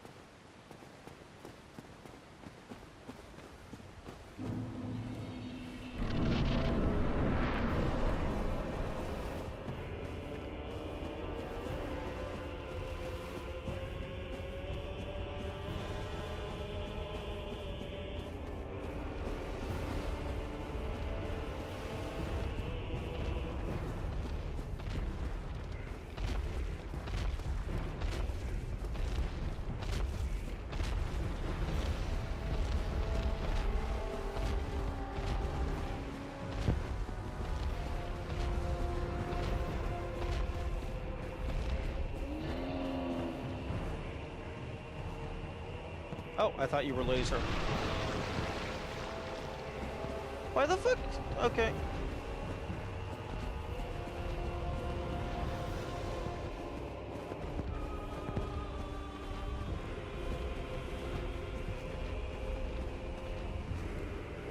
Yes, hello. I'm wearing the clothing of your maiden.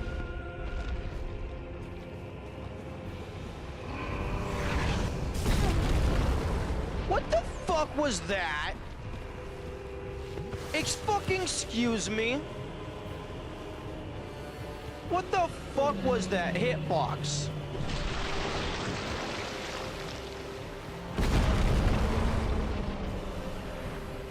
That was absolute garbage. As a sister? Okay.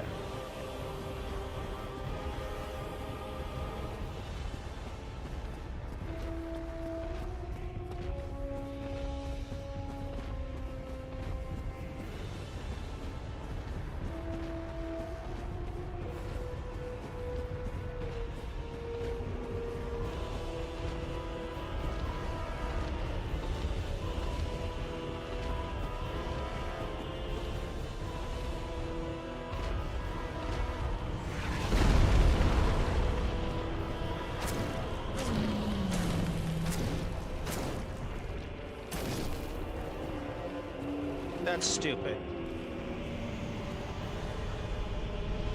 It's not even poise. It's just fucking 6 hits.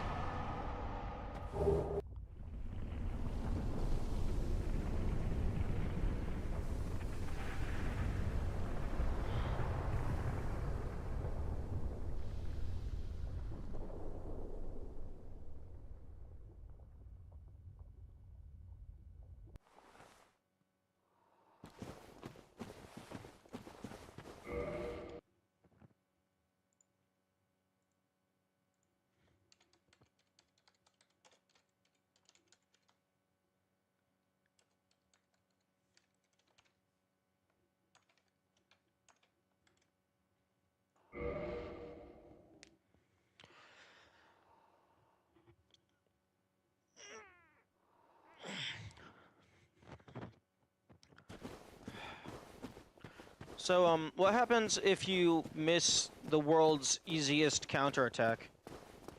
Does he climb up onto your tiny ledge and then just fucking sit on you or something?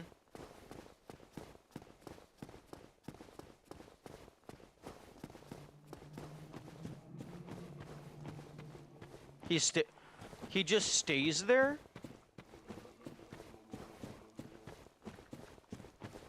Is he even able to attack in that state?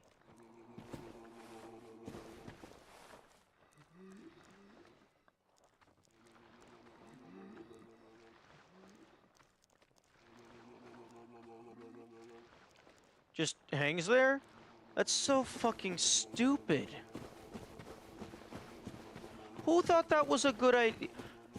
Actually, what I imagine happened is that they didn't necessarily intend for that to be part of the fight, but they realized that that if the player does just... Actually, wait, no. Because if the player does just stand by the fog gate, he can still use his ranged laser attack to hit you. So that's absolutely intentional.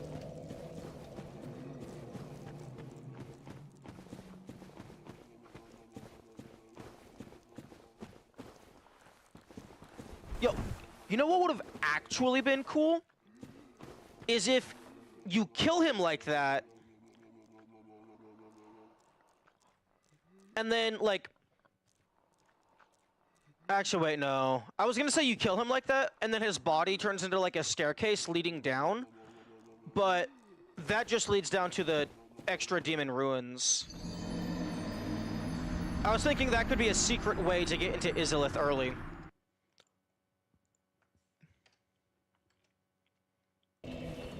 Maybe it could be like his body falls down and like punches a hole in the floor that leads down to Izalith.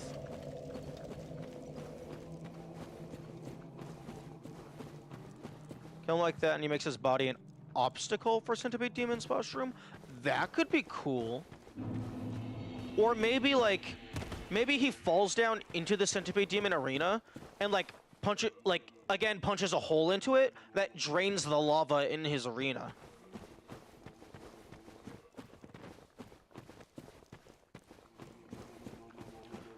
Or maybe, like, it lands on top of Centipede Demon, so, like, Centipede Demon starts the fight at half health or something.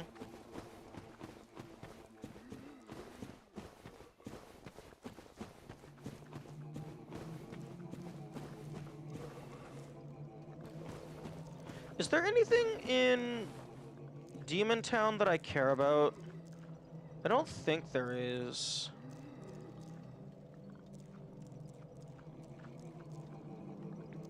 Like, I guess there's Kirk, but I don't think I have the dexterity for Kirk's items.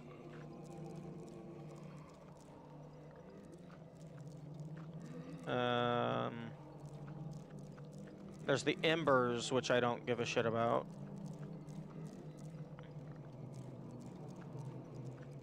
There's some Titanite, which I don't give a shit about.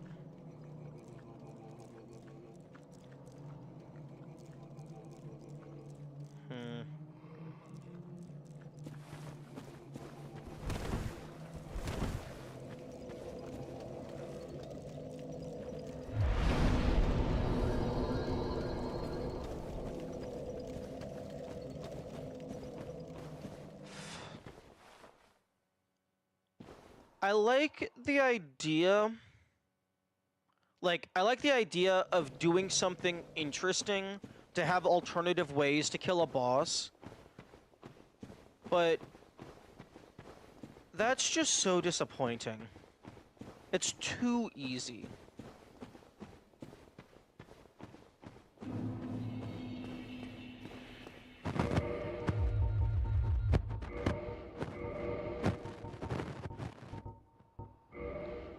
You should be able to make him break a pillar and some of the cliff fall onto him. Yeah, that would be cool. That would be cooler. Or maybe like instead of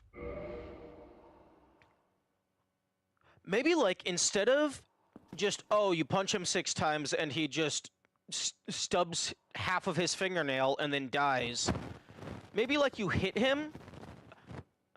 Okay. Here's what I'm imagining. He does the jump, he grabs on, and like he still has the other tendrils he can like poke at you with. So like if you stand there for a little bit, he'll start attacking you. If you stand there for too long, he like climbs back up to his original spot, and then he doesn't jump again. But let's say you do start attacking him. First off, it should be poise damage, not just 6 hits, period. Have it be to where after you deal the poise damage... Oh, he was holding on with those? Oh, I thought he was using like his big hands and stuff. Okay. Well, have it be to where if you deal enough poise damage, it goes into a cutscene where like part of the cliff where he's holding on breaks. You both fall down into Izalith, where you then like maybe he takes like a fourth or half of his health, and then like you finish the fight there.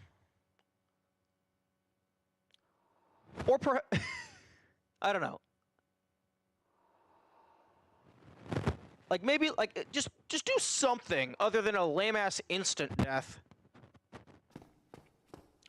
Like if you both fall down into another arena, that could have like bonus content. Like even if it's going to just have a tunnel that leads back up to the original bonfire and it's not early access to Izalith, like you could have bonus content. Like you could have an alternate version of the boss fight where you're in like a proper arena standing next to them. Similar to Iron Giant. Half his health, but his legs are broken and moveset changes. Yeah, that would work perfectly. And then like maybe like exclusively if you kill the boss in that fashion, you actually get like Soul of Ceaseless Discharge. Because previously, whenever Ceaseless dies, he's always in the lava. So you could argue that lore-wise, the lava destroyed the soul. But if you're fighting them in the arena up close and personal, you collect the soul before the environment destroys it. And then, like, maybe it could give you, like, I don't know, a custom laser beam weapon. Chaos Sledge.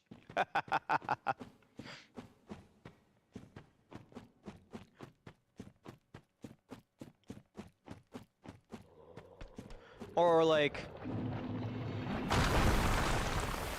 maybe it could give you, like... I don't know. Like maybe like a custom chest piece that, like, attacks things automatically. I don't know. Tendril Whip. Dealing... Dot?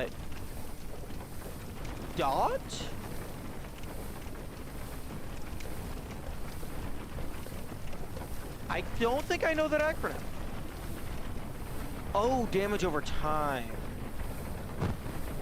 Oh, so like a custom status effect. Similar to poison.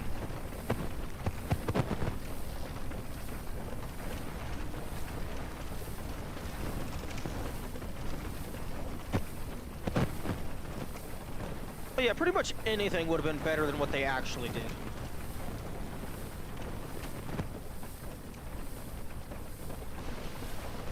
To the... more similar to the cast Fireball Sludge, just stuck directly on them. Oh, okay, I get it now. I can vibe with that. I'm down with it.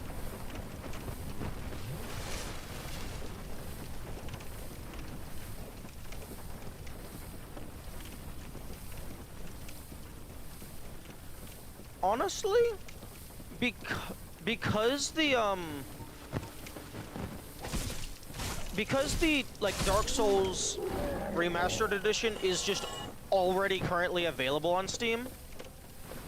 If they did do like a super like mega HD trilogy remaster, I would not be upset if they added a bunch of new shit. Now that they actually have development time to like, presumably they would have development time to actually add the cool new stuff. Although, hopefully they wouldn't delist the remastered version, like with what they did to the fucking... Why did they delist Prepare to Die? Like, you can have both of them there. Or alternatively, do what Ori did. Where, like, you are only allowed to purchase the new version, but you automatically get the old version for free as well.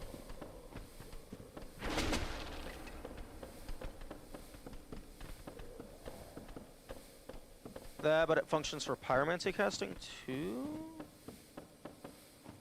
Oh, so like it's a melee whip, but it's also a catalyst.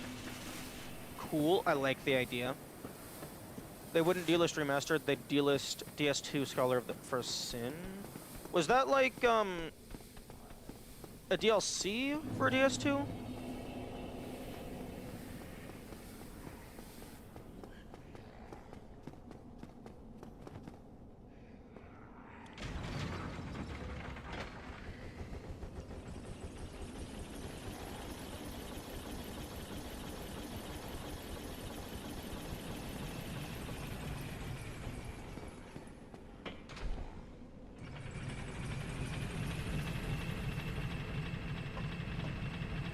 Maybe Ceaseless Discharge could, if you kill him in that fashion, maybe he drops a custom pyromancy. Or a unique pyromancy, rather. That is just his fucking laser beam attack. Fucking like 5 seconds of wind up, but it deals like fucking base 500 damage or some shit. Scholar was a rebuild. Oh. Oh, so Scholar of the First Sin is just Dark Souls 2 Remastered. Or would it be the equivalent of Prepare to Die?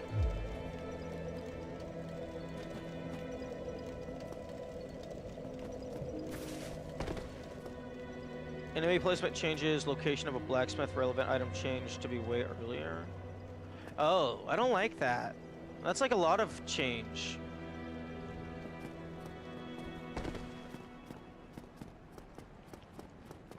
That's not just adding new content, that's messing with existing content.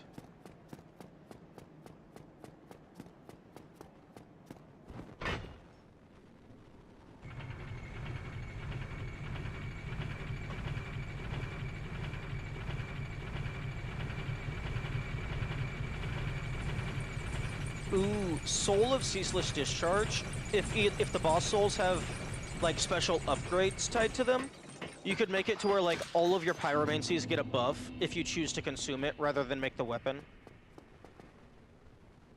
DLC entry items being placed in the world instead of directly in the player's inventory.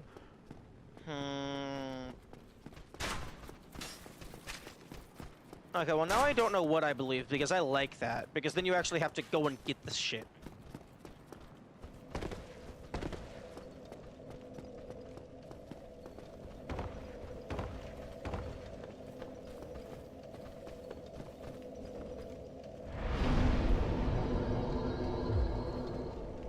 Because finding random stuff in the world is just much more satisfying than just, oh, here's fucking 15 items because you bought more game.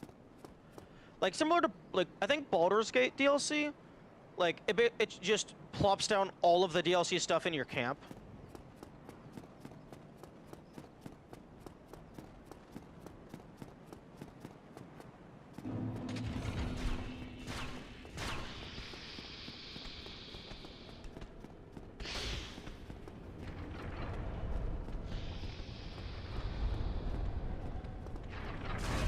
Oh, fuck you.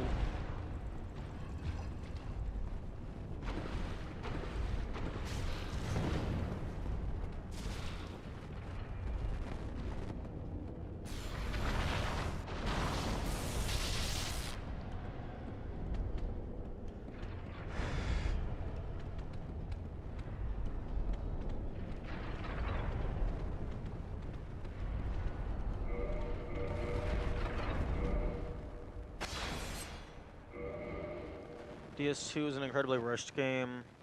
I believe Scholar was their attempt to make the game closer to what they wanted.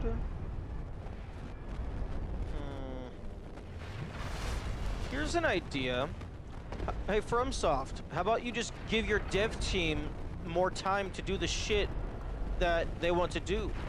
Like, clearly they're doing good stuff here. The players love the games. So how about you just give them the allocated time to make it as cool as they're trying to?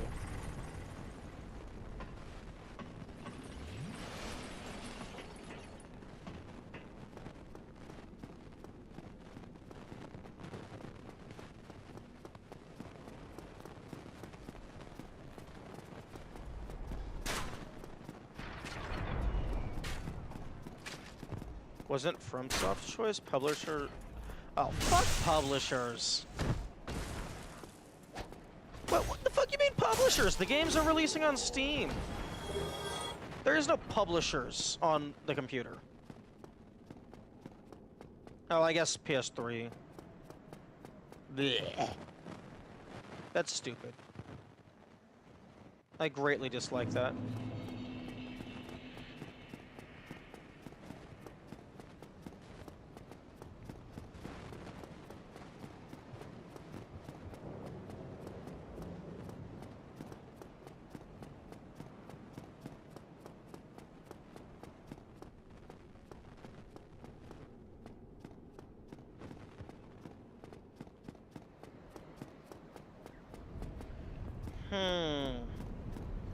I believe someone mentioned, and by someone I mean you, mentioned that there's ways to get into the library, like to clip into the library. Would there be benefit to me doing that?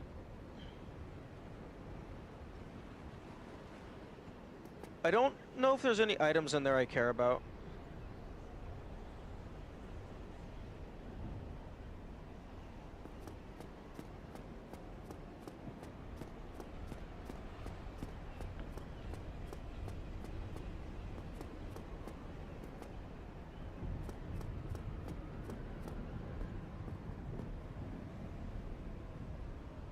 You'd probably be stuck if you rested there. Oh no, I'm aware. That's why I would not rest.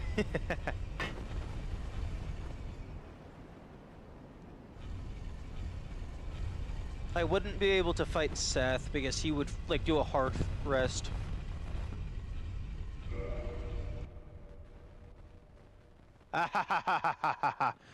Get absolutely fucked, bad actor. The add me on Discord worked.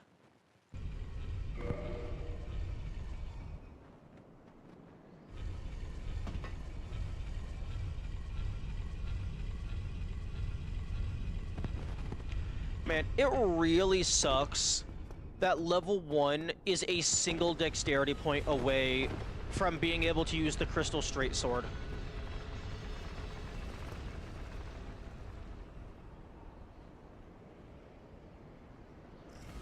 The area that the blacksmith item was at was intended to be way earlier than it actually was. Its final location was 6 or so areas ahead of where originally would have been. After being moved, was available at roughly the same point in progression as you would have gotten it.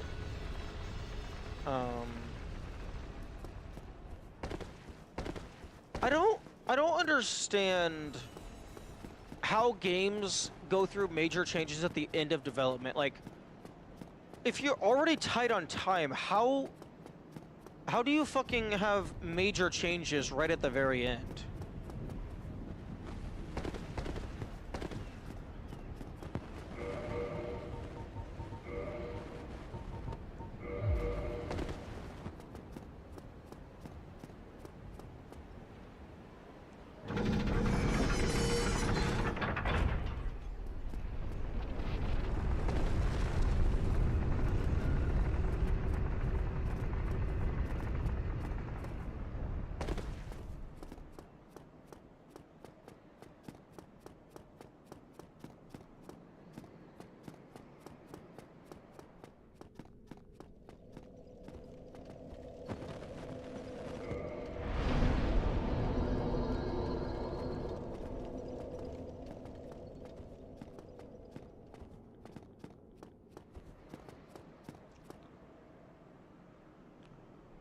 I don't actually feel the players are equipped to do this at this level. Makes me fun.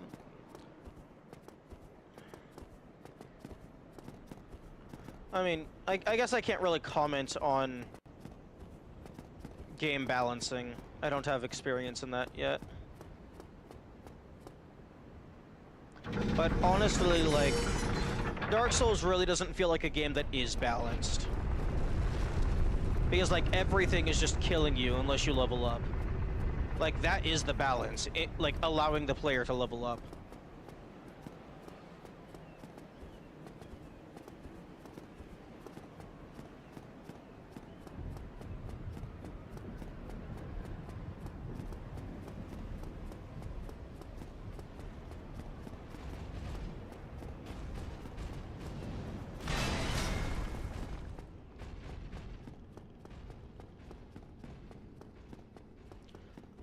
Okay, here we go. Fuck off! Leave me the fuck alone!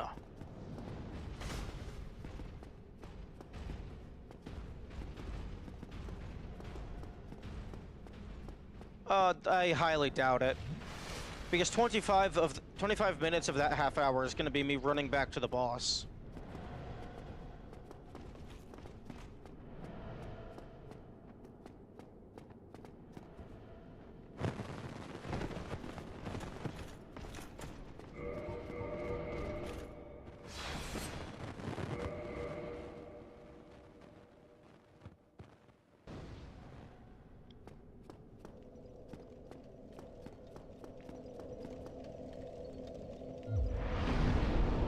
Okay.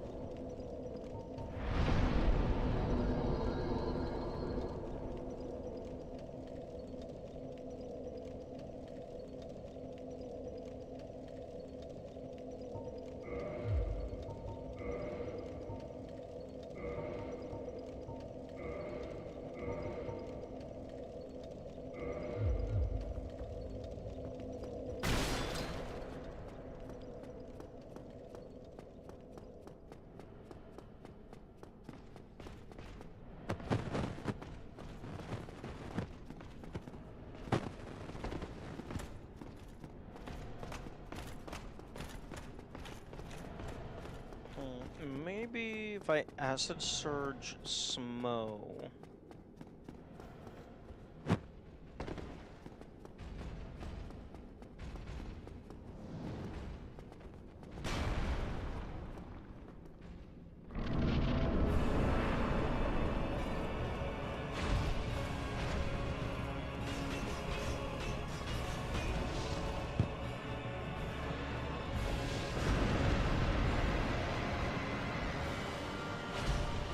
Okay, that is not what I wanted to occur.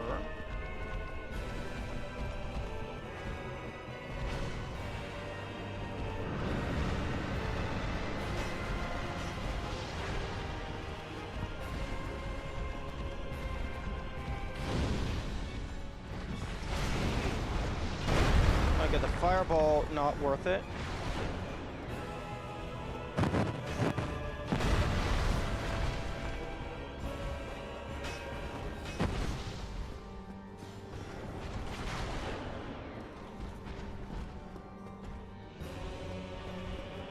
Fucking cartwheel.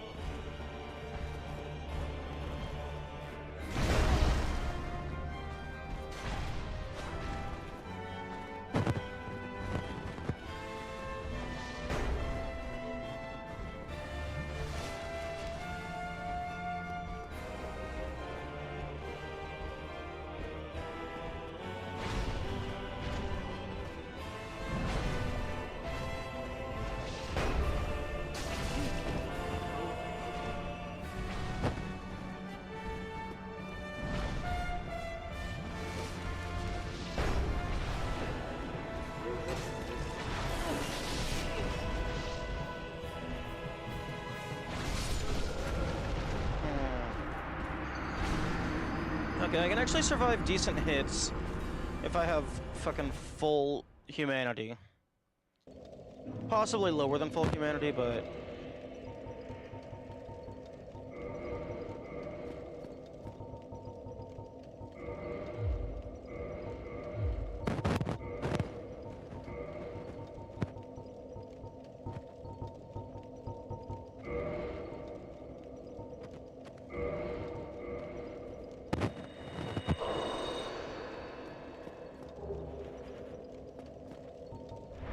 Okay, so I don't know if Acid Search even did anything.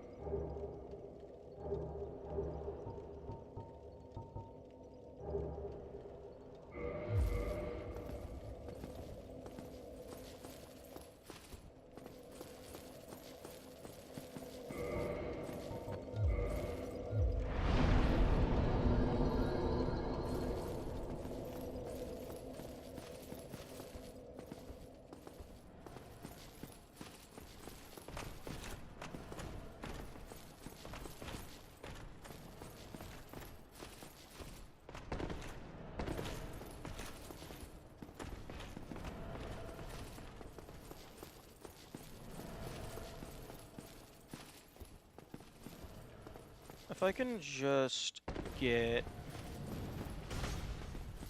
If I can just get to phase 2 of either of them, aka phase 2 of Ornstein.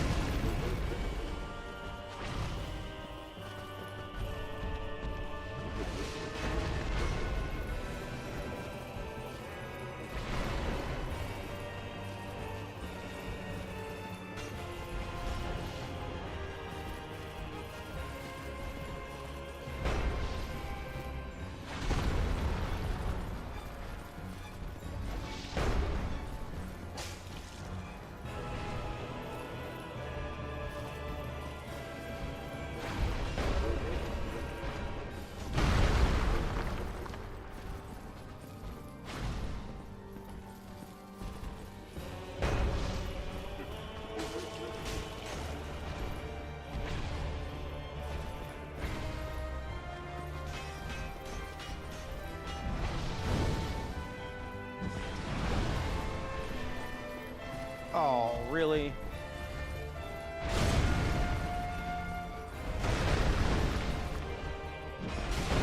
Ooh, nice backswing.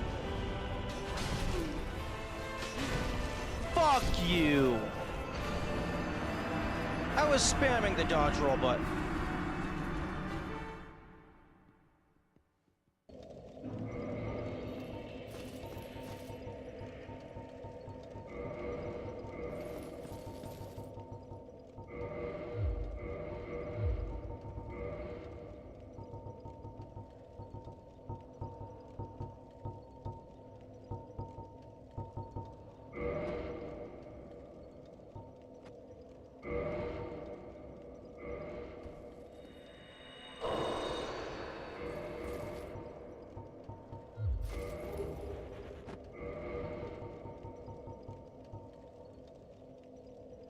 Why the fuck does humanity get slotted between Soul of Gwendolyn and Priscilla? Okay, that makes more sense.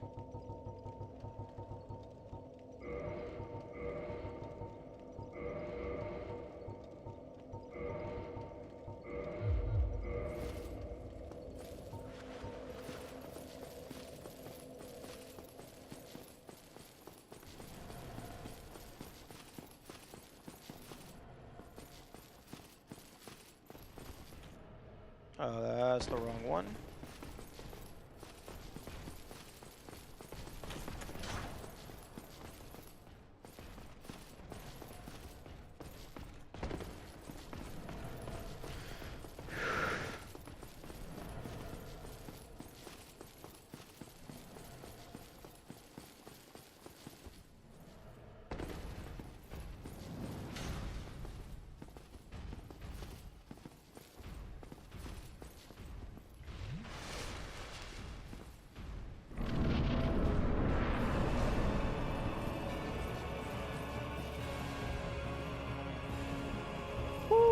That was homing a bit too much.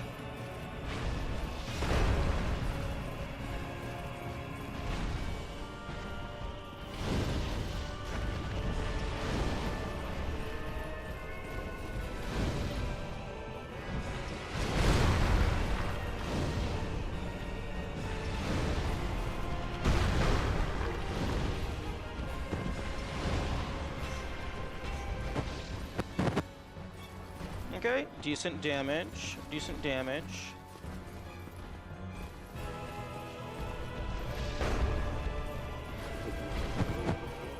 Where the fuck is Ornstein? Okay, there he is.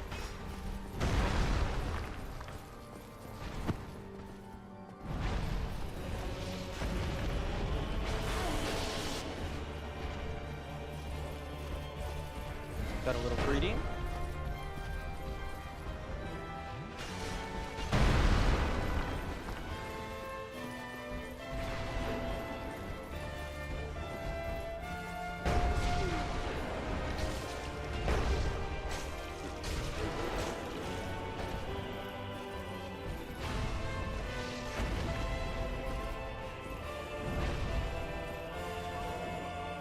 Heal after every single hit.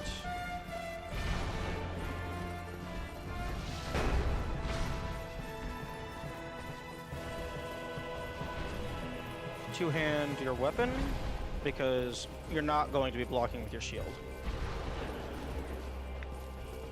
For that extra bit of damage.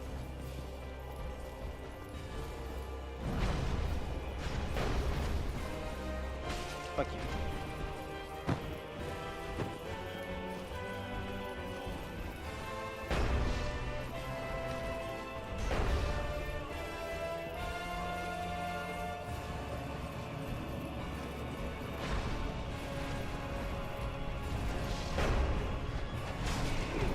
I didn't get that hit! Fuck you!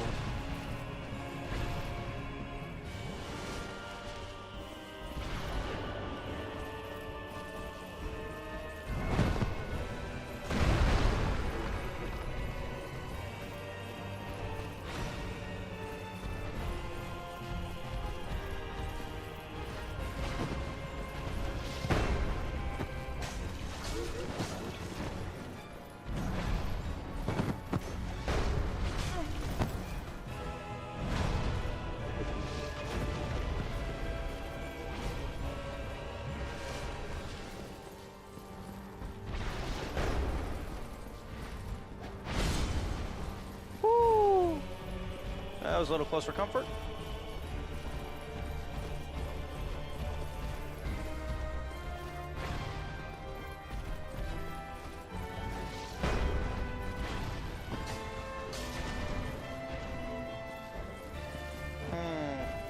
I wonder how the Dragon Breath attack would do.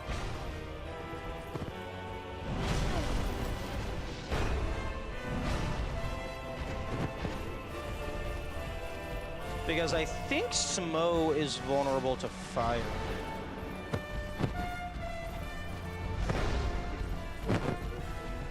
And the Mask of the Mother isn't really doing much.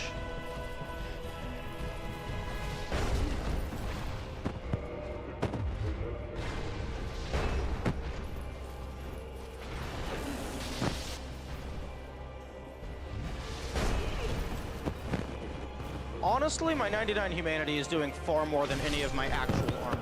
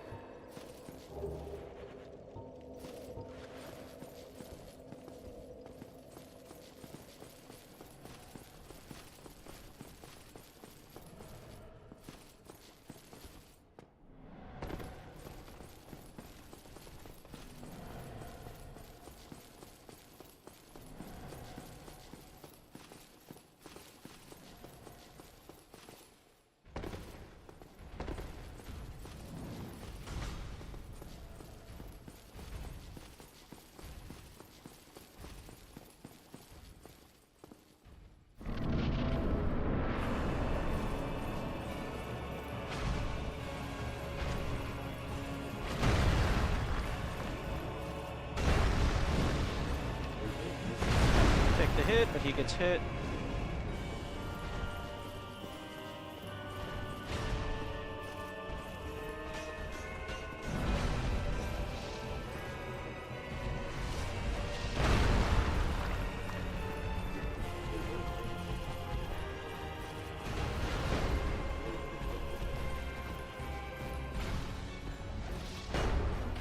Oh, yo, I didn't get hit.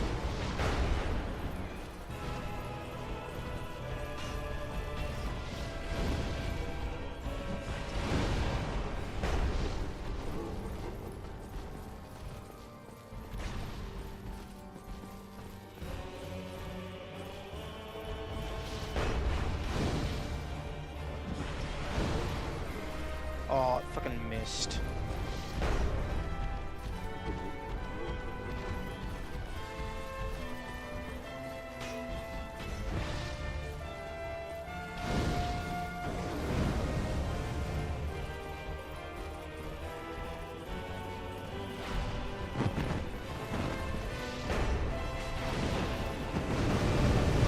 Ooh, that's decent damage. Fuck the ghost blade.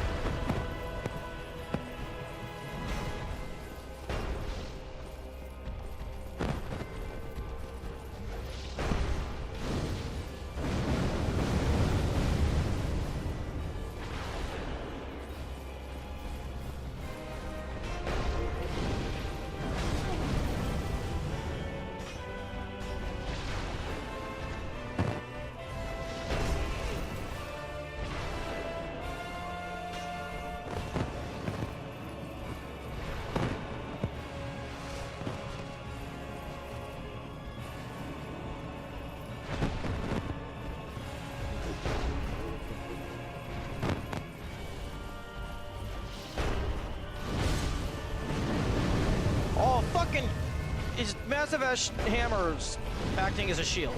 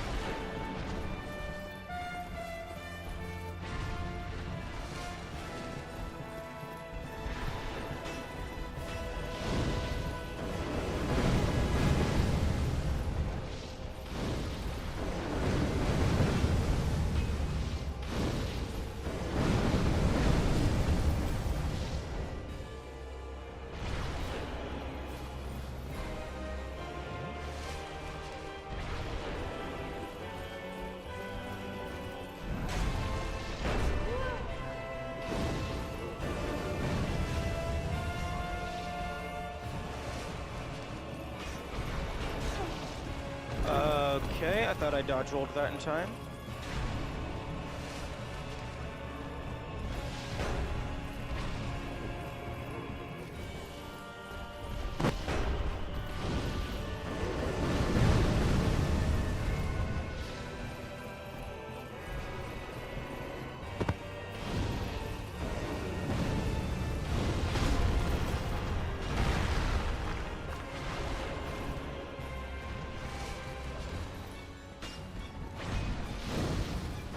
Now you're going down.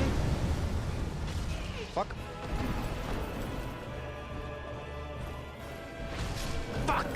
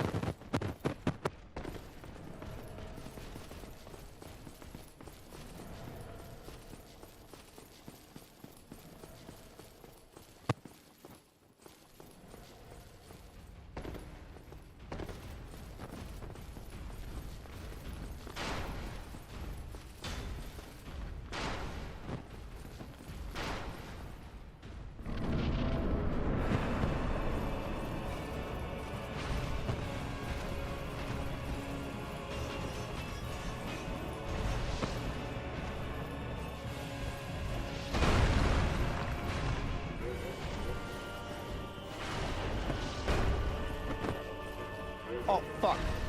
I forgot to equip my fucking dragon helmet. And by helmet, I mean transformation.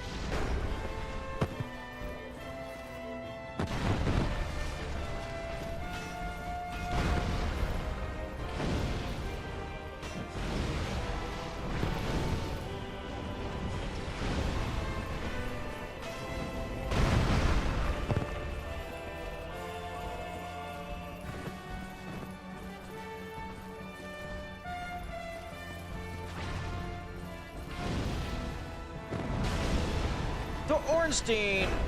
Piss off!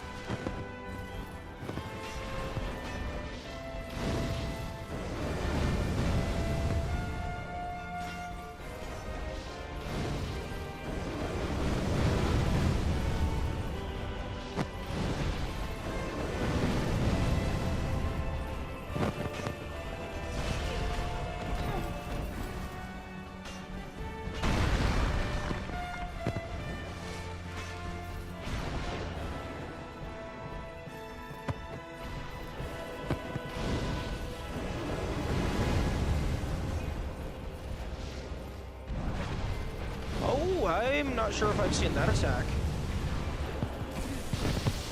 Fuck you.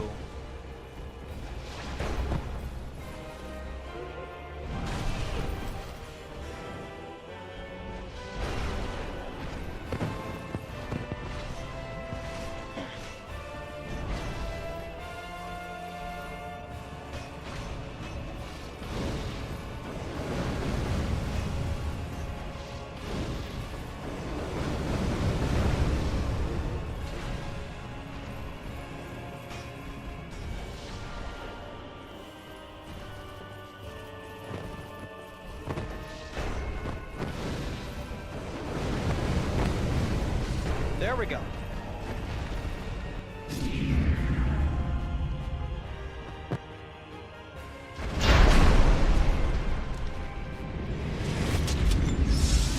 Oh right, this cutscene's very loud.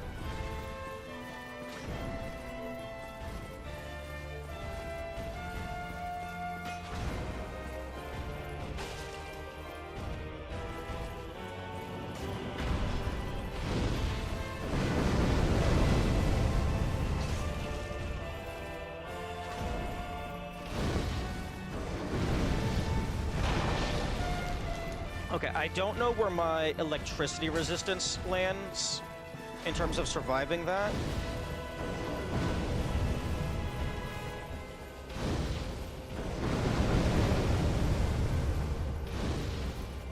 So I'm just gonna try and not get hit by the, Alright, is this what we're doing? Are we doing the tango?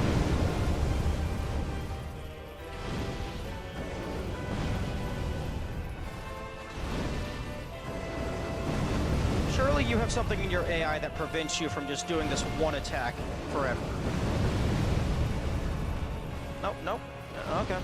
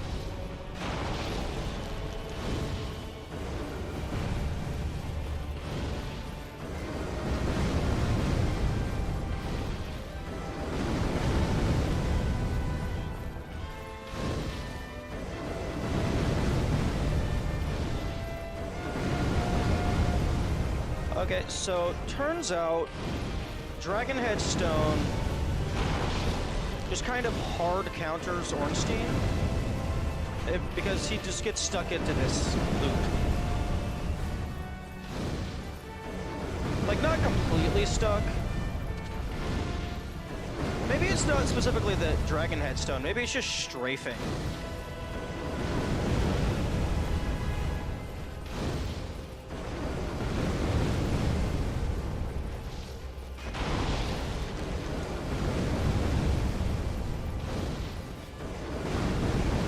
This is very good to know for future playthroughs.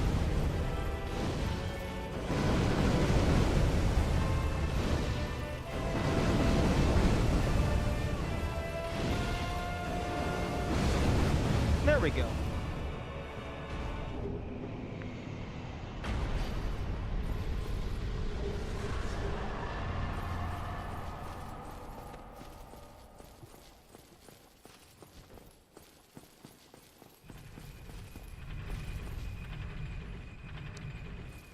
Good to know. Dragon Headstone is very powerful against both Smo and Ornstein. Which is ironic, considering Ornstein is supposed to be a dragon slayer.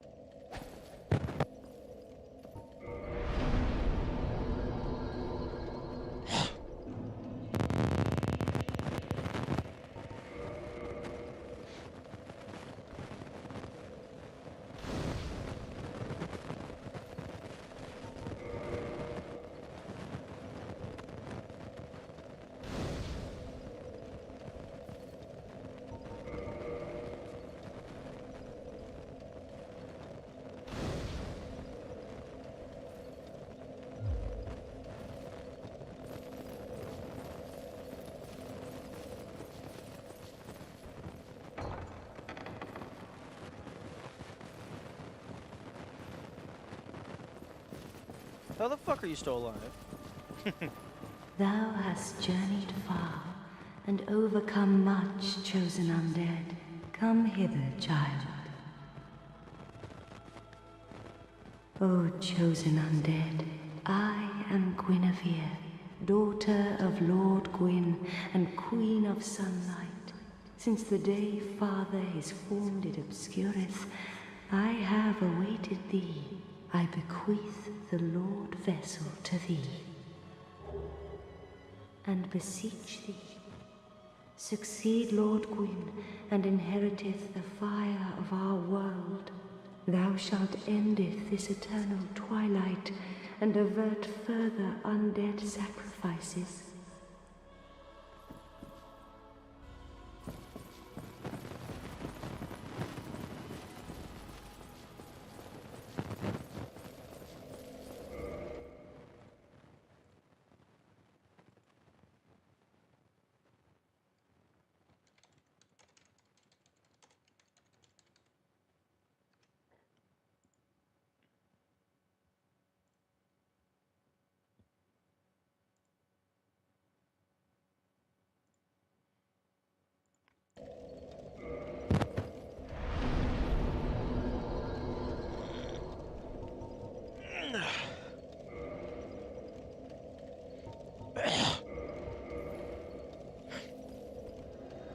Okay. Finally, progress.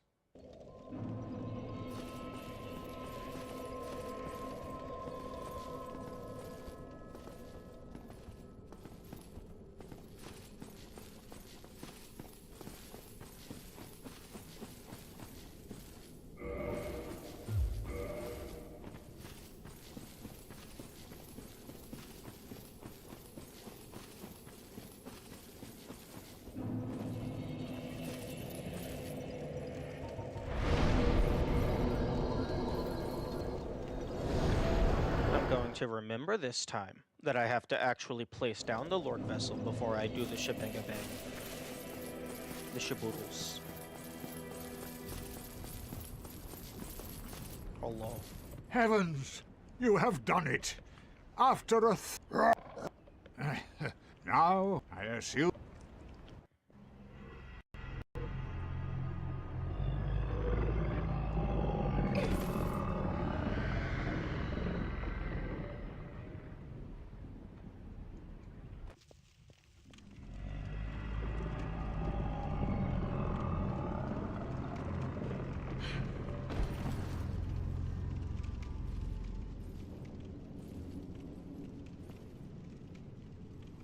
This is the Firelink Chamber for the successor of Lord Gwyn.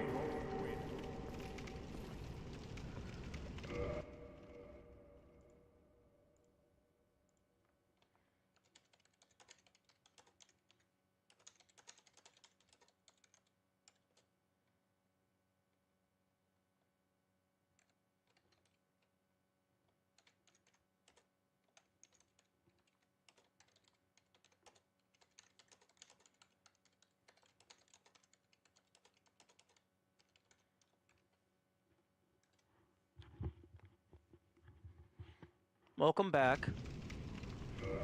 Yes, this tree stump is indeed the Lord Vessel, but we need to give it a fancy hat.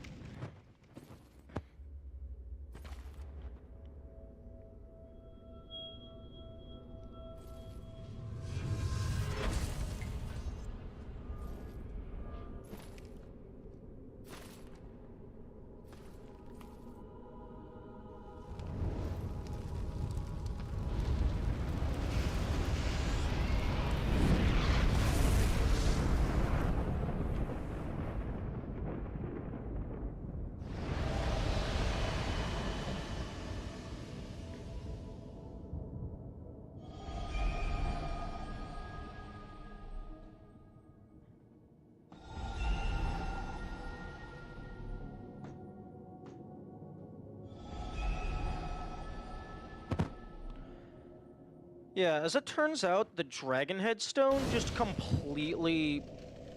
like, not completely counters them, but, like, it's pretty good for Smo, and then it also kind of just shits all over Ornstein of Phase 2. Because he kept doing the dash attack just over and over and over and over again. I don't know if it's because, like, I was just strafing within that specific radius range or whatnot, but just he just kept doing it over and over and over and over again.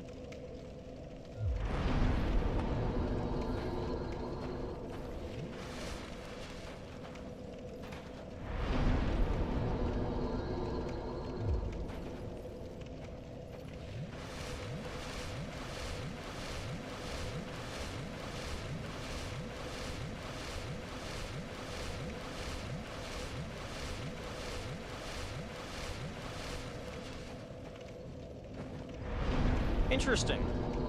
The Lord Vessel only counts as a +2, and you're not allowed to kindle it. I wonder if that's supposed to be like a difficulty inducement thing, so that you can only have up to 10 Estus for the final boss.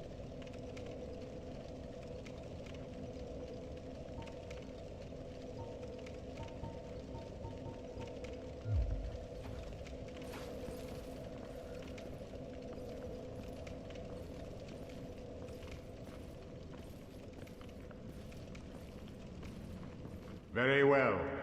As Kingseeker, I shall now instruct you, the Lords, to...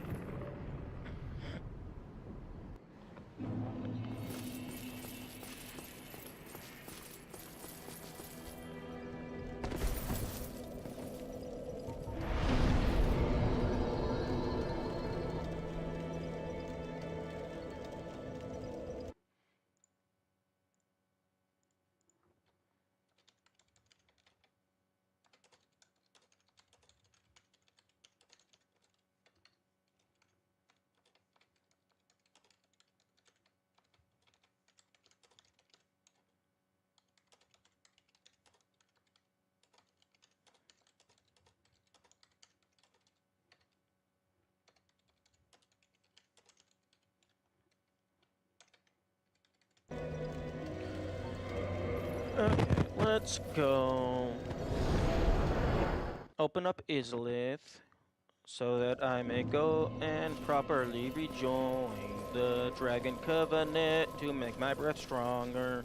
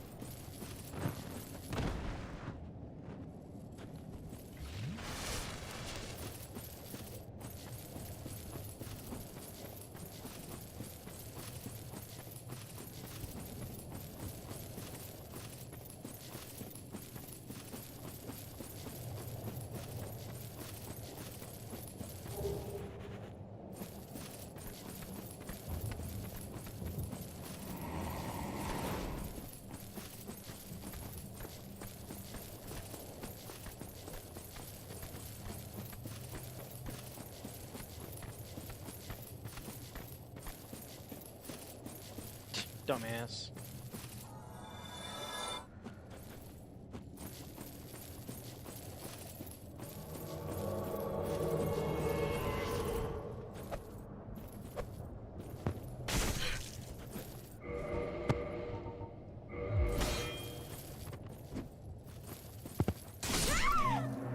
Fuck. I was trying to be fancy.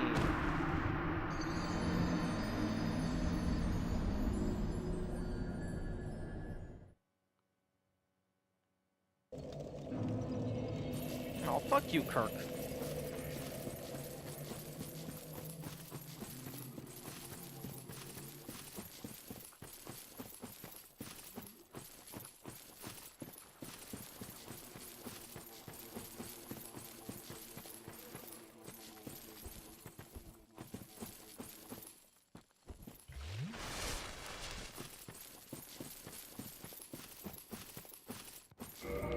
There you go.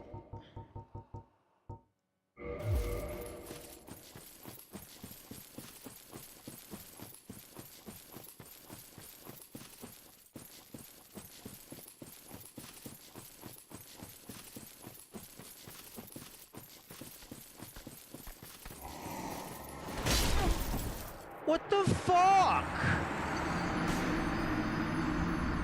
Why the fuck are you allowed to change direction midair? It's bullshit.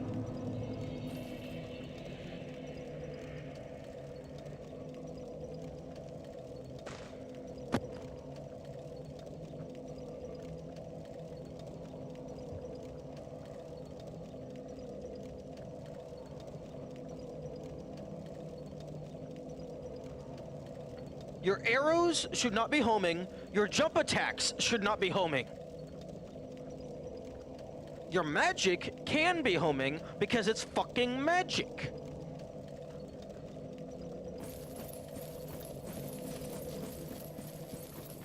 Fucking wasting my humanity.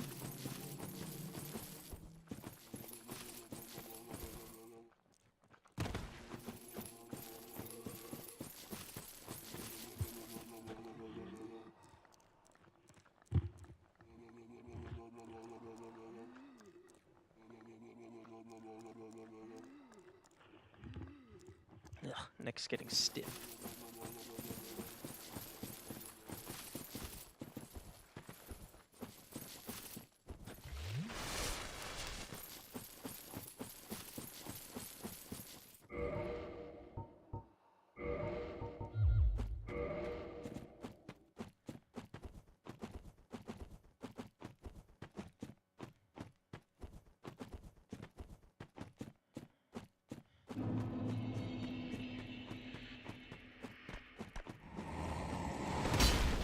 Fuck you.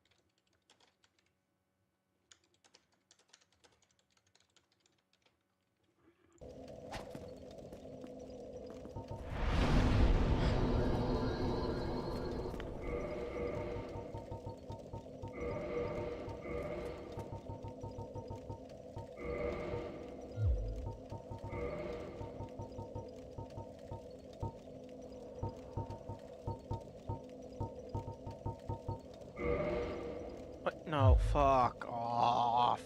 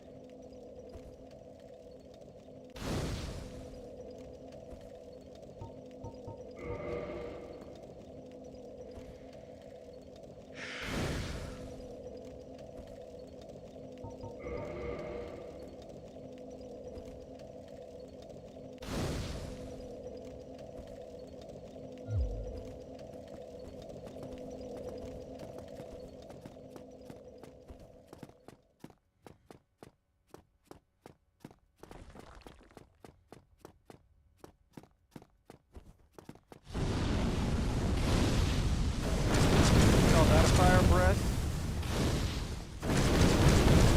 I don't.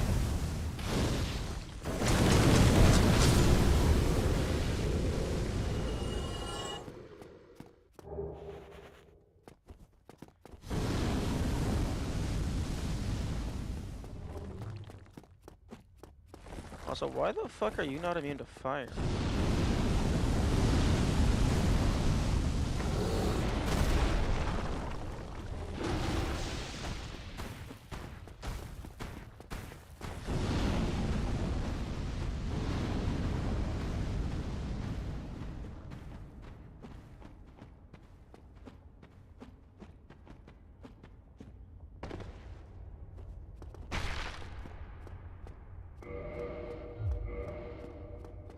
Okay, we can test if you actually have to be in Chaos +2.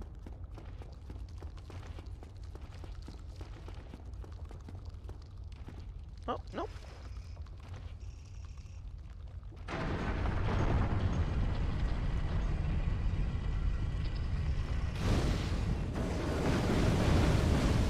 Oh, you are immune to fire?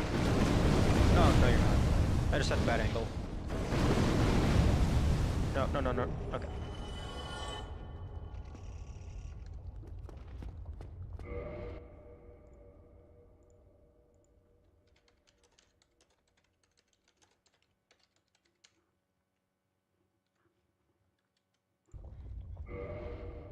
Okay. I have 4 dragon scales.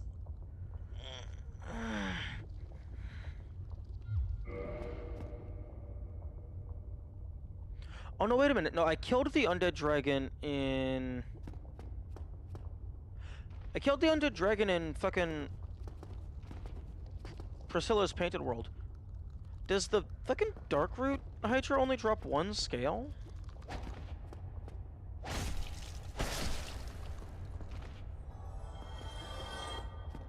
Because I have 4 scales.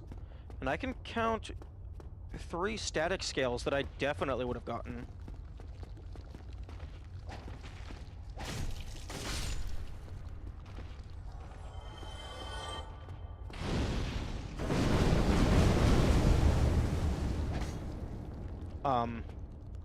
Oh, bye-bye.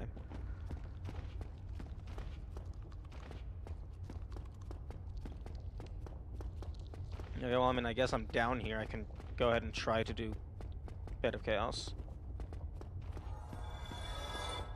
Damn, that death plane is really far.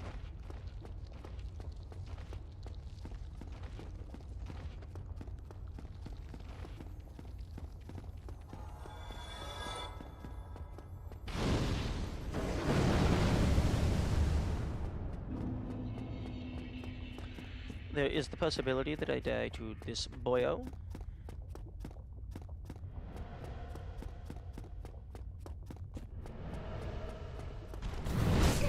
Yep. I'm not dead.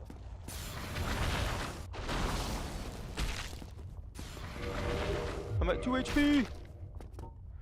The power of fucking maxed out humanity.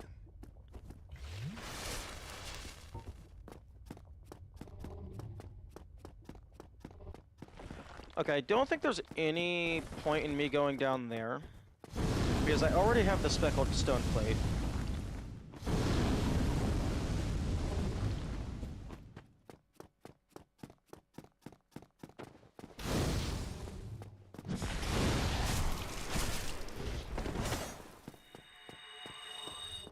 Nope. Oh, Kirk, fuck off. You know what? I'm not dealing with any of you. Goodbye.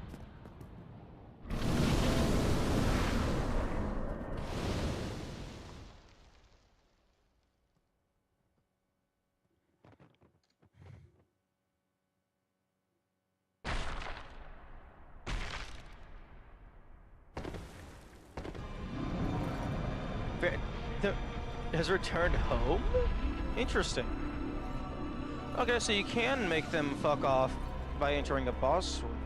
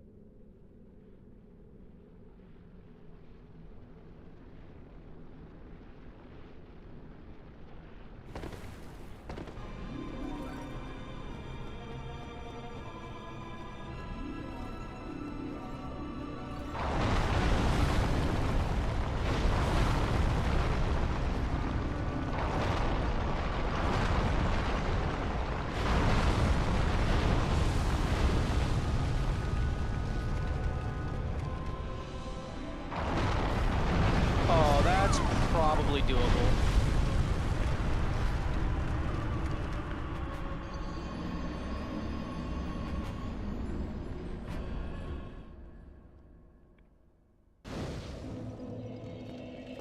Huh?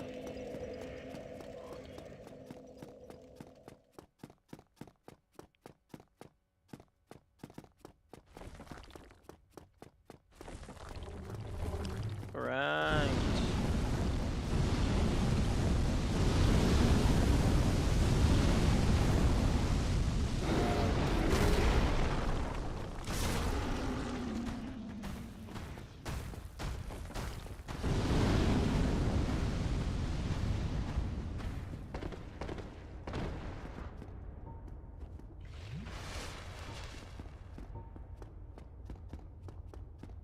Right, I'm not rested up at the bed of chaos. Not bed of chaos. Fucking daughter of chaos.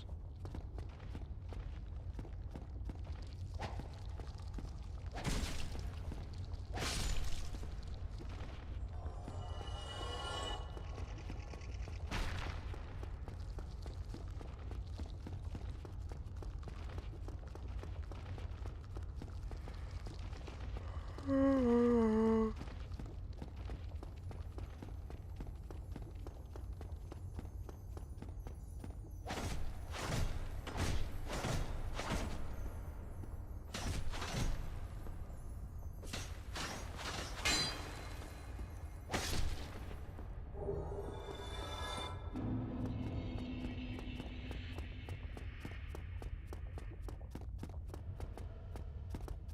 if this guy hits me now, I actually just do die. Pog.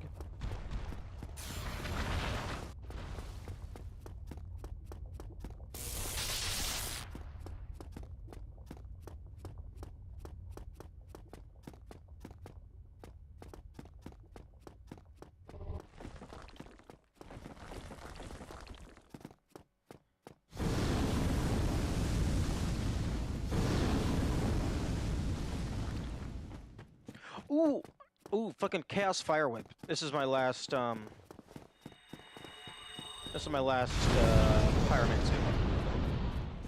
Fuck your Chaos Storm, leave me alone. Hello, Sartorial. Good evening. Let me past. Fuck you.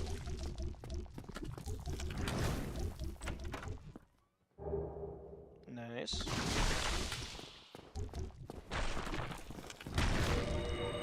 Nope, not dealing with that. Yes, a no soul run indeed.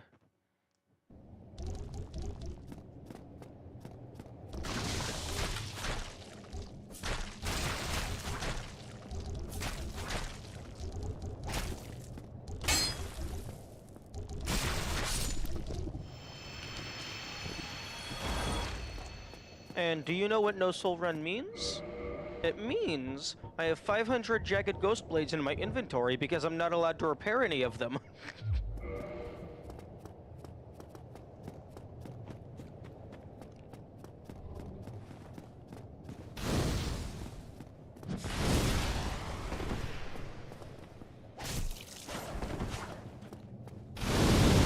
Oh, what's that? I don't like that.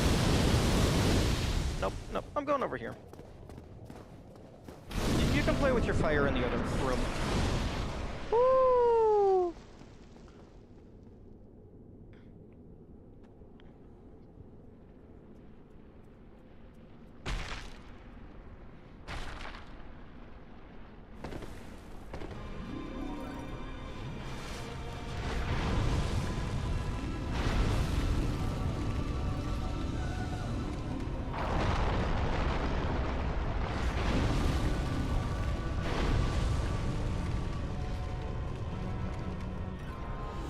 Okay, let's try this again.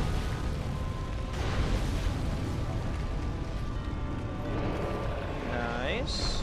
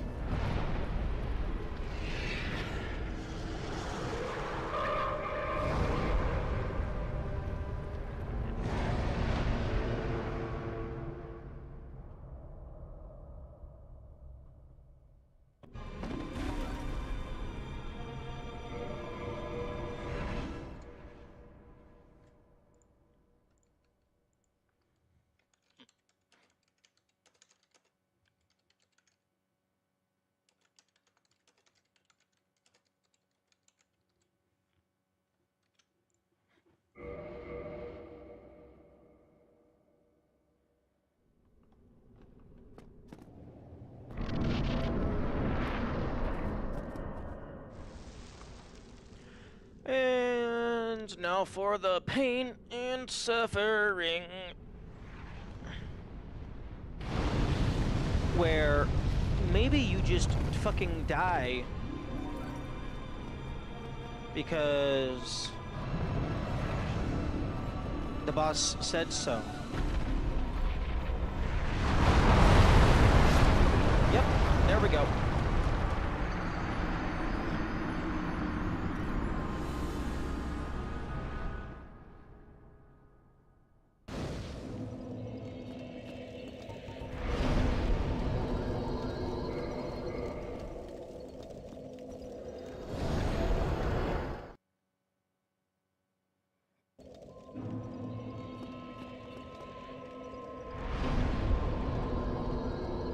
Ooh, I should not have done that before confirming the elevator is active.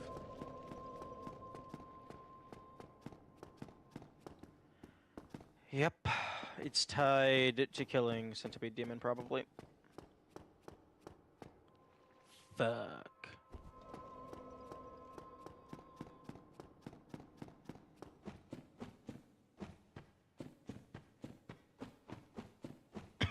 Or, well, not killing Centipede Demon. Killing Fire Sage Demon.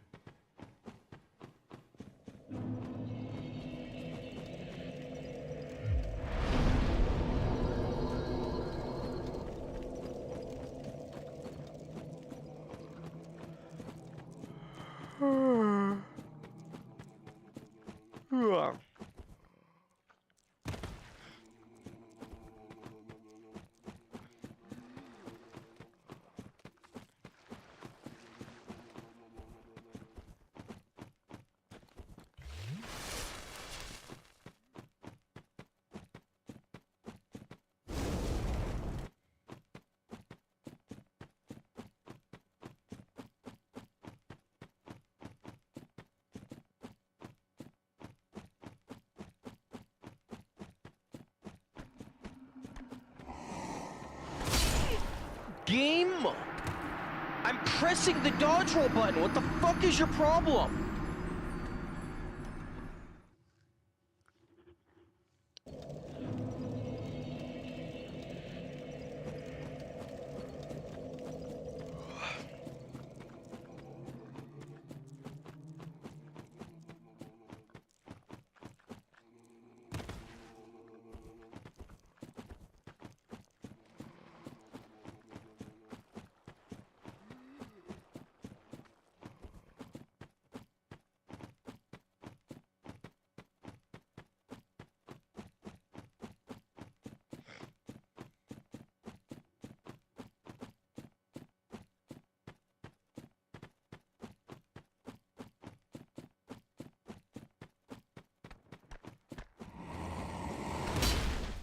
Fucking thank you.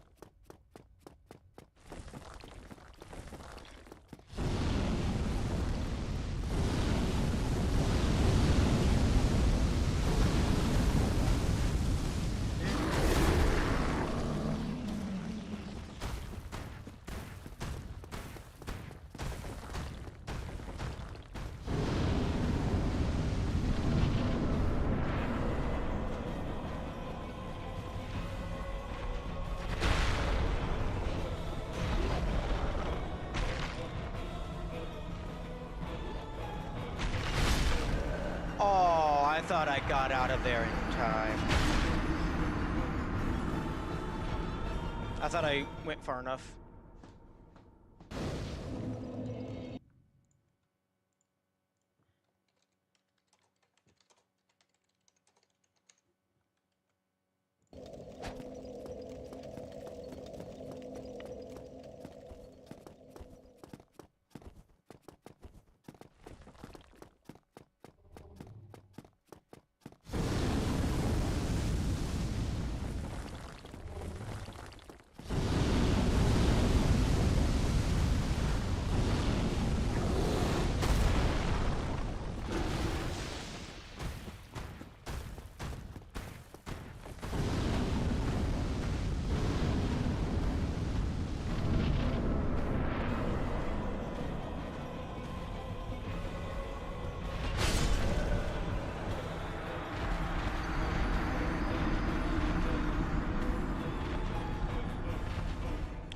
Yes, I just love dying 2 seconds after entering the boss arena.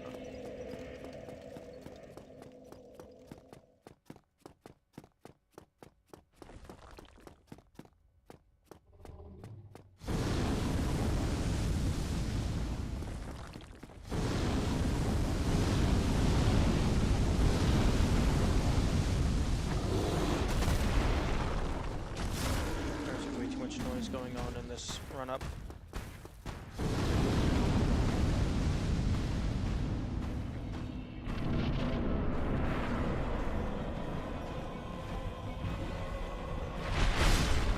What the fuck? Why are you moving so fucking slow with your jump attack?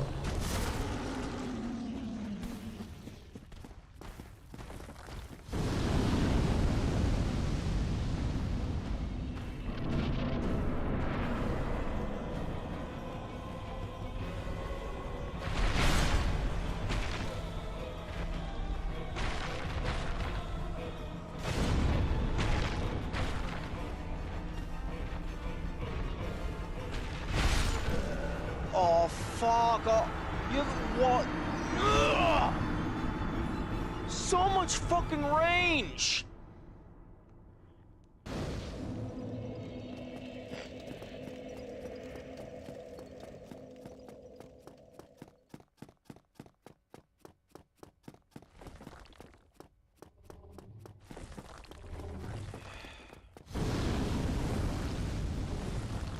Why are we fighting Demon Fire Sage? Because they're a boss. And they're also blocking another boss. Also Elevator.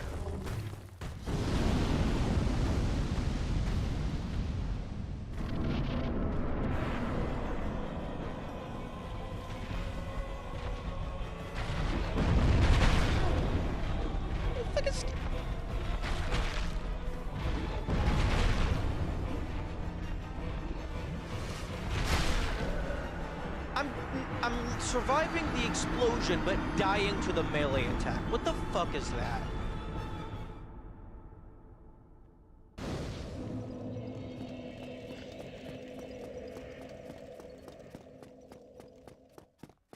That's such bullshit. I should be dying to everything. I should be dying to everything, or I should be dying to nothing.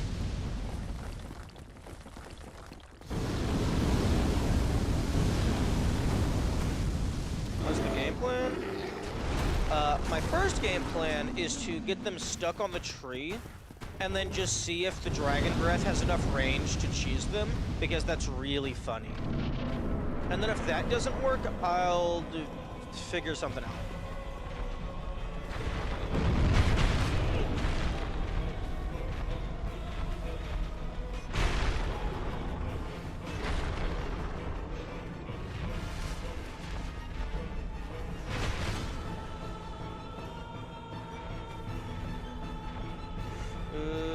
You're not as stuck as I would like you to be.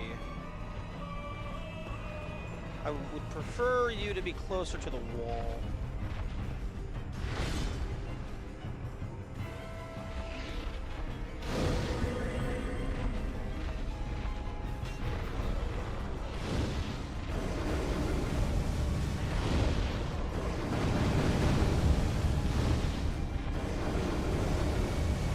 Ooh, I think they're out of my range.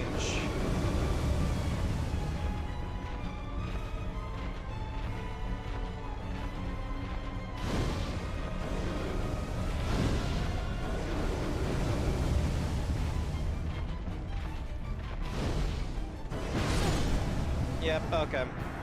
Yeah, their range is larger than my range. Potentially.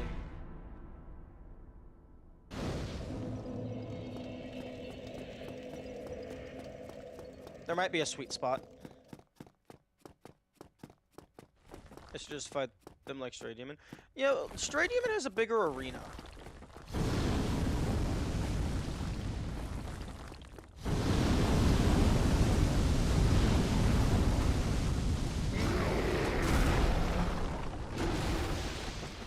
And like, even if the cheese is a little bit harder. It's funny, so I would rather do that.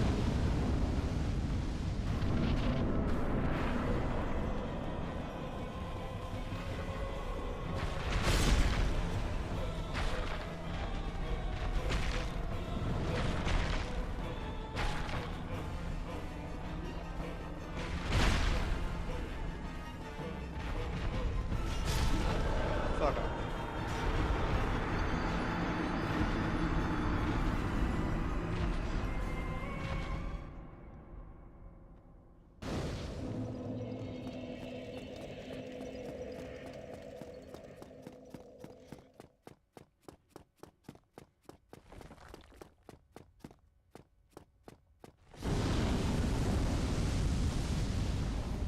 Like, honestly, I think I would prefer them to have just actually literally copy-pasted Stray Demon. Like this is just actually another instance of the same species, rather than trying to make them look and feel special.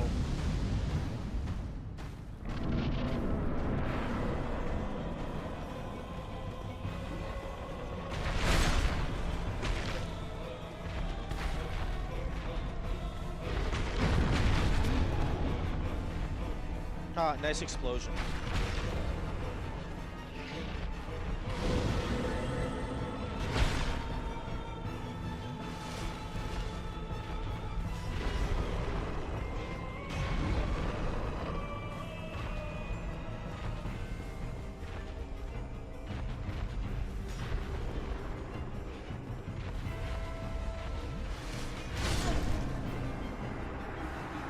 There's a fireball on them.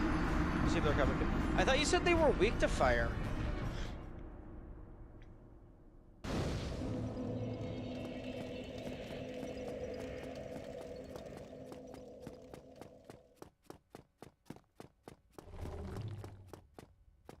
Okay, that's fair. Good to just verify. I mean, I can use a great Chaos Fireball. That's what I have equipped on me at the moment.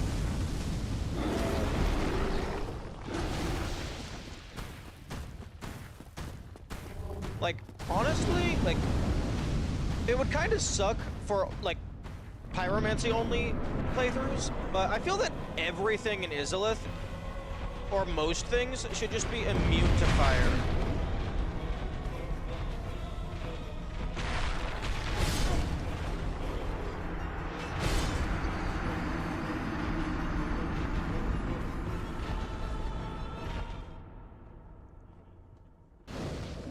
Like, Fire Sage should be immune, Centipede Demon should be immune.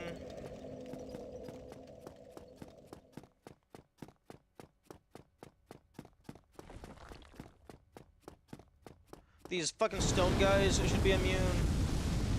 Basically, anything that can walk on top of lava. Anything that can walk on top of lava should be immune.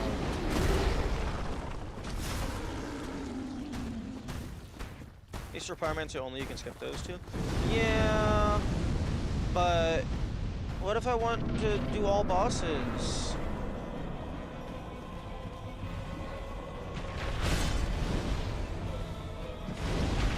$168.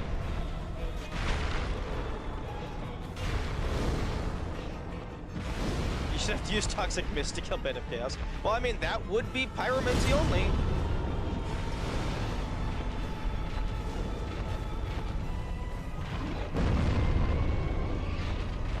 Although I suppose, personally, I would count punching while using the pyromancy flame to be valid.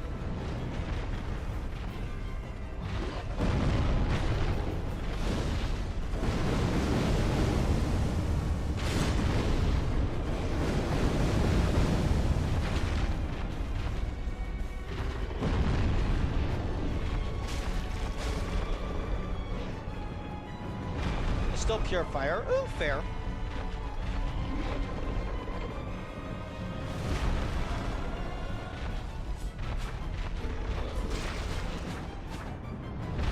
Woo!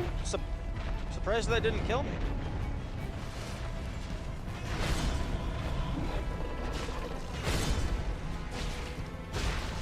Still heavily weak to bleed, though.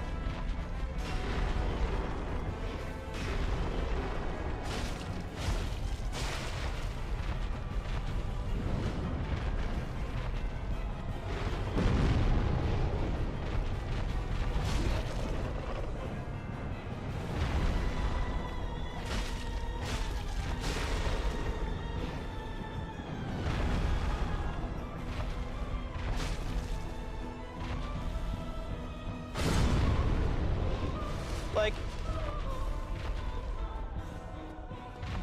oh, mistakes have been made. Okay, good. Like, give them a bigger blast radius or something.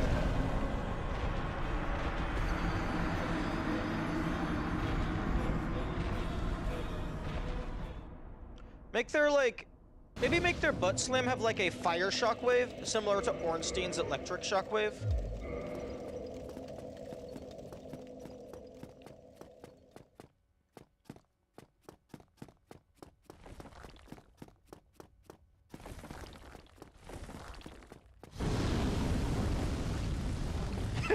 Oh, when they do the attack, that's them like leaning forward and like slamming down to make the explosion in front of them. Have them spray fire out of their ass. So you can't just camp behind them.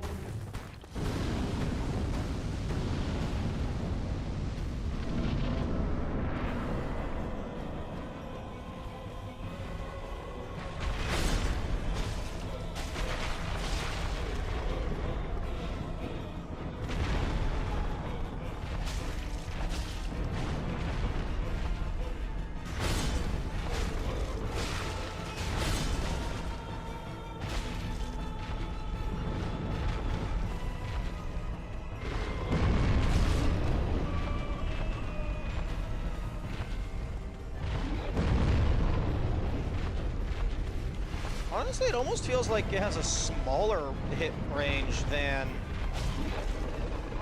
Shrey.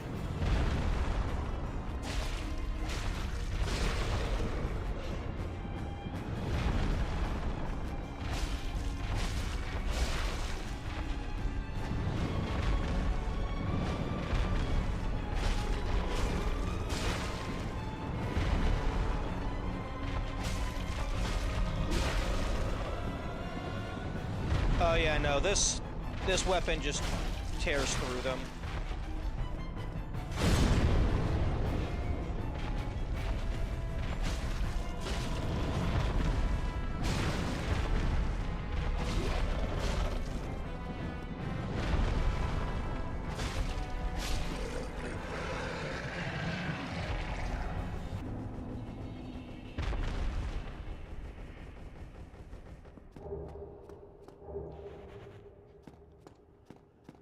You can be pretty close to the back when they do the ground stab. With power positioning, you can still be hitting the tail with the Morning Star's range. Interesting.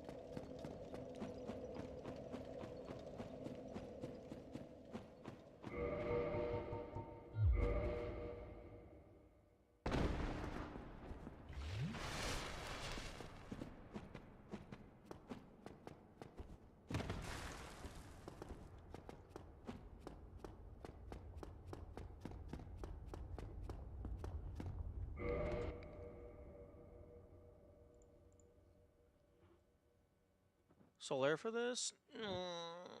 No. I've been avoiding summons for all of them, so I might keep going.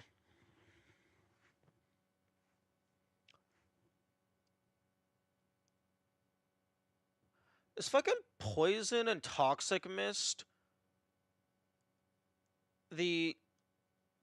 Okay, I guess there's Black Flame. That is a pyromancy that deals non-fire damage.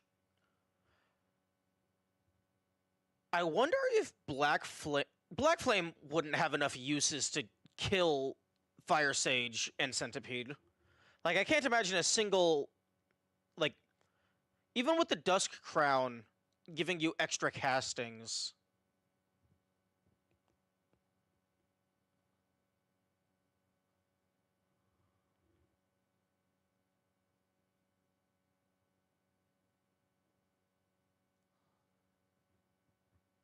Yeah, I know the tail grows back. I did not realize you could cut the arm off.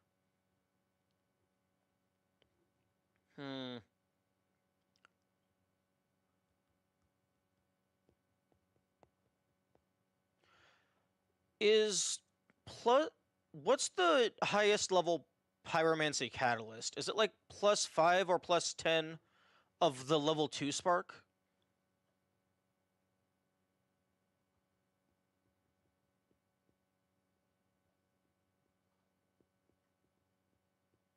+5 ascended? Okay.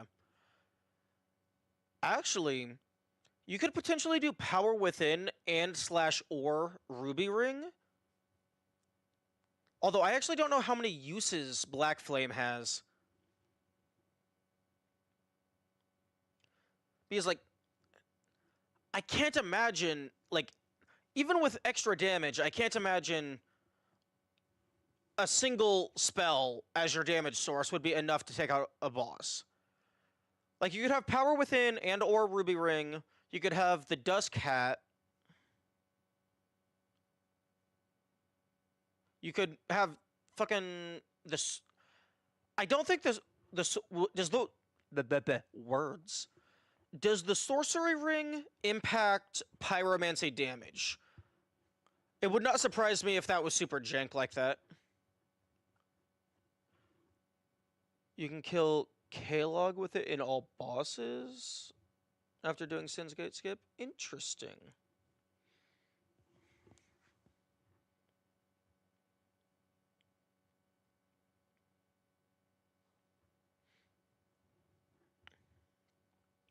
Oh yeah, because Kalog is fully immune to fire as well.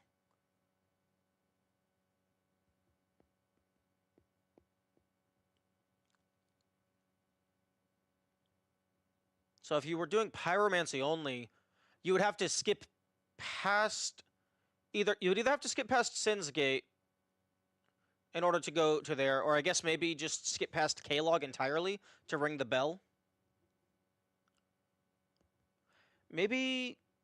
No, I don't think Undead Rapport would do anything. Maybe the Chaos Fire magic counts as just, like, more than normal magic? More than normal fire, rather? You know, this would be really nice if there was a pyromancy that did electric damage.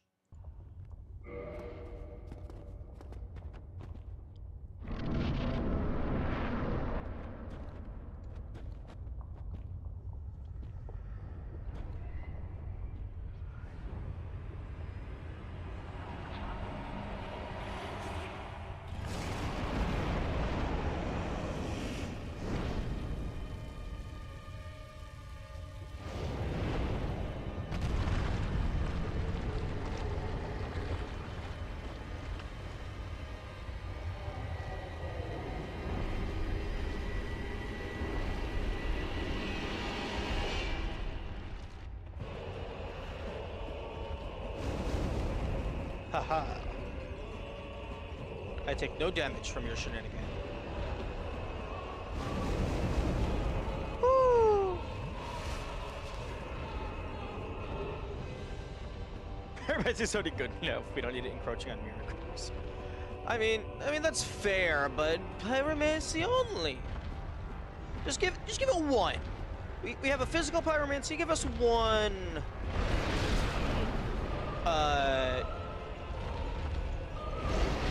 One electric.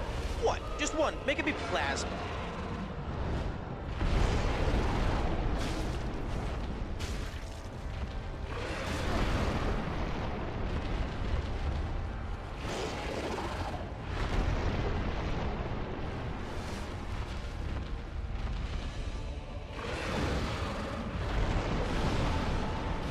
No. I had to check.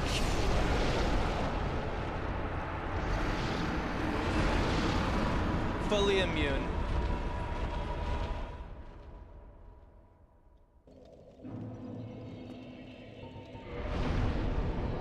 Okay, so...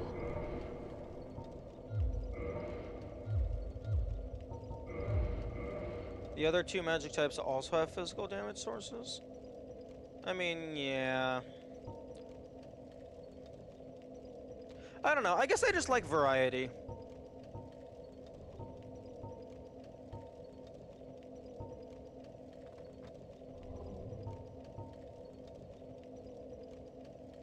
I like variety, and I also like unorthodox things. Like, even in universe, you could justify it as like, oh, this one, like, master pyromancer, like, kept to themselves, like, trying to, like, manipulate the pyromancy until they found the ultimate variation or whatever.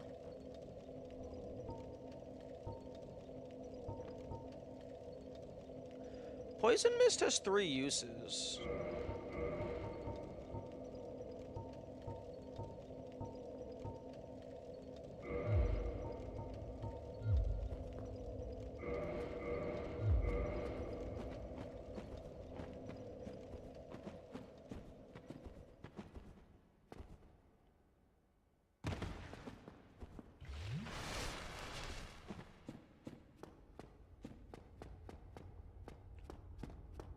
Which of the... Oh, okay, the Dark Orbs, never mind.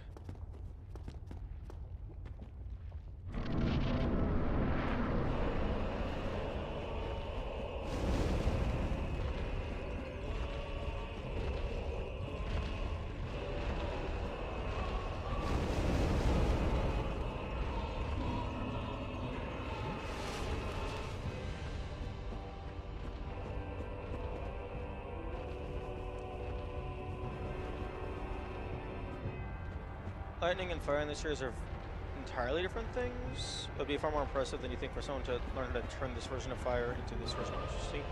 Okay. That's fair, if there's a lore reason why it wouldn't work.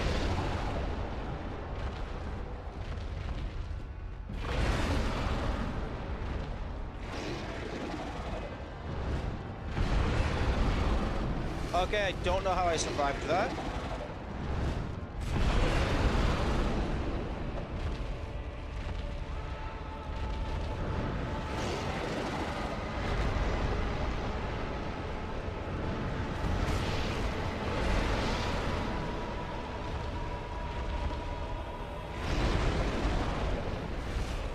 Wait, he's taking damage. He's not immune to poison.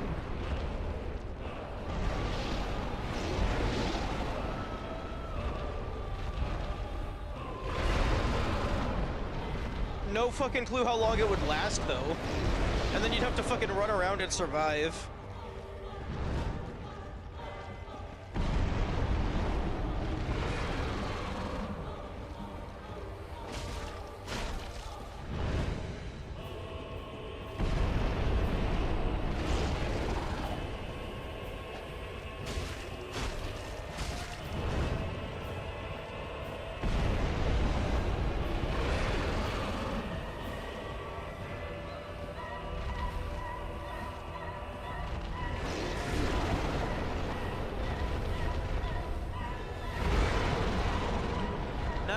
No, he's definitely taking damage over time.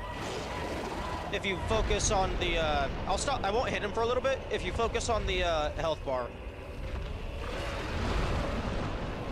He's definitely taking damage over time.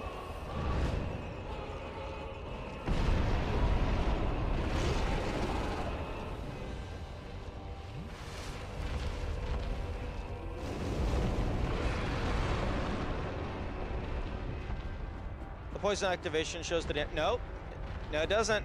It doesn't always. Like here, I'll stand in front of the mist gate, so it's a lot easier to tell.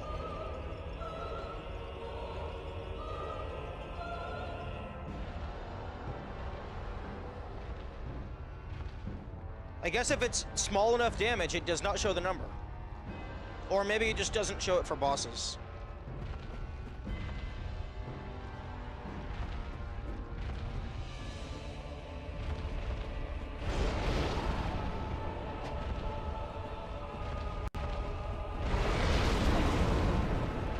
Okay, fuck you.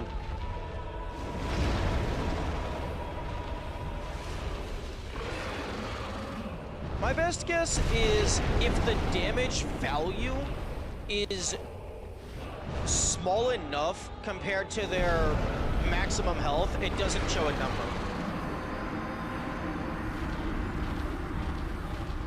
That would be my guess, because I think I also tested poison on a different boss. I wonder if using Poison Mist on Priscilla wouldn't actually count as an attack, so you could kill her without actually aggroing her. That would be super funny. Poison of flat damage over time, irrelevant to maximum health? I don't know, but it's damage over time, but I think it's a set amount of damage. But if the boss just happens to have a large enough health pool, maybe that individual tick of damage isn't big enough to display.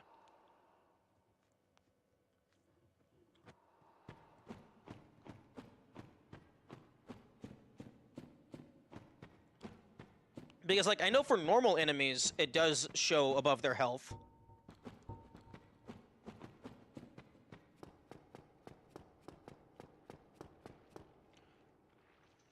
Three damage if you literally punched him. Oh, okay. Wait, you know it ticks for more than 3? I thought poison did 3 damage. At least standard poison does 3 damage to the player, I'm pretty sure.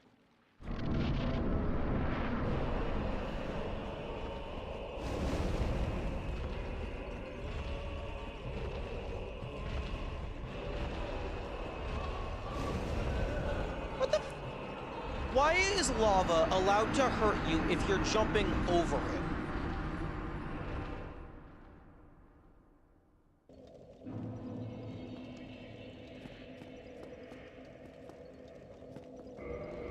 Would someone please care to explain how lava is able to hurt me if I'm fucking 5 feet above it?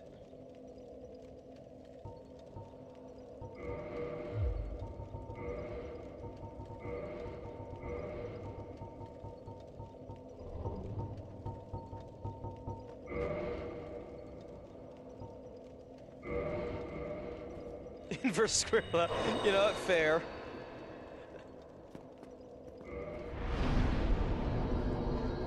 I mean, that would make sense if the lava dealt damage to proximity, but in this game, it seems to be exclusively contact. Wait, inverse square law, wouldn't it just be the square cube law?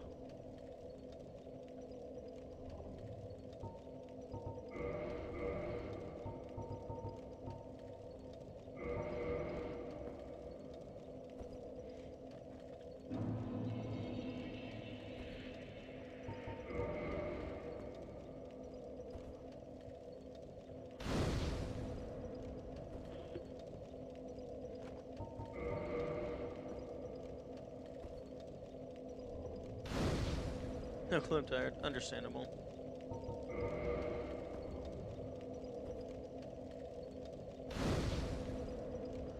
Okay, so... with the, Dusk Crown Ring... you get fucking 1 more use of Poison Mist. Woohoo!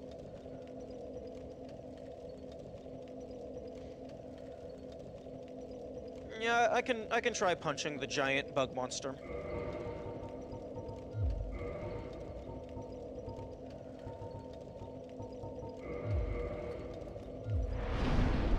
Like, I'm pretty sure you're right, because at the very least for Asylum Demon, I did a punch that dealt exactly 1 damage, and that did appear.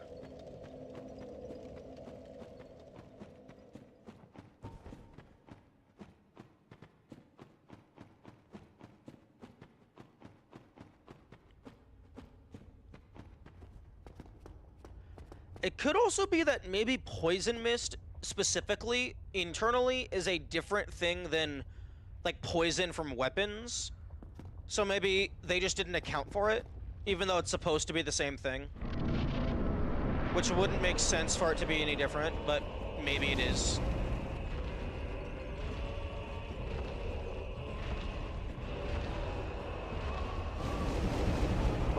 Okay, that did more damage. That did more ticks of damage, rather.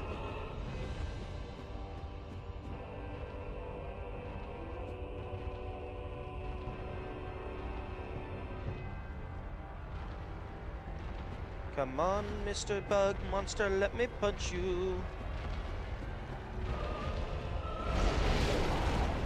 Okay, why the fuck does it hurt me after it stops moving?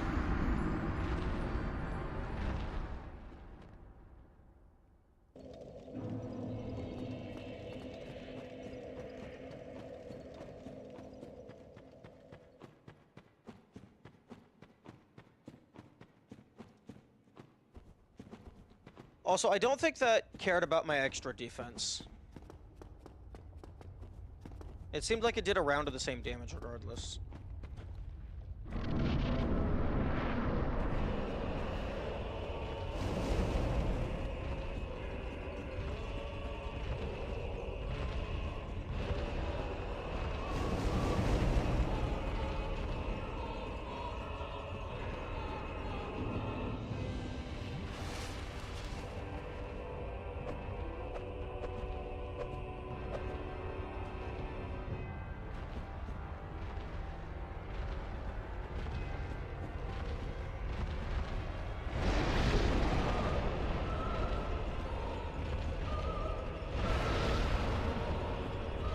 Come on.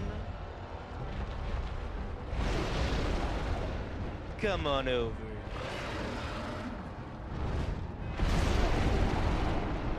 Okay, where the fuck does that arm even come from? The tail is swinging around, and then he fucking, like, does a 180 in a single frame.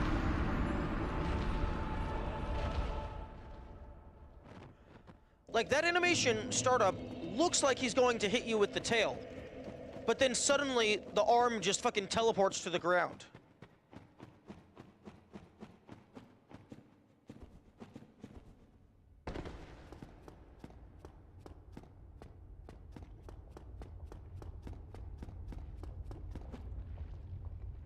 It just fully... Well, I mean, it is a spinning jump. It's just the animation looks like he's going to swing his tail at you. Like it's a tail swipe attack. And by it is a spinning jump, intuitively it has to be a spinning jump, even though it doesn't feel like that in the moment. I'm aware I'm not at full health.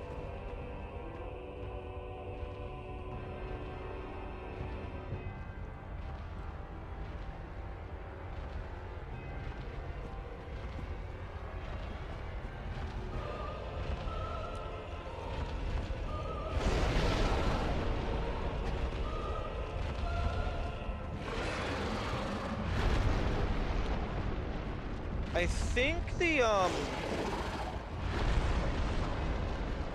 yeah, 1 damage, visible.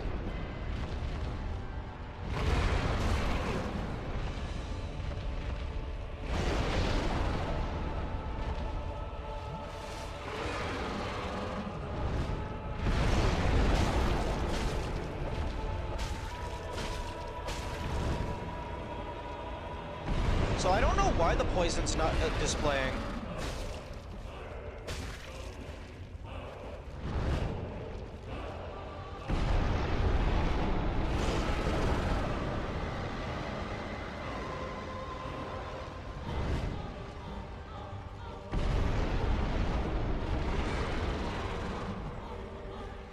I don't know why the damage number would have bugged.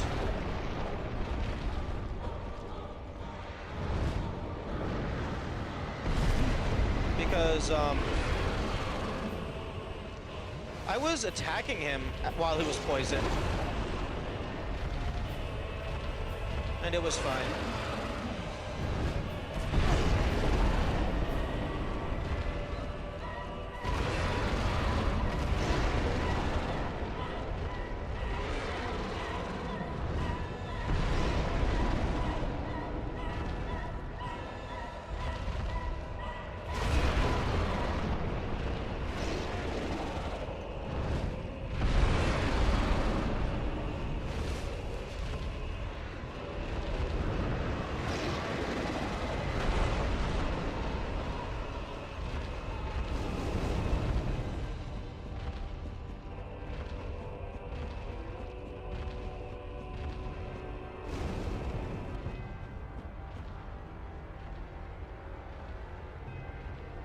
Okay, no, it's not going down.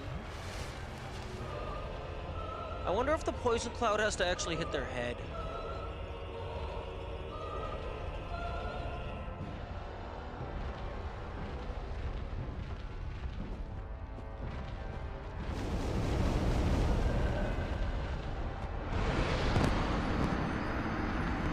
Maybe him getting poisoned at all was the bug.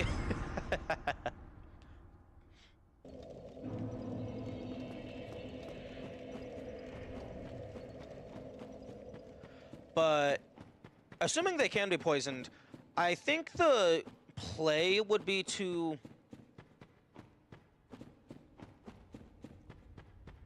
get fucking Black Flame, use that to break the tail so that you have the lava ring, and then reload. Or I guess you can just have the lava ring, but just so you can actually properly run away while they're taking poison damage. Unfortunately, the, if I lock on and then use it, it, like, fucking arcs through their body, landing off in the distance. Because it's not just... It's not like the poison... It's not like the other mist, where it just appears in front of you. It actually shoots it in, like, a glob.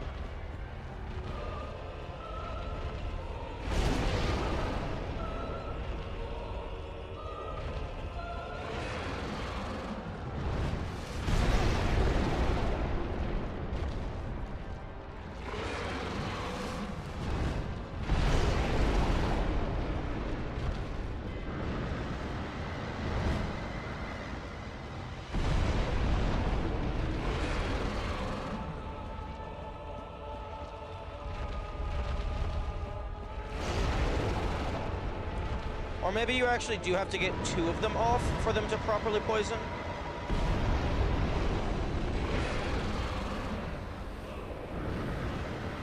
Okay, now they're poisoned.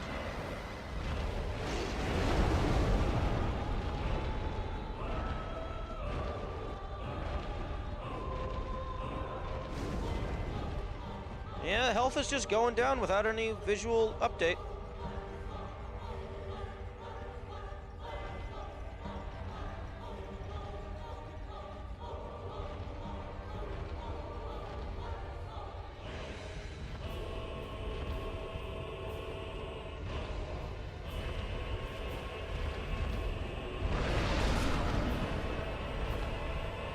You'd absolutely be doing toxic.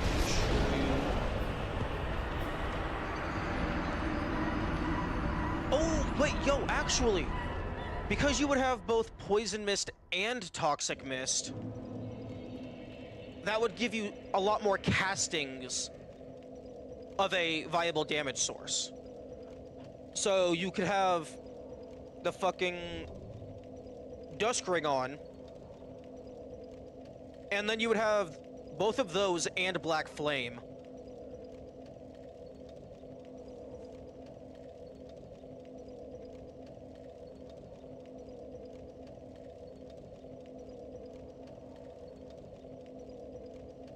Okay, so...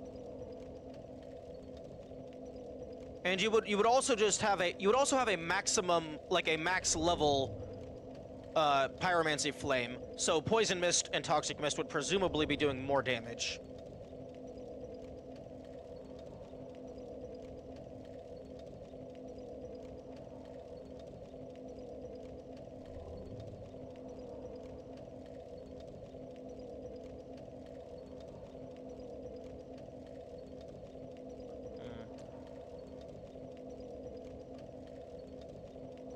Something that that would be cool is like a weapon that looks kind of like it's straight sword hilt or something, but it actually has just a blade of fire coming off of it, so it deals like exclusively fire damage, and it's like magic and stuff. Maybe it like works like the crystal ring shield and stuff, like every attack takes a little bit of durability, but it just has a lot. That would be a cool ascension for the straight sword hilt for like a boss weapon. Kalog's Fury Sword, similar to that, except I think the Fury Sword just also has a normal blade.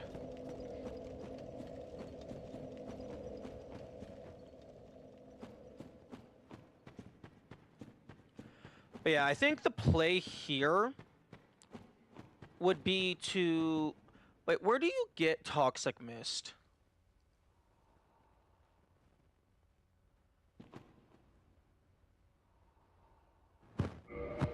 YouTube, why are you dropping frames?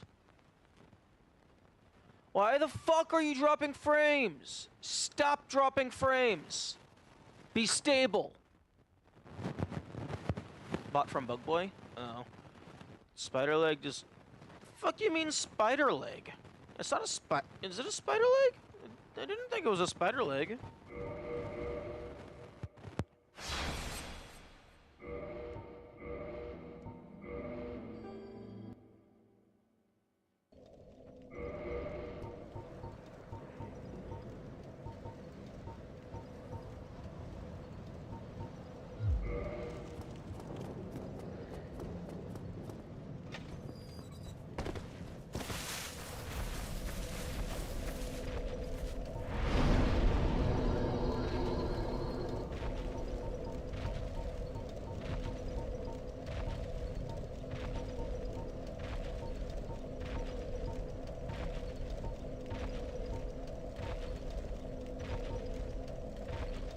Curved sword. It doesn't state that it's a spider leg.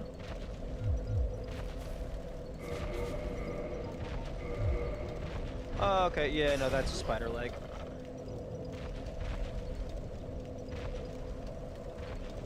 But when I say normal blade, I meant like a physical blade.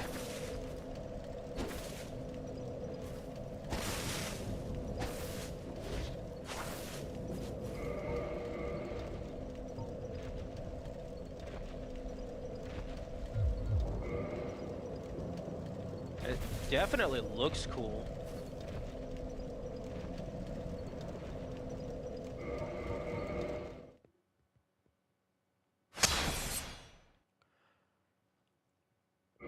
Ooh. Wrong button. You're describing Gwyn's sword if it was cool. I don't get why is the player not allowed to have the Fire Gwyn sword? Like, I know, like, I guess the fire is supposed to be coming from him, but the player should get the cool version of the sword.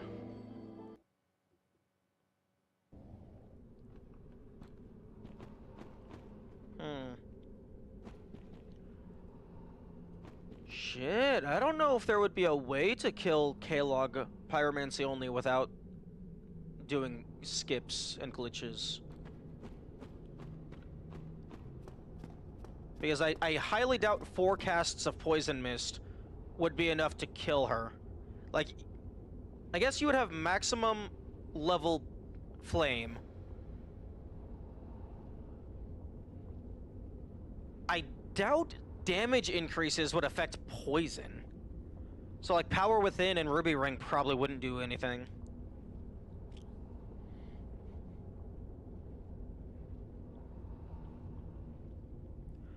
Fully...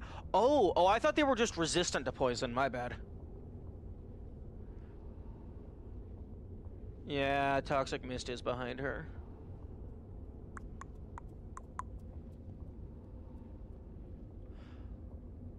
Okay.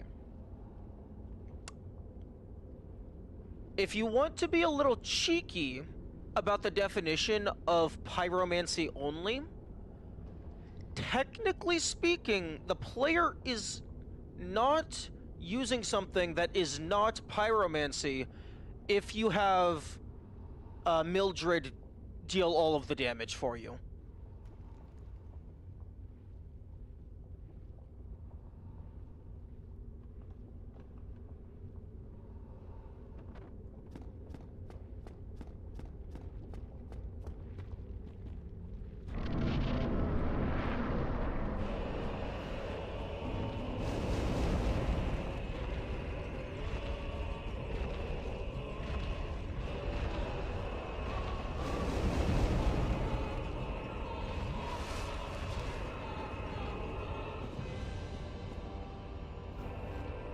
Pyromancy damage only is a better rule set.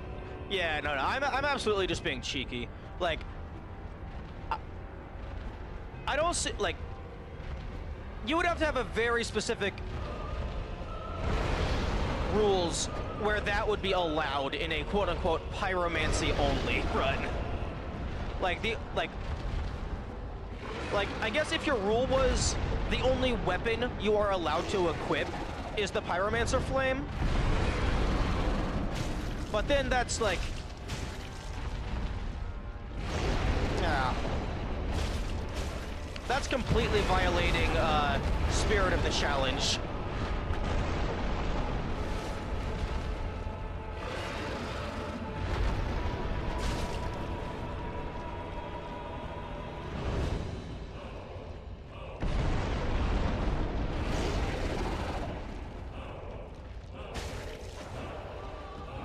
Like, bro, can you stop jumping? Honestly, this is... Oh, bro is weak to bleed. Okay, it's over.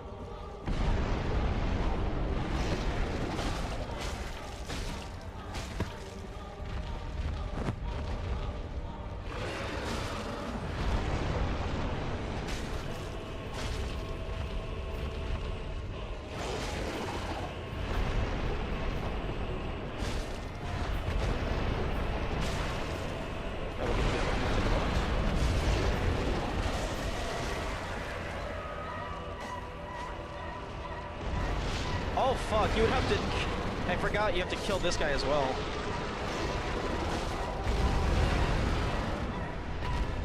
Oh, he's mad.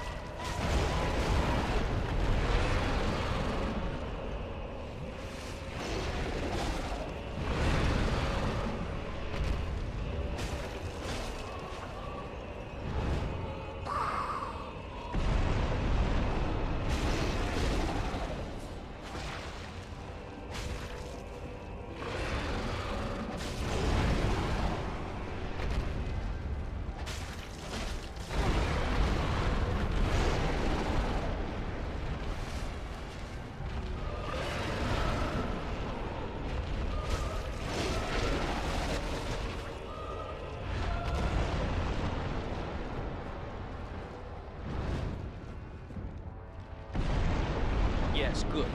Very good. You did a job. You did a jump.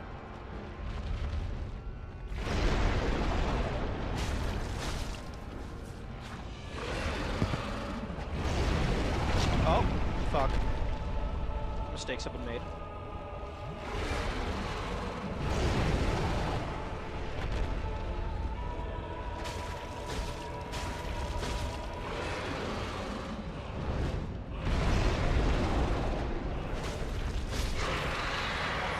Nice. Hey, do you know what the random soul gain is from? Before it actually gives the proper boss soul? I don't know if that's supposed to be like the tail permanently dying or something. If you say permanency only flatly, and then that inherently conveys I can't equip anything else or use the Estus flask. We all know that someone actually means when they say item that can deal damage only. Yeah.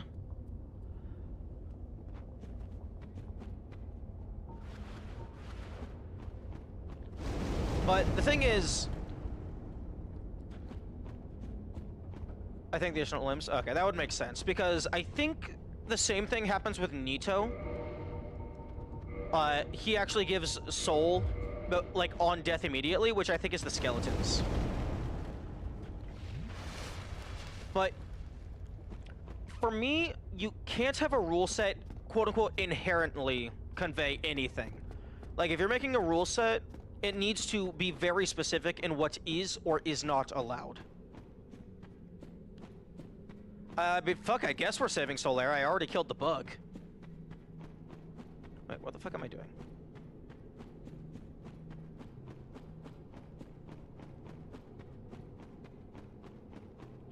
Oh, I do also want to see the invader in the DLC. Just because, like, I haven't done that yet.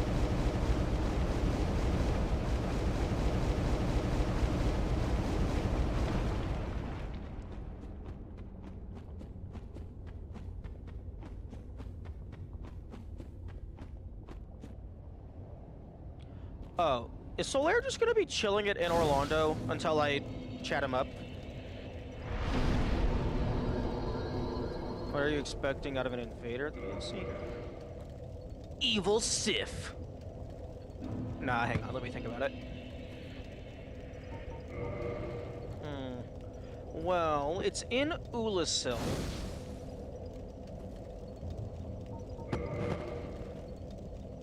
Maybe like Baby Ornstein trying to find Kalameet, rather. And by Baby Ornstein, I just mean like him, a younger version.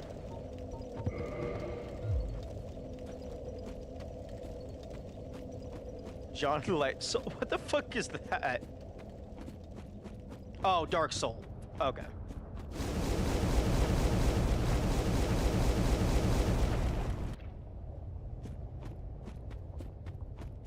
Okay, okay, there's some Divine Elixirs. I don't give a shit. There's the Soul of a Great Hero. I don't give a shit. Actually, I give negative shits. There's a Ring of Sacrifice. There's a Bonfire. I don't think there's anything in there that I care about. I mean, Bed of Chaos, but I'm gonna go back to the other Bonfire for that. You know, if these guys each, like, had a chance to drop a Dragon Scale, and then maybe, like, a guaranteed 3 Dragon Scales if you kill them all, I feel like that would be amazing.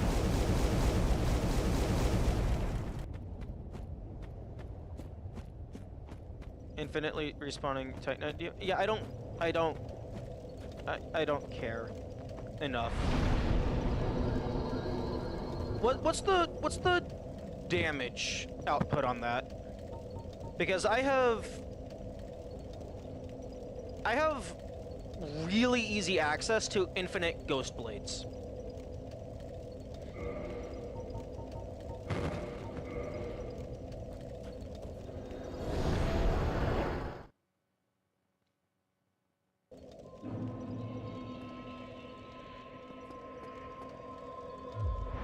And also, I just have easy access here anyway. Okay, the door's open, so Covenant, Path of the Dragon.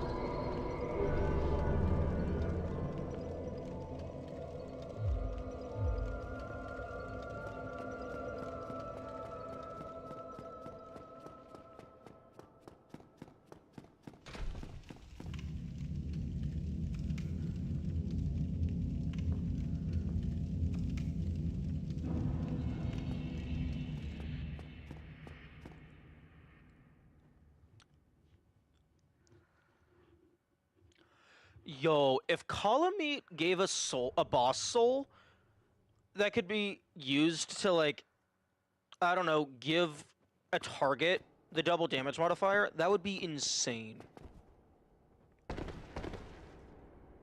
Drakes are very susceptible to bleed. Nice.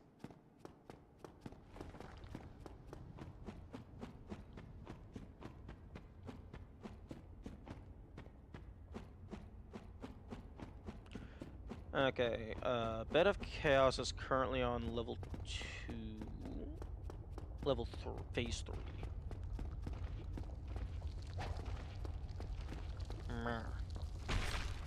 Okay. These buggy boys are very annoying to kill.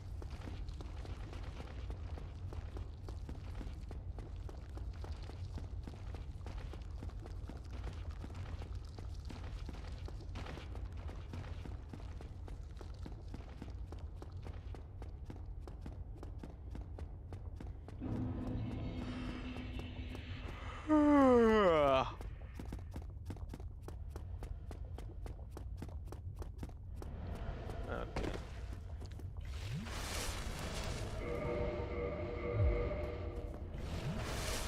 Time to see if I get kicked in the ass. You missed, idiot.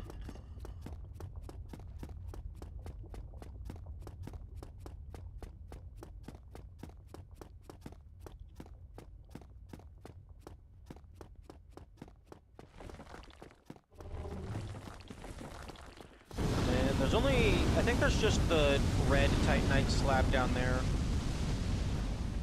Dude, stop with the breathing. Thank you.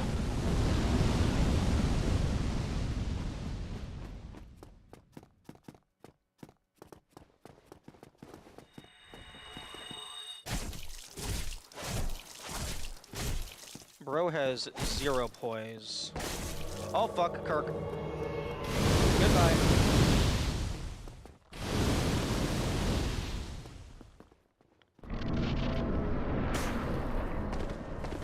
I'm not dealing with you.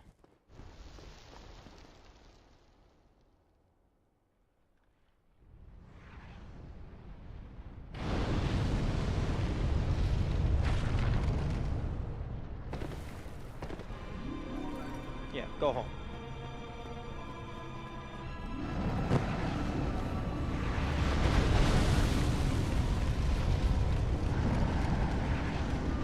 But you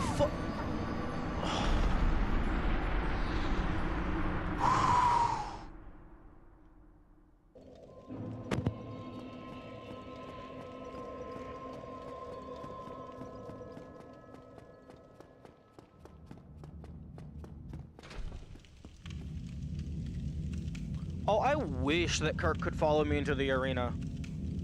I mean, like, that boss is already so bullshit. Might as well. It would also make for some really funny first impressions from, like, people playing blind. Like, they get up there, Kirk spawns, that other person's spewing fire everywhere. They just run into the boss arena for safety, and then Kirk walks through the mist after.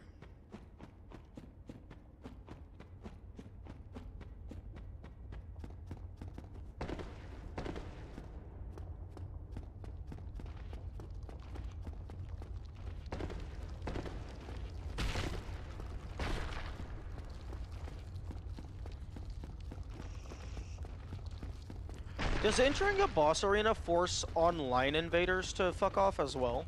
Or do they just have to chill and wait for you to beat the boss?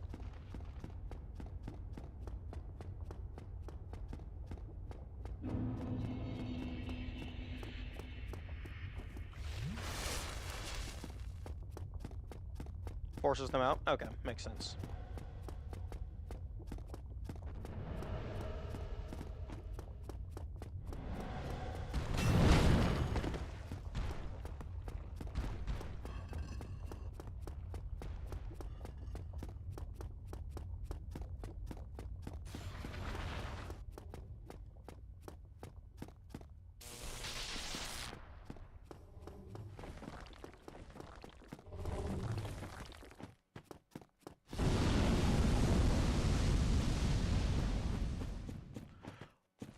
Wait, if you are infected with the maggot, are you able to infect online invaders?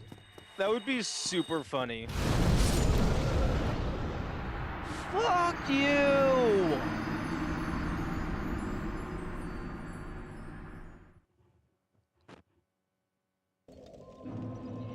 Oh my fucking goodness. No, fuck you.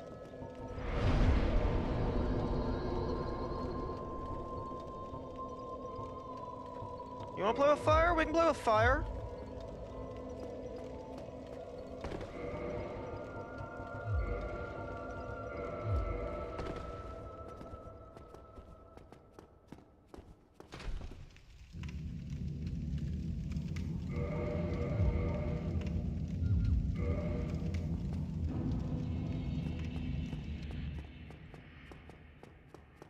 You don't have Kirk to protect you anymore.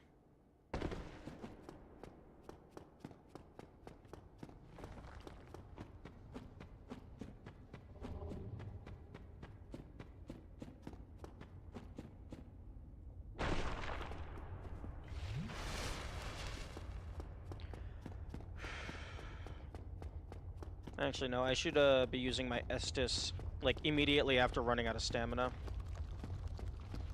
That's more cost-effective. This one time Kirk spawns on you. Wait. Yeah, it's just random bit flip right as I walk over the trigger. The game just thinks that I'm human.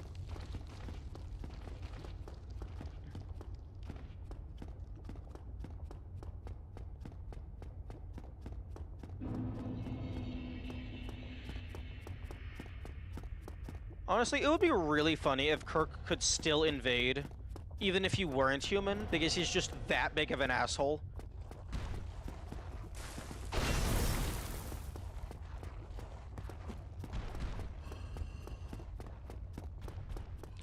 He just transcends the laws of magic and time because he hates your guts that much.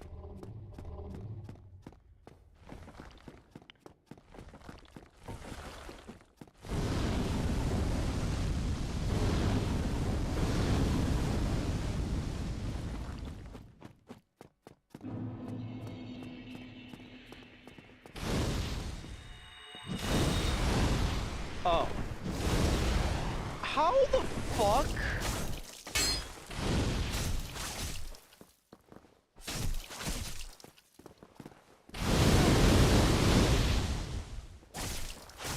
How the fuck did you take that little damage?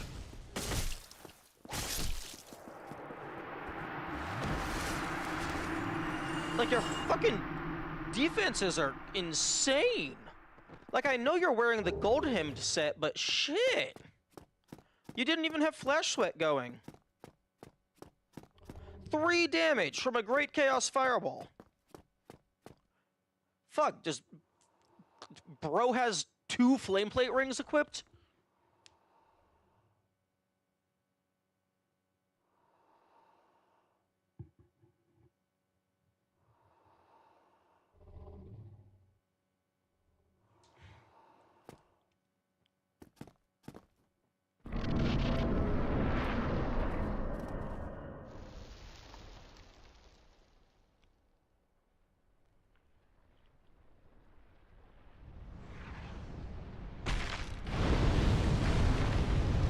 Oh, I just realized that if Soul Spear did pierce, similar to how it does in the Gwendolyn fight,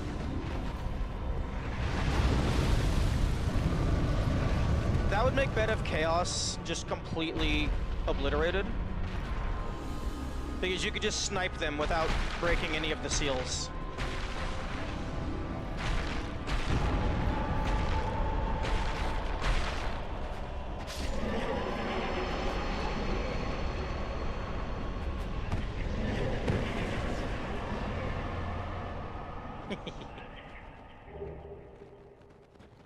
Servant of Chaos, Dark Rid. He's just simultaneously in multiple covenants.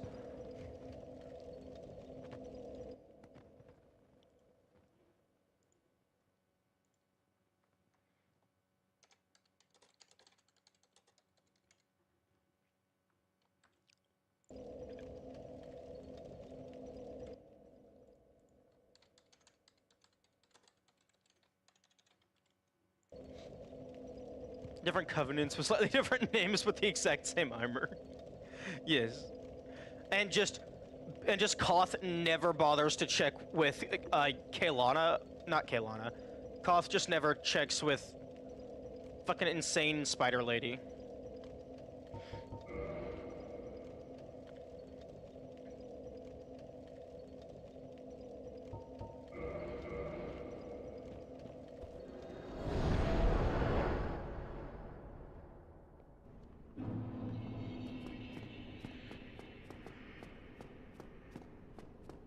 I still firmly believe that if a fire is out, you should not be able to warp to it.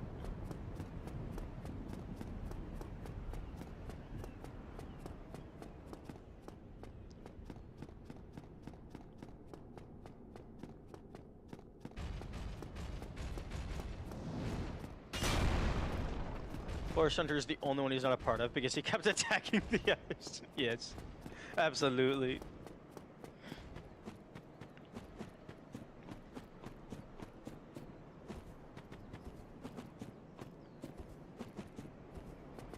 Although, I don't think Kirk would do very well in the way of the white.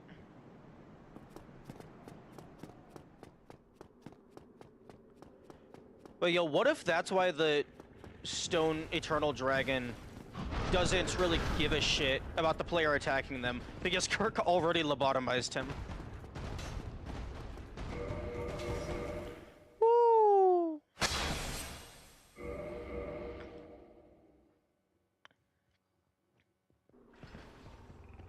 fuck off.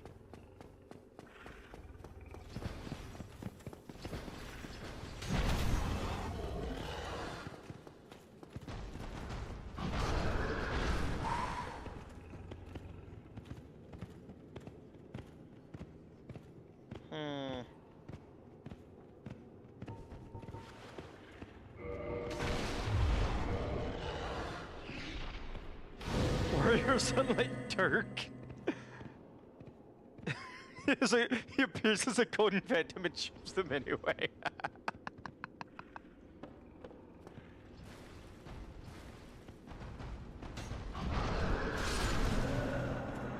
Fuck you! I went far enough back! Fuck you, fuck you, fuck you.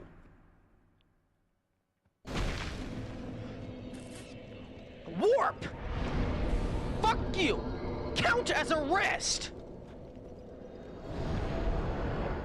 Fucking bullshit! Oh, it's for the fire's out. Then don't let me warp to the fire.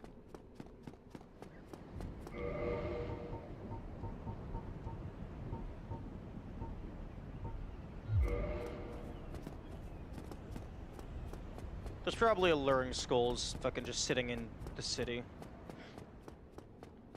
Undead Parish, rather.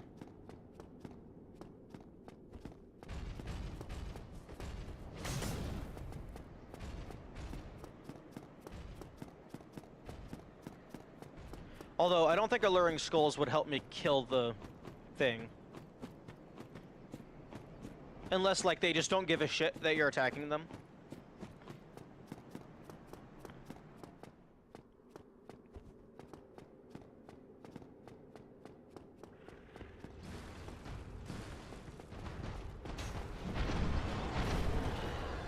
Come on, big boy. No, no, no. Hey, oi. Oi. Get the fuck back here.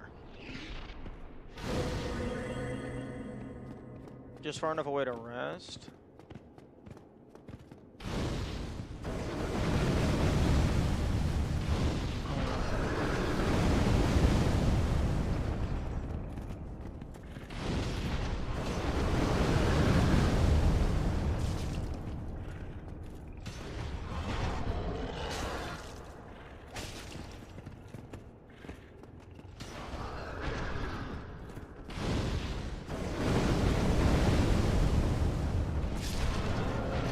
Why?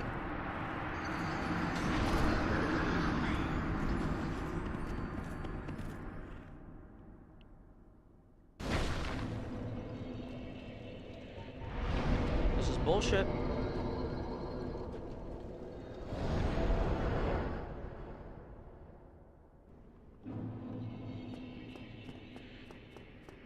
Just save quit at the bonfire. With the ring that makes you sun. Possibly. The issue is, I think the boar itself is too close to the bonfire physically, so it doesn't matter that the boar can't see me.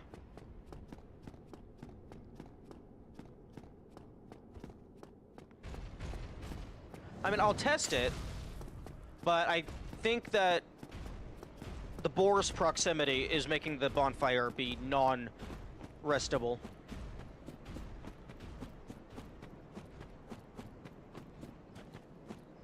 Well, I mean, that's probably by design.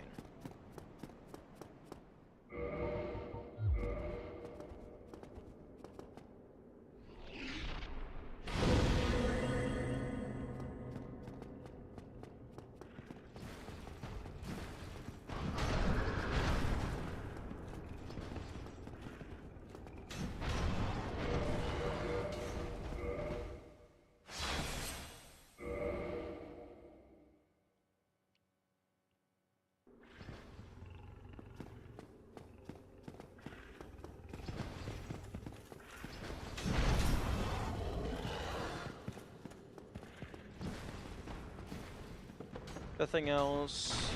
Run past everything died to Seth. True, true.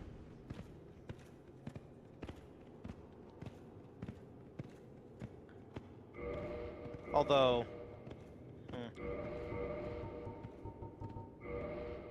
I do need to kill the crystal golem at some point.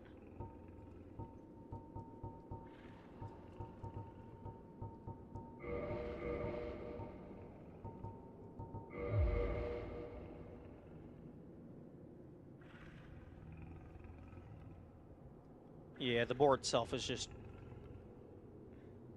too far away, or rather too close.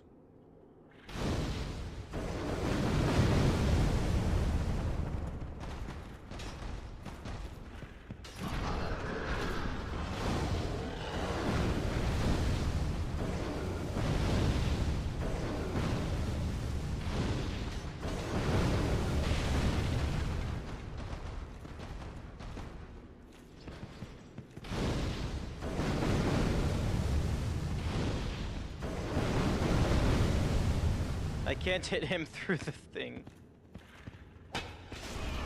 He can hit me through the thing.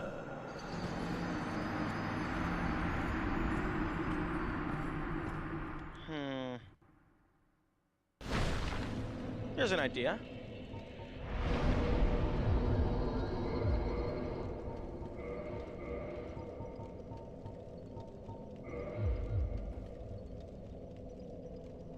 Nah, I'm just gonna poison him and then take a nap.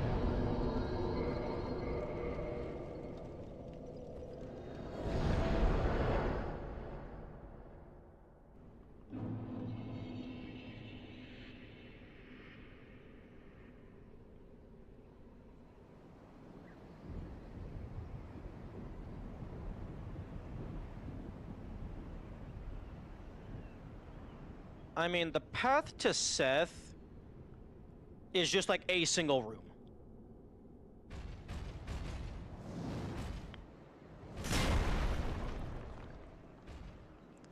So, like, if I need to, I can just run straight to Seth.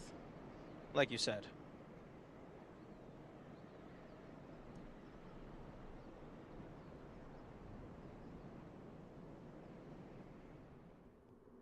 Although this run back is getting very tedious.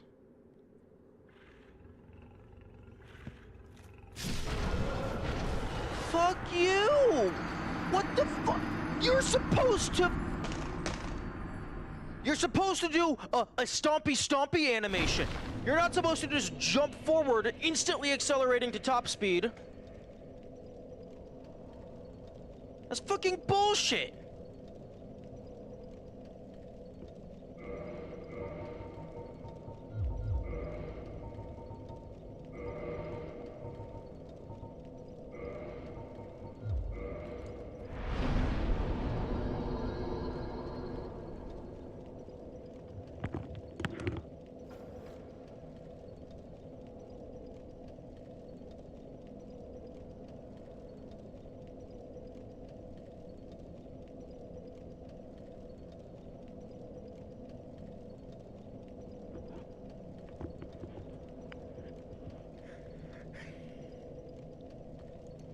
There's 16 1 second. Where do we get these for transit? I think it's called a trebuchet. I don't think they're legal to own anymore. It's like a weapon of war type situation. Also, I wish my neck would stop being so stiff.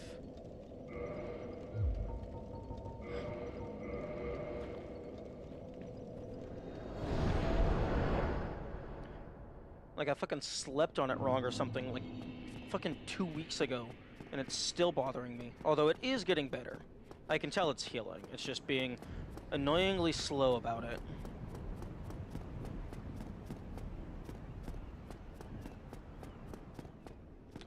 Oh, you know what would be kind of wild?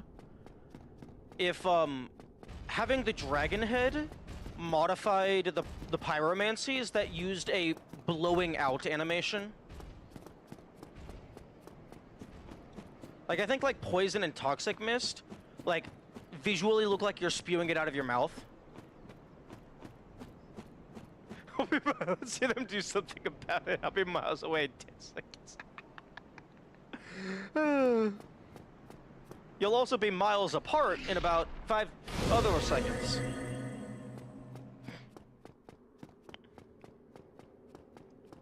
What are they gonna do, find me? First they'll have to find me.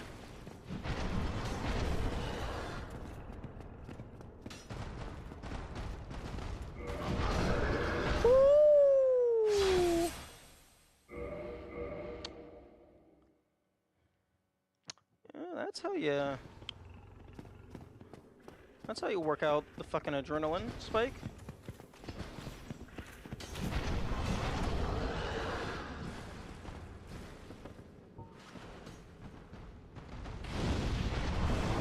That is the wrong button. There we go. Okay, yeah, doing 3 damage, and it's actually showing on the health bar. Are you, like, absolutely positive about your memory of boss health bars displaying poison damage? Because maybe that's just the difference. So the elevator up so it runs at you and falls down. That wouldn't work because, right here, it has a guardrail that goes in place.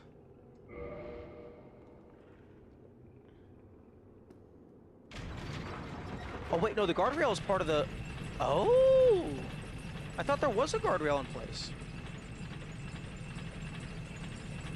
Although I doubt it would fit.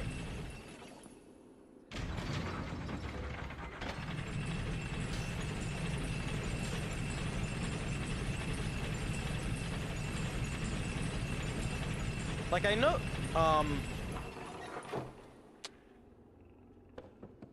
nice.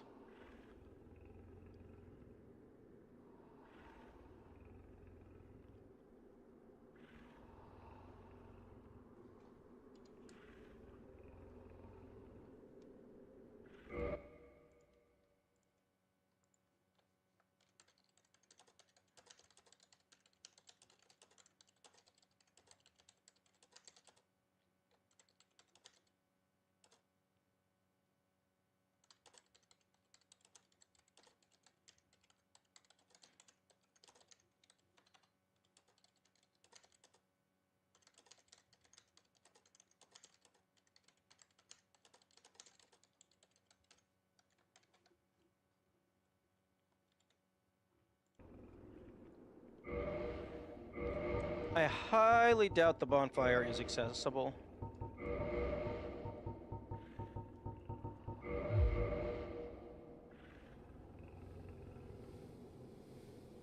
Nope.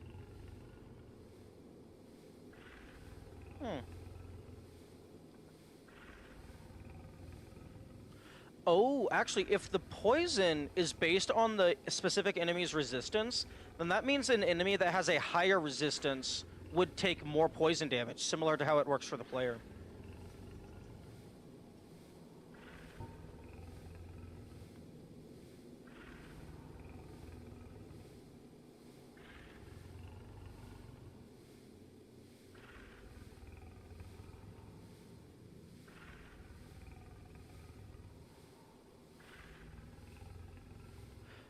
How do people typically handle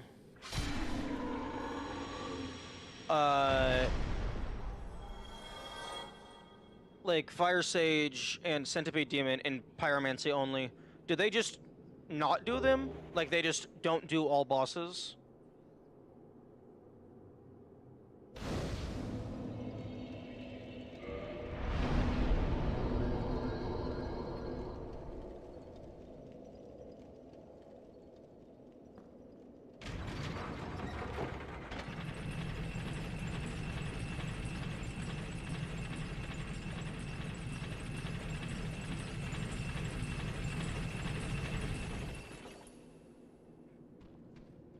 Depends on the run. Fire Sage can just be killed with a lot of attunements. Oh, yeah, true, because Fire Sage isn't fully immune.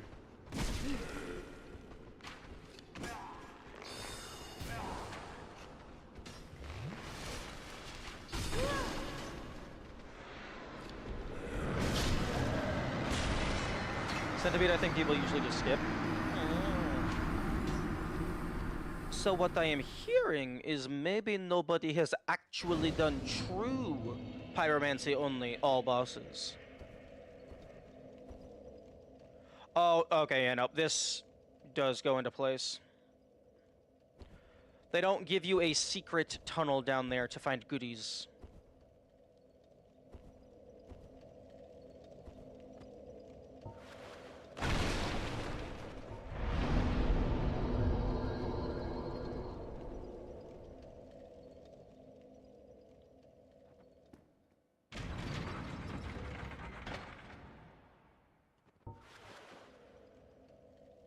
Certain the zone has, I just haven't had heavy interest in that run. Fair.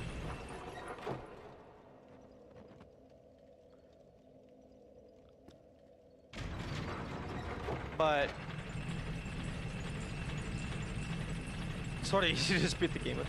No, I know. It's just if the general consensus is that it's not possible, I could definitely see the community just not bothering to look into it.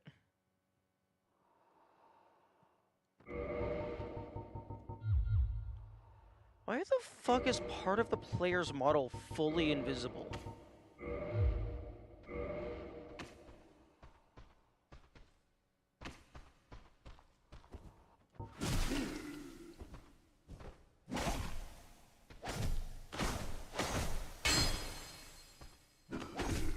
Are you fucking immune to bleed?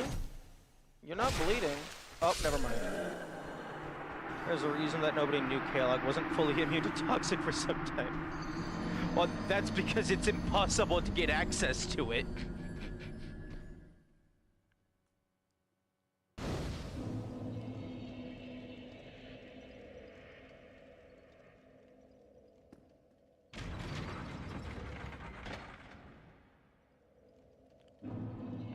Oh, true. I always forget New Game Plus is a thing. But I mean, like, if you're on New Game Plus, why the fuck are you using damage over time? Wait, dung is toxic? Oh, fair. Fair enough.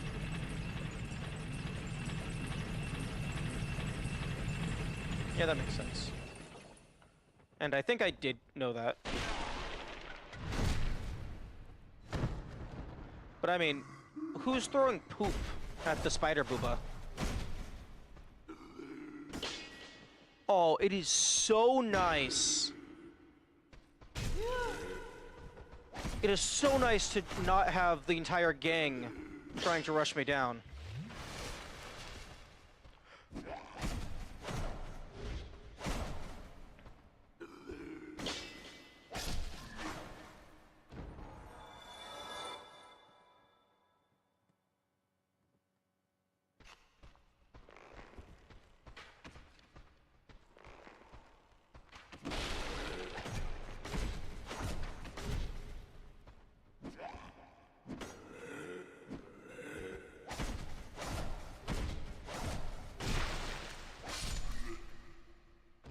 Man, that bleed sound effect is like splorchy.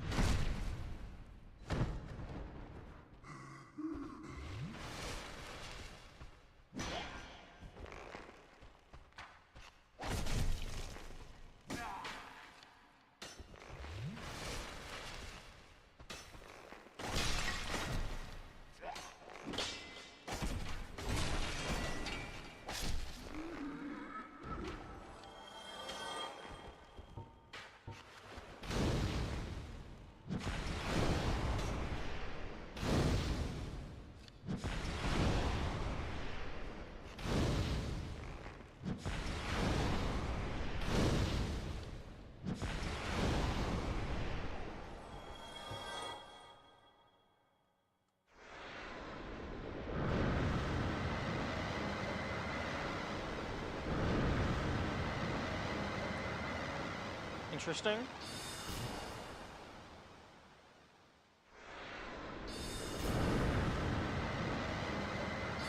Yeah, interesting. If you're locking onto an enemy, it goes much further. Also, in retrospect, the rock might be immune to poison. Something tells me that might be a thing. The living rock being immune to poison.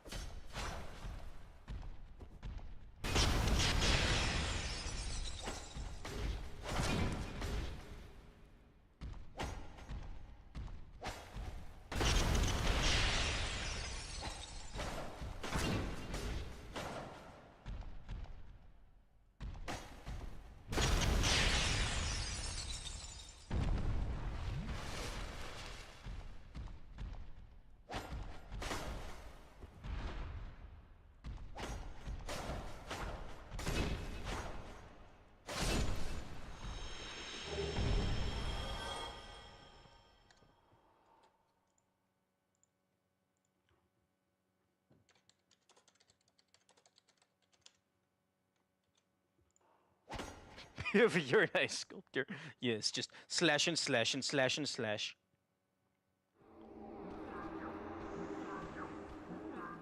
Okay, I don't think there's anything that I care about.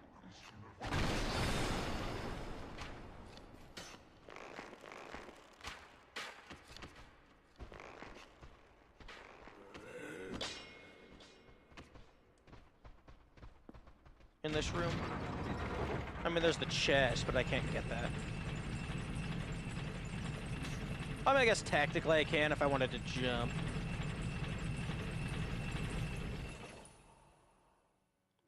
Wait a minute. Would 99 dung be enough to kill K-Log?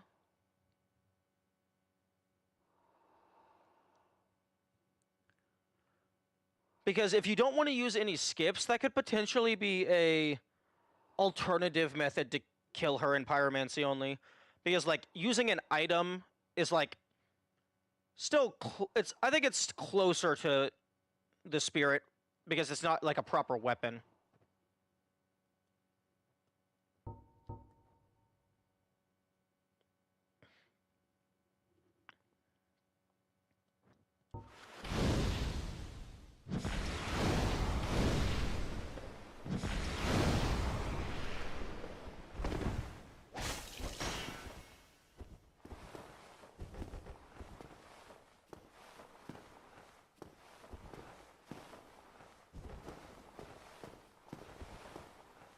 Can I go past you, please? Thank you.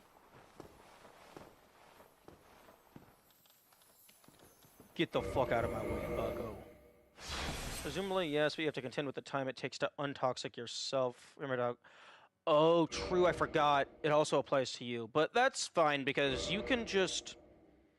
You can just use, the blooming purple moss.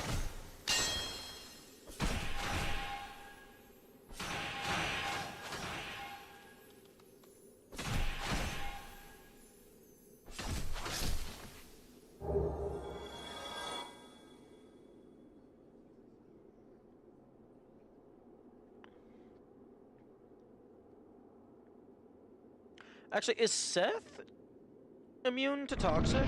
It would be really funny just to have his health bar just have a number infinitely going up. That's the time it takes to remove. Oh, okay. No, no, fuck off. Woo!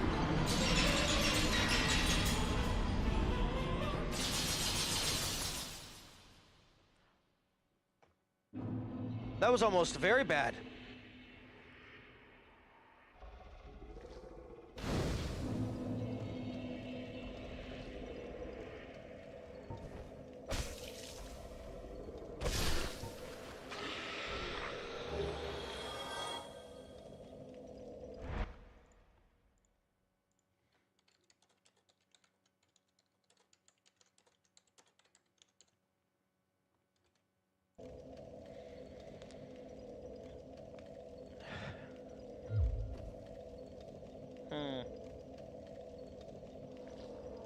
I guess depending on how many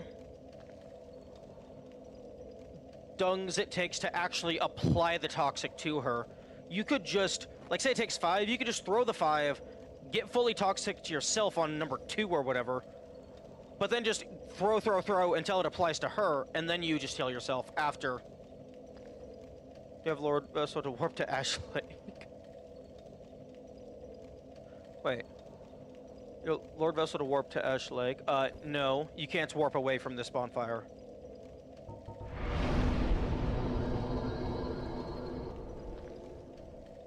Oh, and ring to get you to a bonfire you can warp from. But no, I'm still cursed. Being cursed is unfortunate. I don't like it. No, I did read. I just didn't read it all. Distinct difference. Oh, I never noticed that. He uses his neck to help pull the lever. That's cool.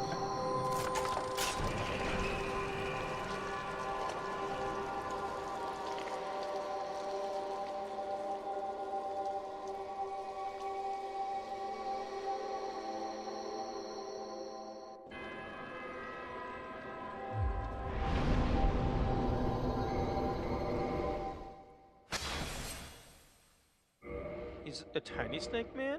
Really? Interesting.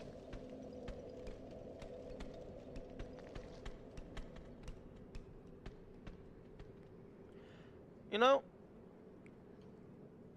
because those creatures down there are, I think they're blind.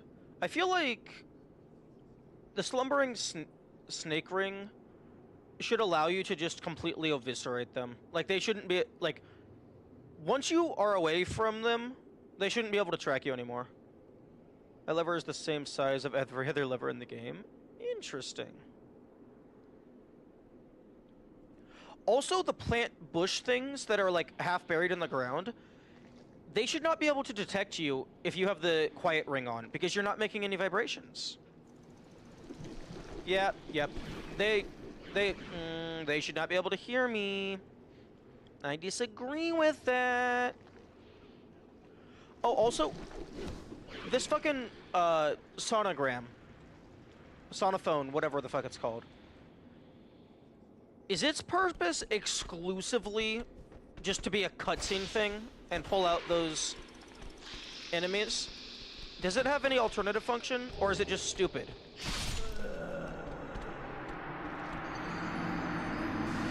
It's just a cool set piece.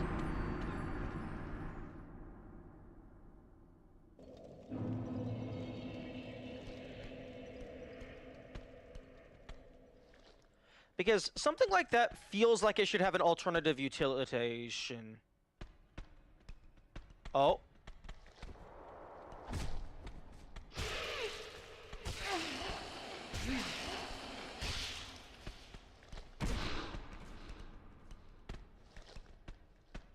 YouTube? YouTube? You just dropped all of the frames for a moment there.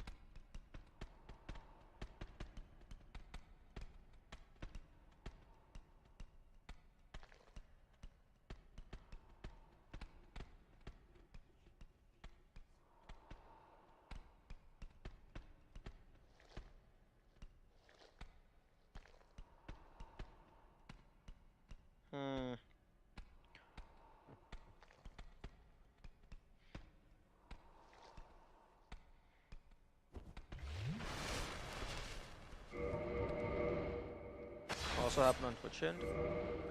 I don't like it. I do not like it.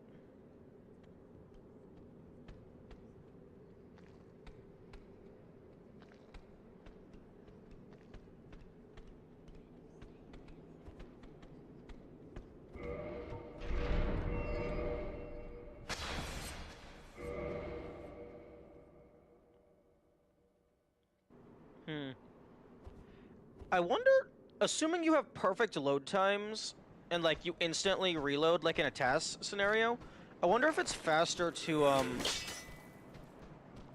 reload there to skip the door opening animation.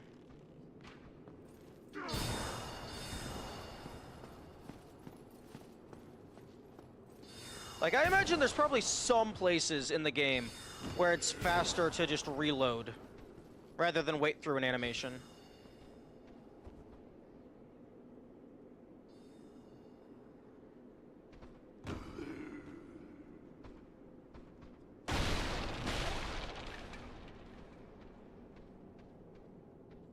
In game time, you do that constantly. Ooh, I can see that. Because if you're using in-game time, with the exception of the standing up animation, that's effectively teleportation.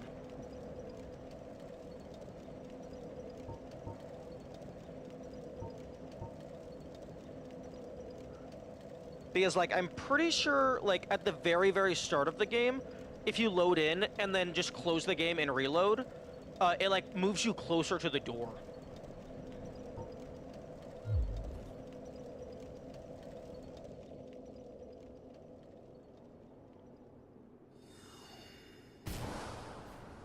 Oh, the fucking bullshit! How the fuck can you see or hear me all the way up there?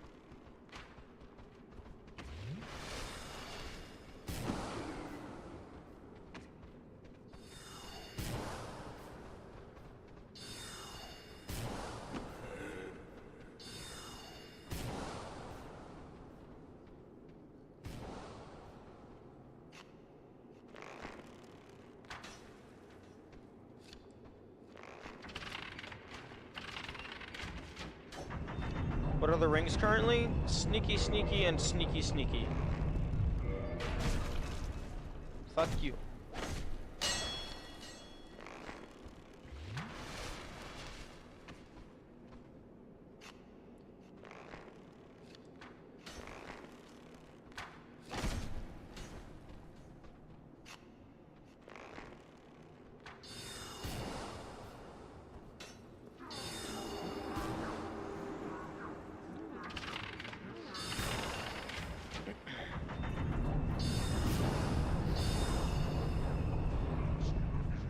Yeah, I don't know why they can detect me. Maybe just magic. The argument is magic.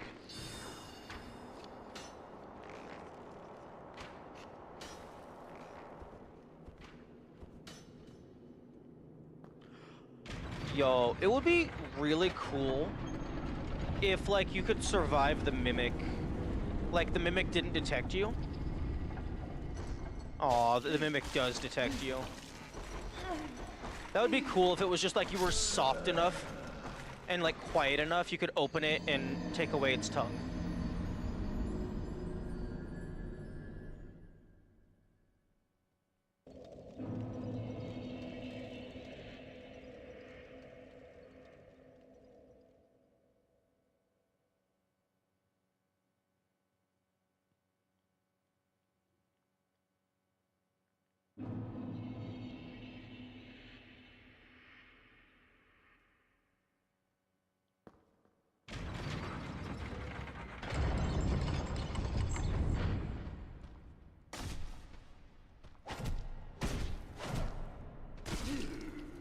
Oh, fuck you.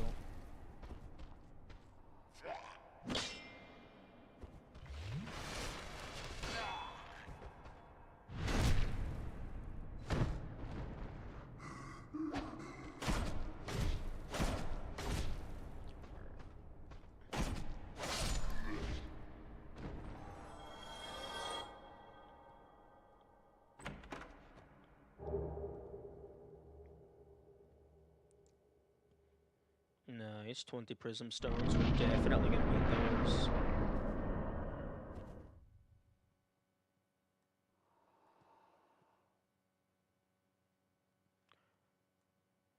Man.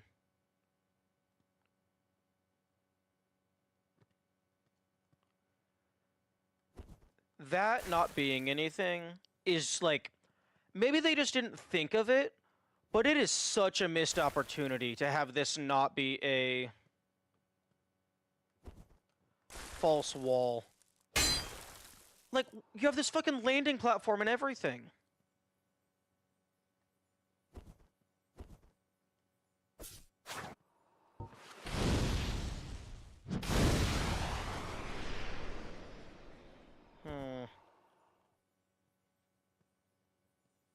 Okay, we're dropping frames again. Why? Why are we dropping frames?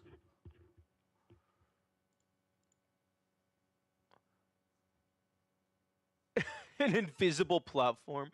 The the first actual, like, invisible platform in the entire game. The first and only. That would be bad game design because there's not really a tell.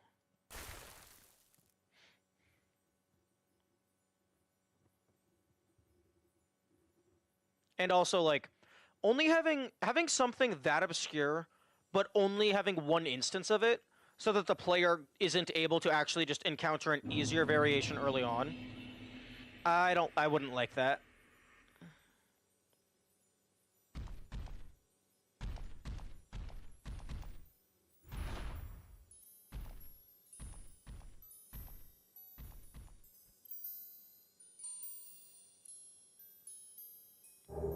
Not to be confused with the other only... Oh, fuck, true.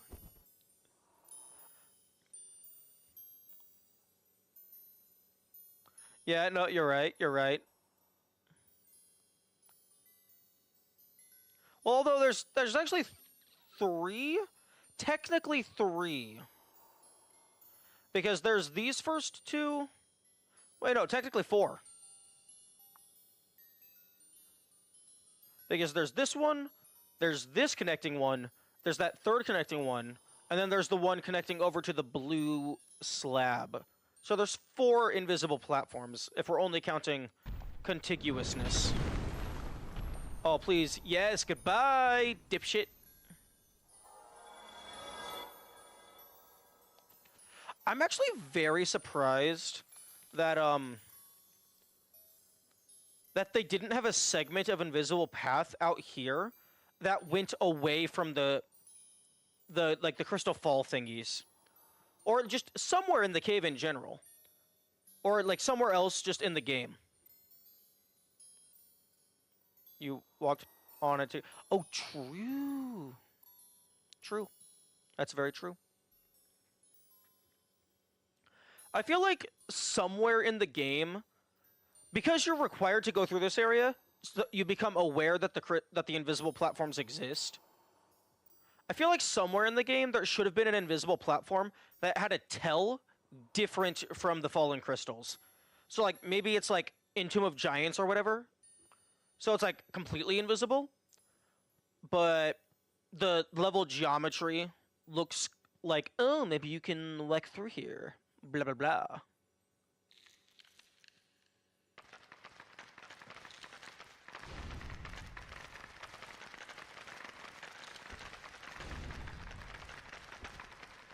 Okay, time for bullshit.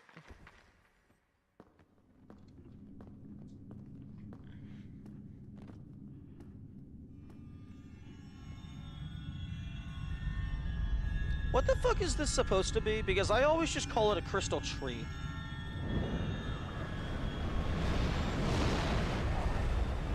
Oh, nice flying animation. Oh, he has a xenomorph mouth.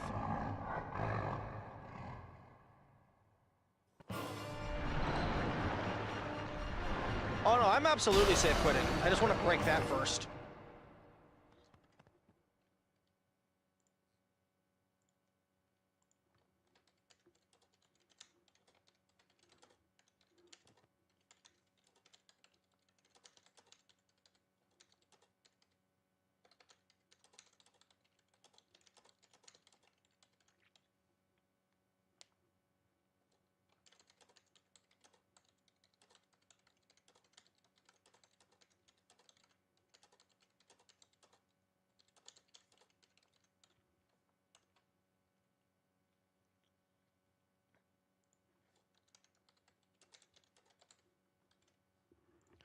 Very interesting that the tree doesn't, like, repair itself on a map reload.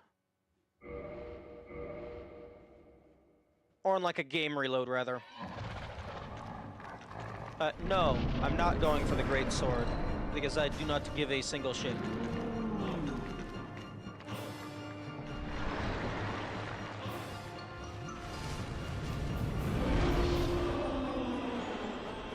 I will, however, attempt to poison.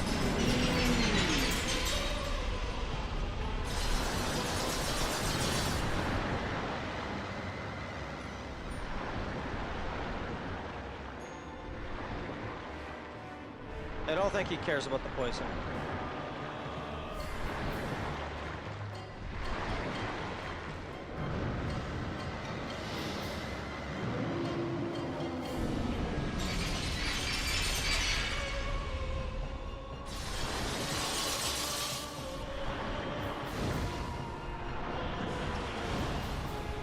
Wait, maybe I... Okay, I just wasn't close enough. I was like, why would you be immune to fire?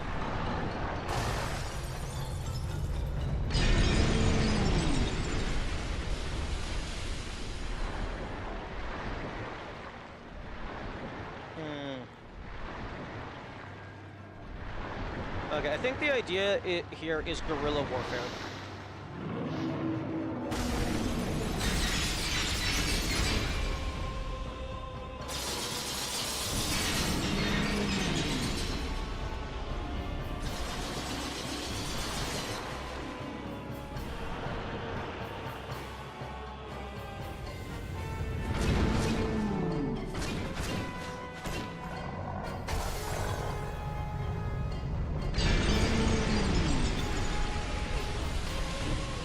interesting. Oh, no, dead. Lexo's hammer would be good here, if not for him being so easy that it's better to save for column meat. I don't know. Okay. Here's what I'm going to do. I'm going to cheat.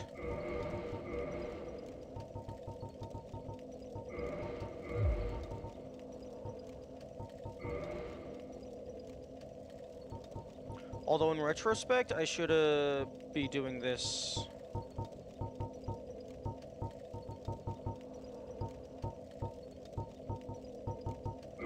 Like immediately outside of the arena. Mask of the Mother? Yeah, Mask of the Mother would be nice. You know what else would be nice? Over 100 defense.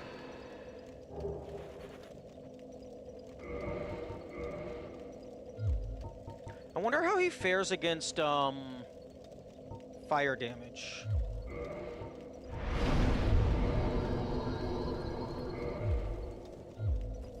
Specifically, the dragon head.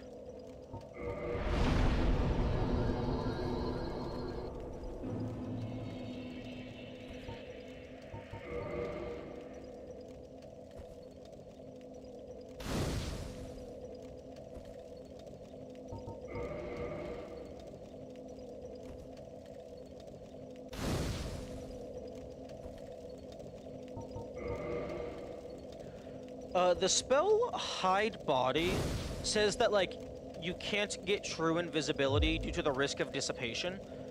I think it would be cool if you could get a true invisibility spell, but, like, while the spell is active, you, like, take damage over time.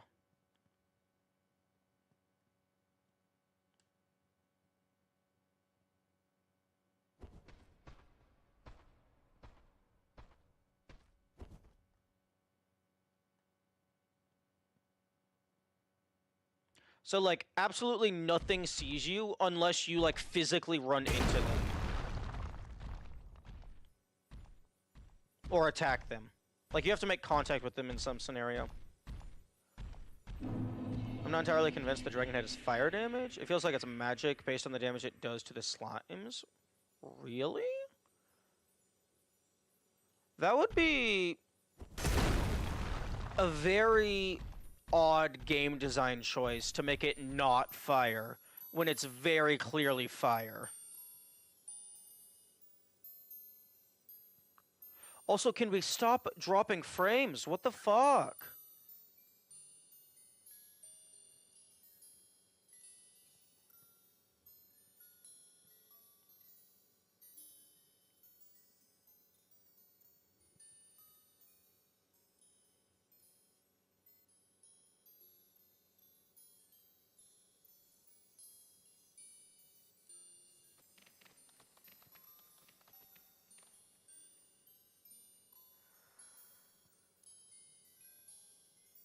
It sounds like wind chimes.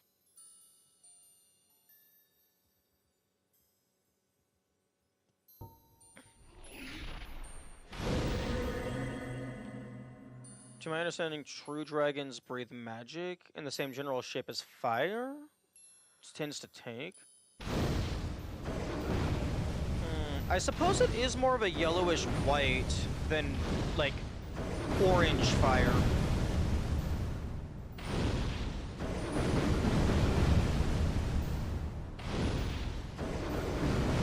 Although Seth shoots a laser beam. And Kalamit just fucking spits the physical incarnation of the concept of a punch. And then I don't think the Stone Eternal Dragon fucking does anything. Yeah, we shall see.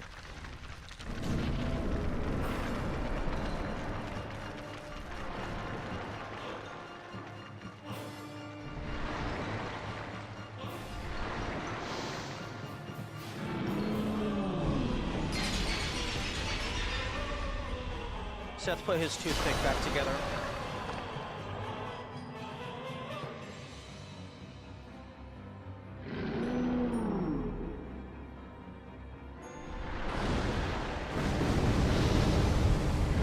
Yep, that's not very much damage.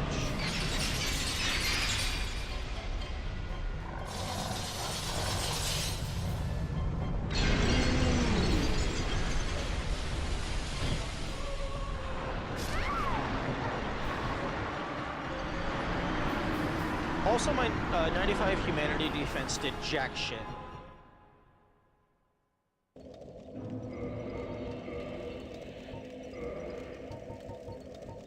Okay, well... I definitely want the Curse Bite ring.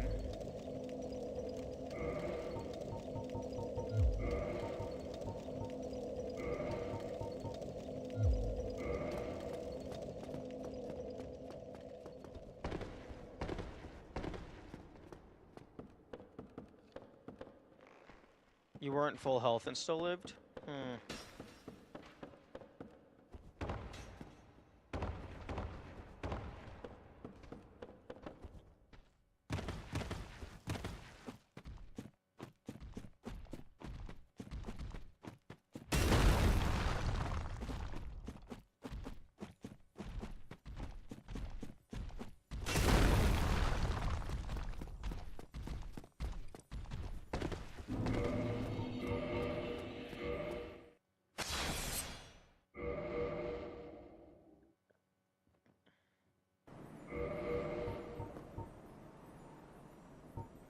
Gain Dragon Head and emit Dragon Breath. Emit Dragon Breath. Okay, so it actually doesn't say breathe fire. Emit Dragon Breath specifically. Fuck you.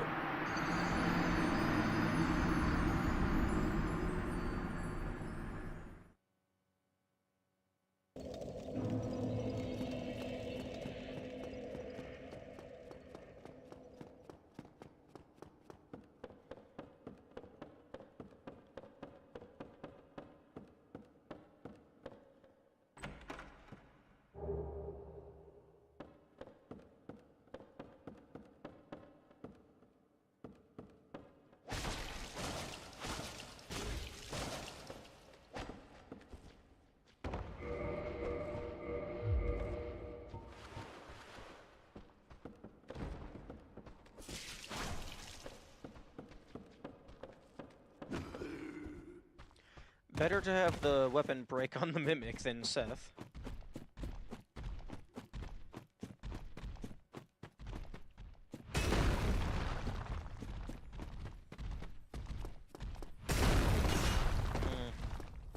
Although I think the crystal, like, the crystal damage, like, it does a lot of damage and then I fall on the ground. I think it does another tick of damage instantly upon me standing up.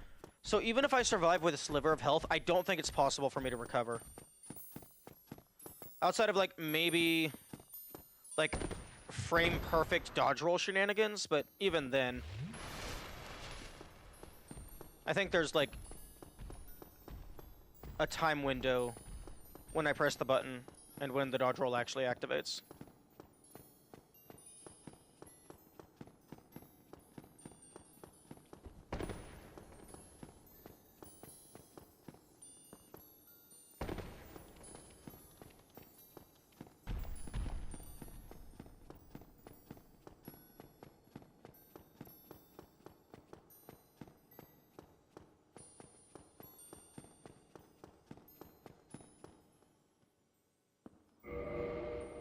Although, I only got 23 humanity left. And I can't, like, actually duplicate the item form. So I don't want to waste them, otherwise I'm going back to the rat farm.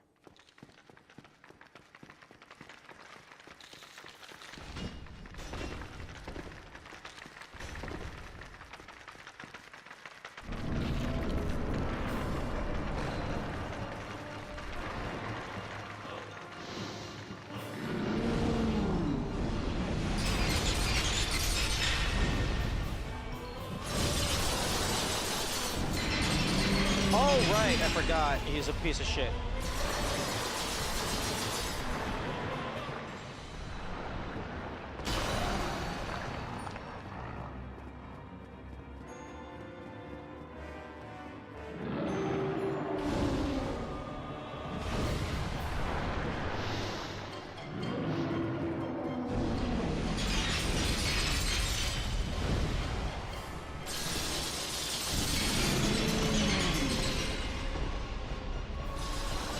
Okay, so if I had all of my things, that would be a good fourth of his health gone.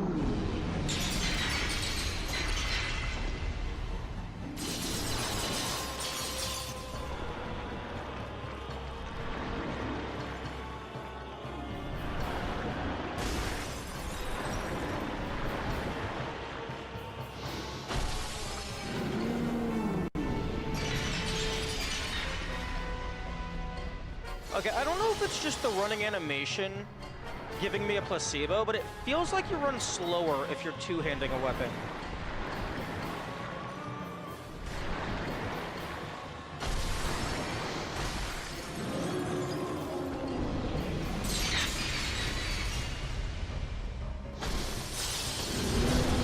No, oh, fuck off.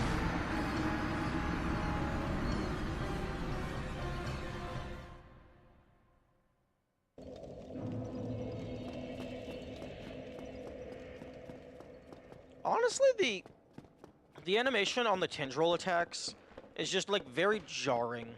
I feel like that could have had some more time to cook.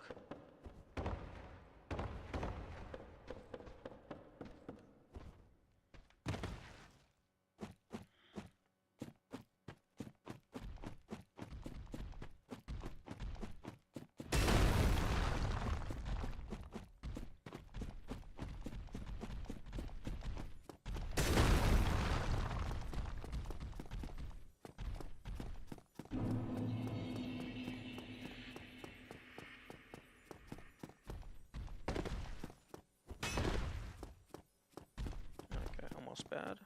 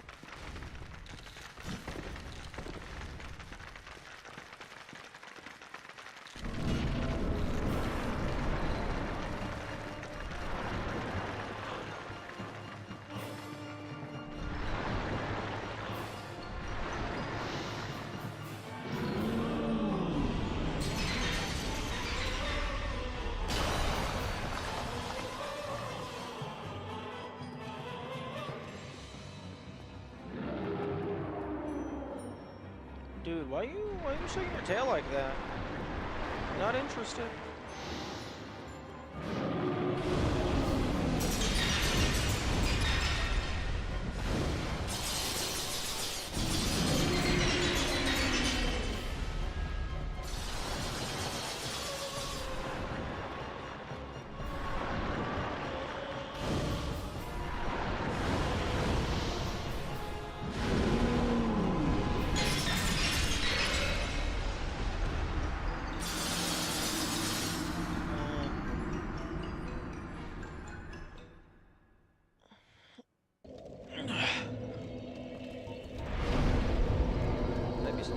Maybe Chaos Storm? Chaos Storm might be stronger than Great Chaos Fireball. But Great Chaos Fireball, I can guarantee everything hits.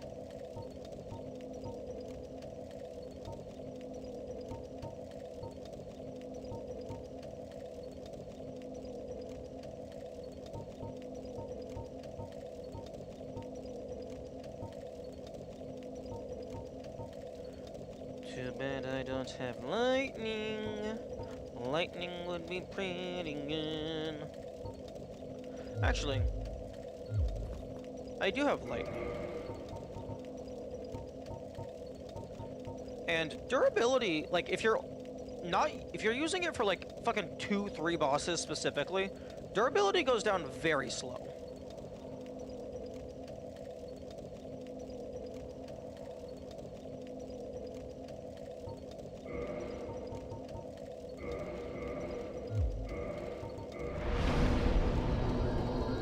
I think I'll try Chaos Storm into Sparky Bonk Stick.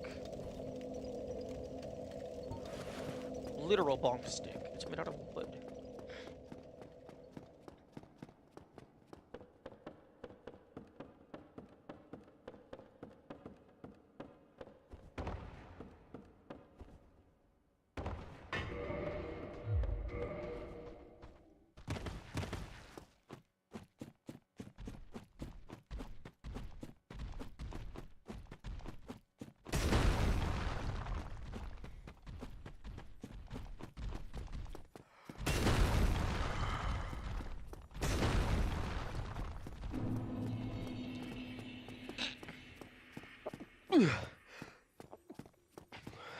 Yeah.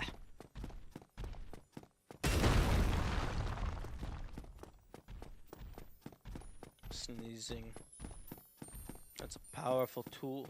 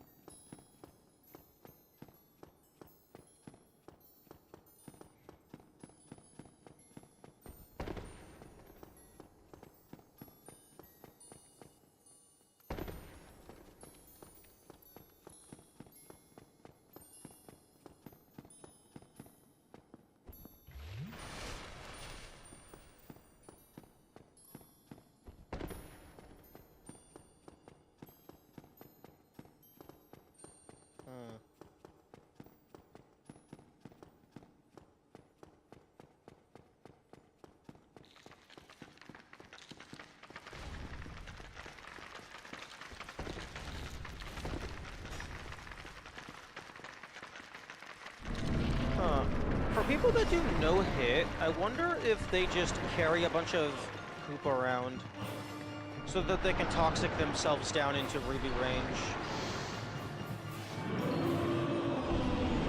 Because apparently status conditions are not illegal. I guess you could do fall damage as well.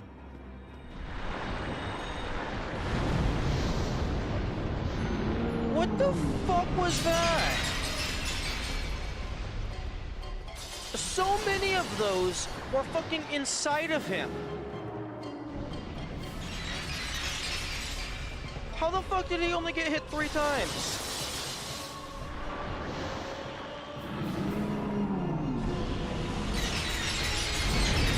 See, that's the damage I was expecting.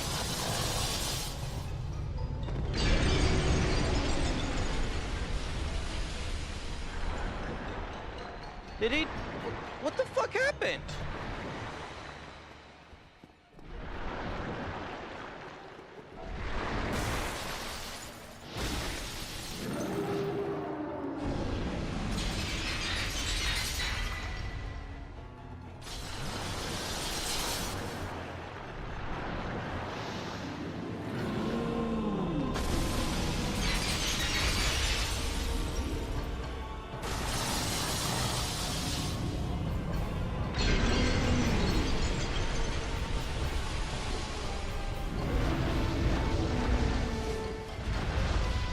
Stab it. Stab it. Stab it.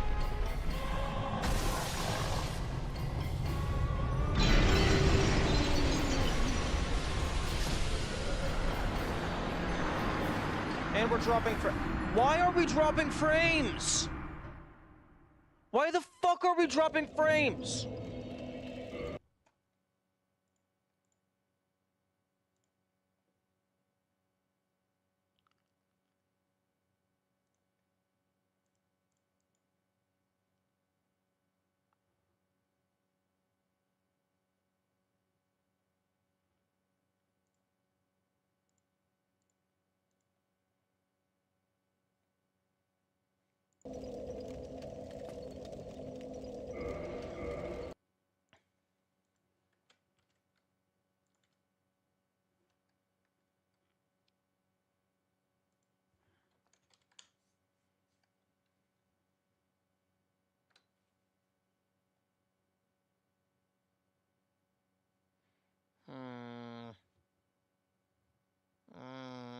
like it.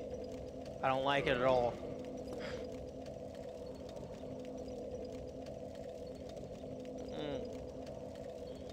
Okay, I'm gonna go use the restroom. I'll be back. I'll be back.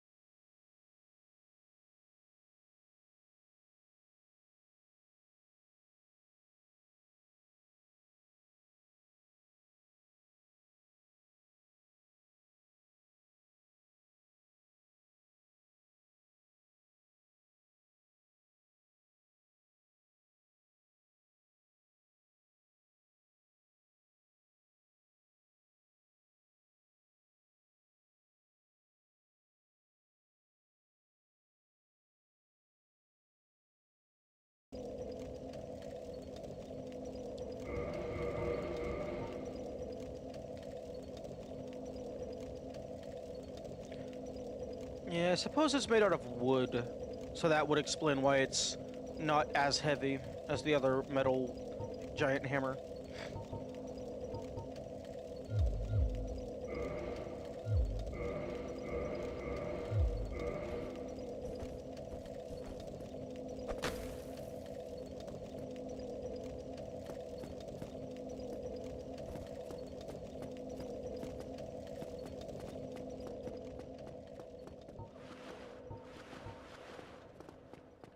Okay, I'm gonna give Chaos Storm one more go. Maybe I just tried to attack him too early.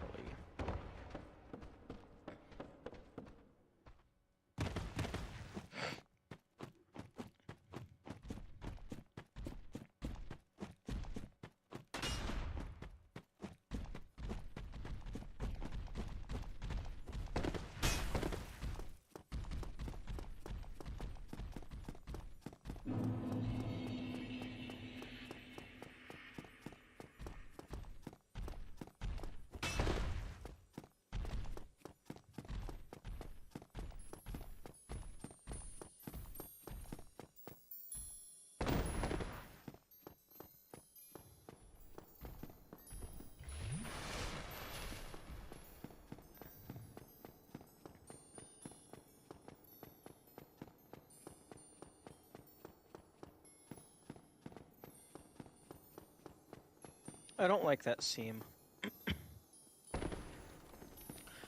That's where I took the damage, okay.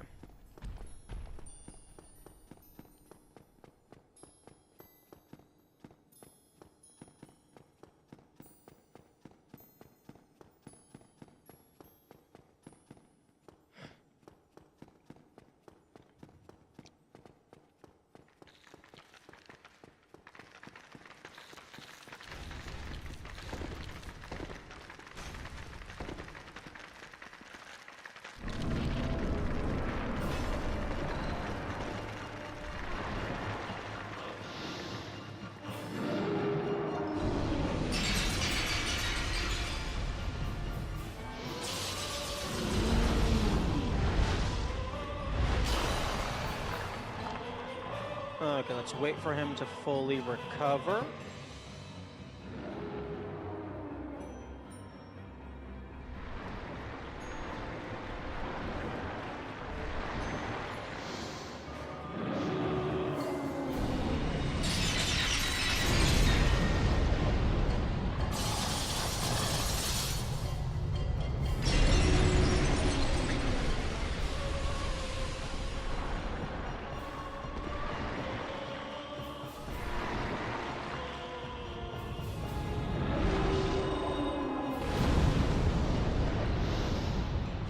Okay,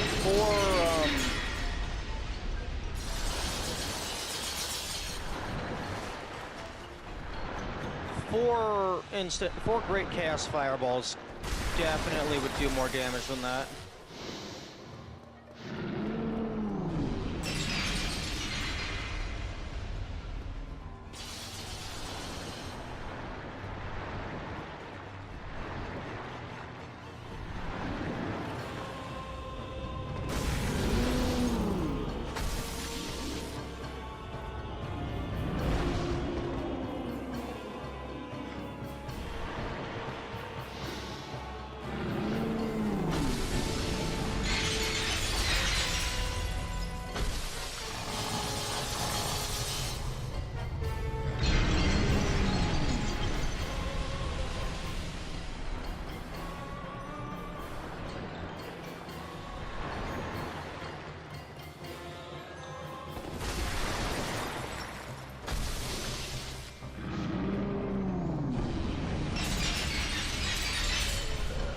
What?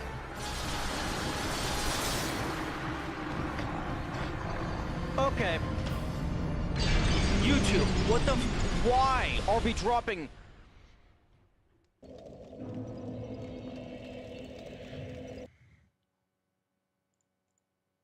Seriously, I'm starting to get pissed off. Why the fuck are we dropping so many frames? And why is it getting worse over time?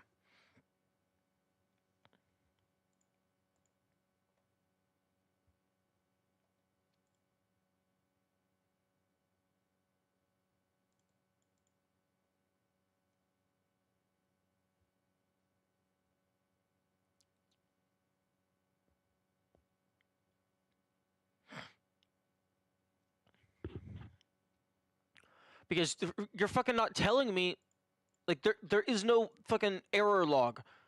There's nothing that tells me, like, I wish you would, I mean, maybe OBS is logging exactly when each dropped frame happens. Because that's data that I need to see.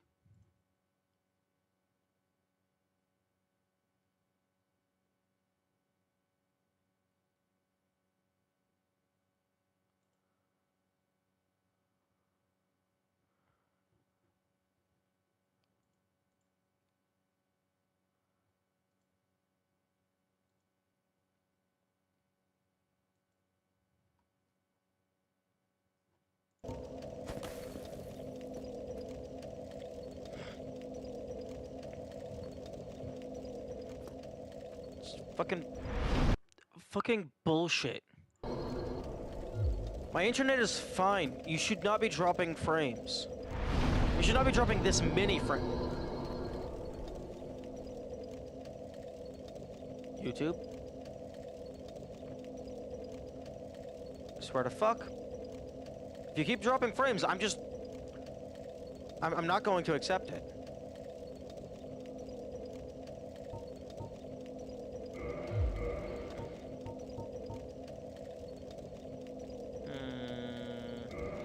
Maybe Chaos Fire Whip? I can't imagine that does more damage than Great Chaos Fireball.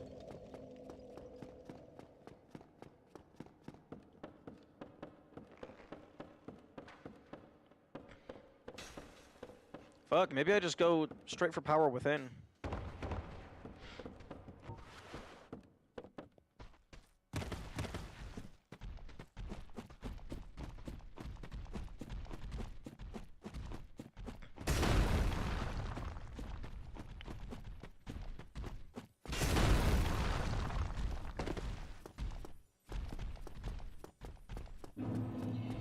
Also, my hand is starting to cramp up.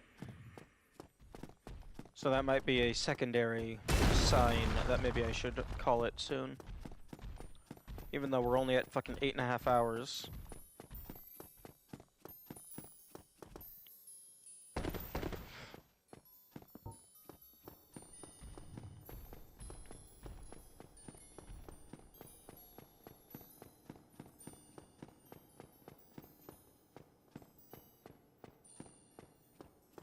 Okay, what the fuck is that seam in the geometry? Like, this should be a rectangular prism for the most part.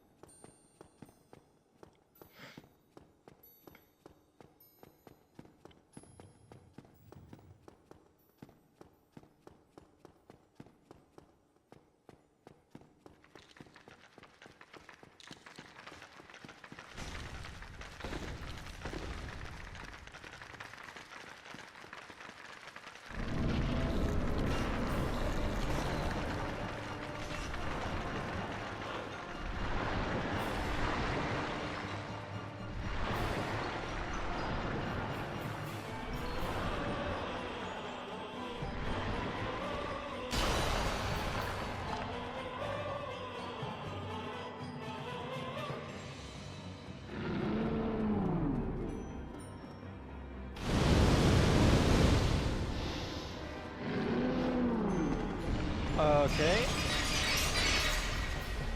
Period of invincibility, so maybe I don't hold it, maybe I just tap it once.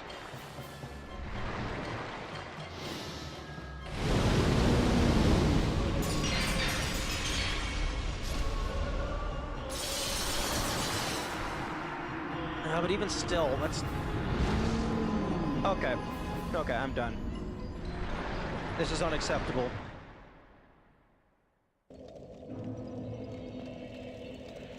Like, YouTube is just periodically losing entire seconds.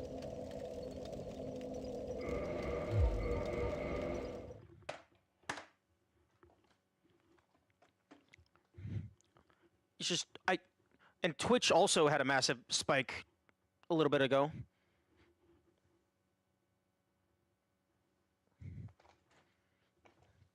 I don't get it. I don't fucking get it. I don't have the life experience to know what the fuck is going wrong. And it really pisses me off because I hate not understanding things.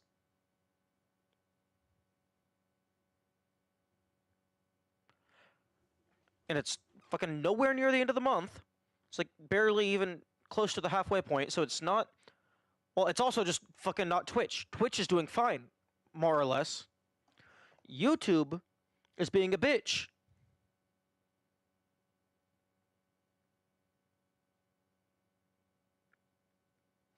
Whatever. I'm getting pissed off, my hand's starting to hurt. Probably a good time to pack it in before I just start getting, like, actually more upset and just in a bad state. Okay. Bye-bye. Have good days.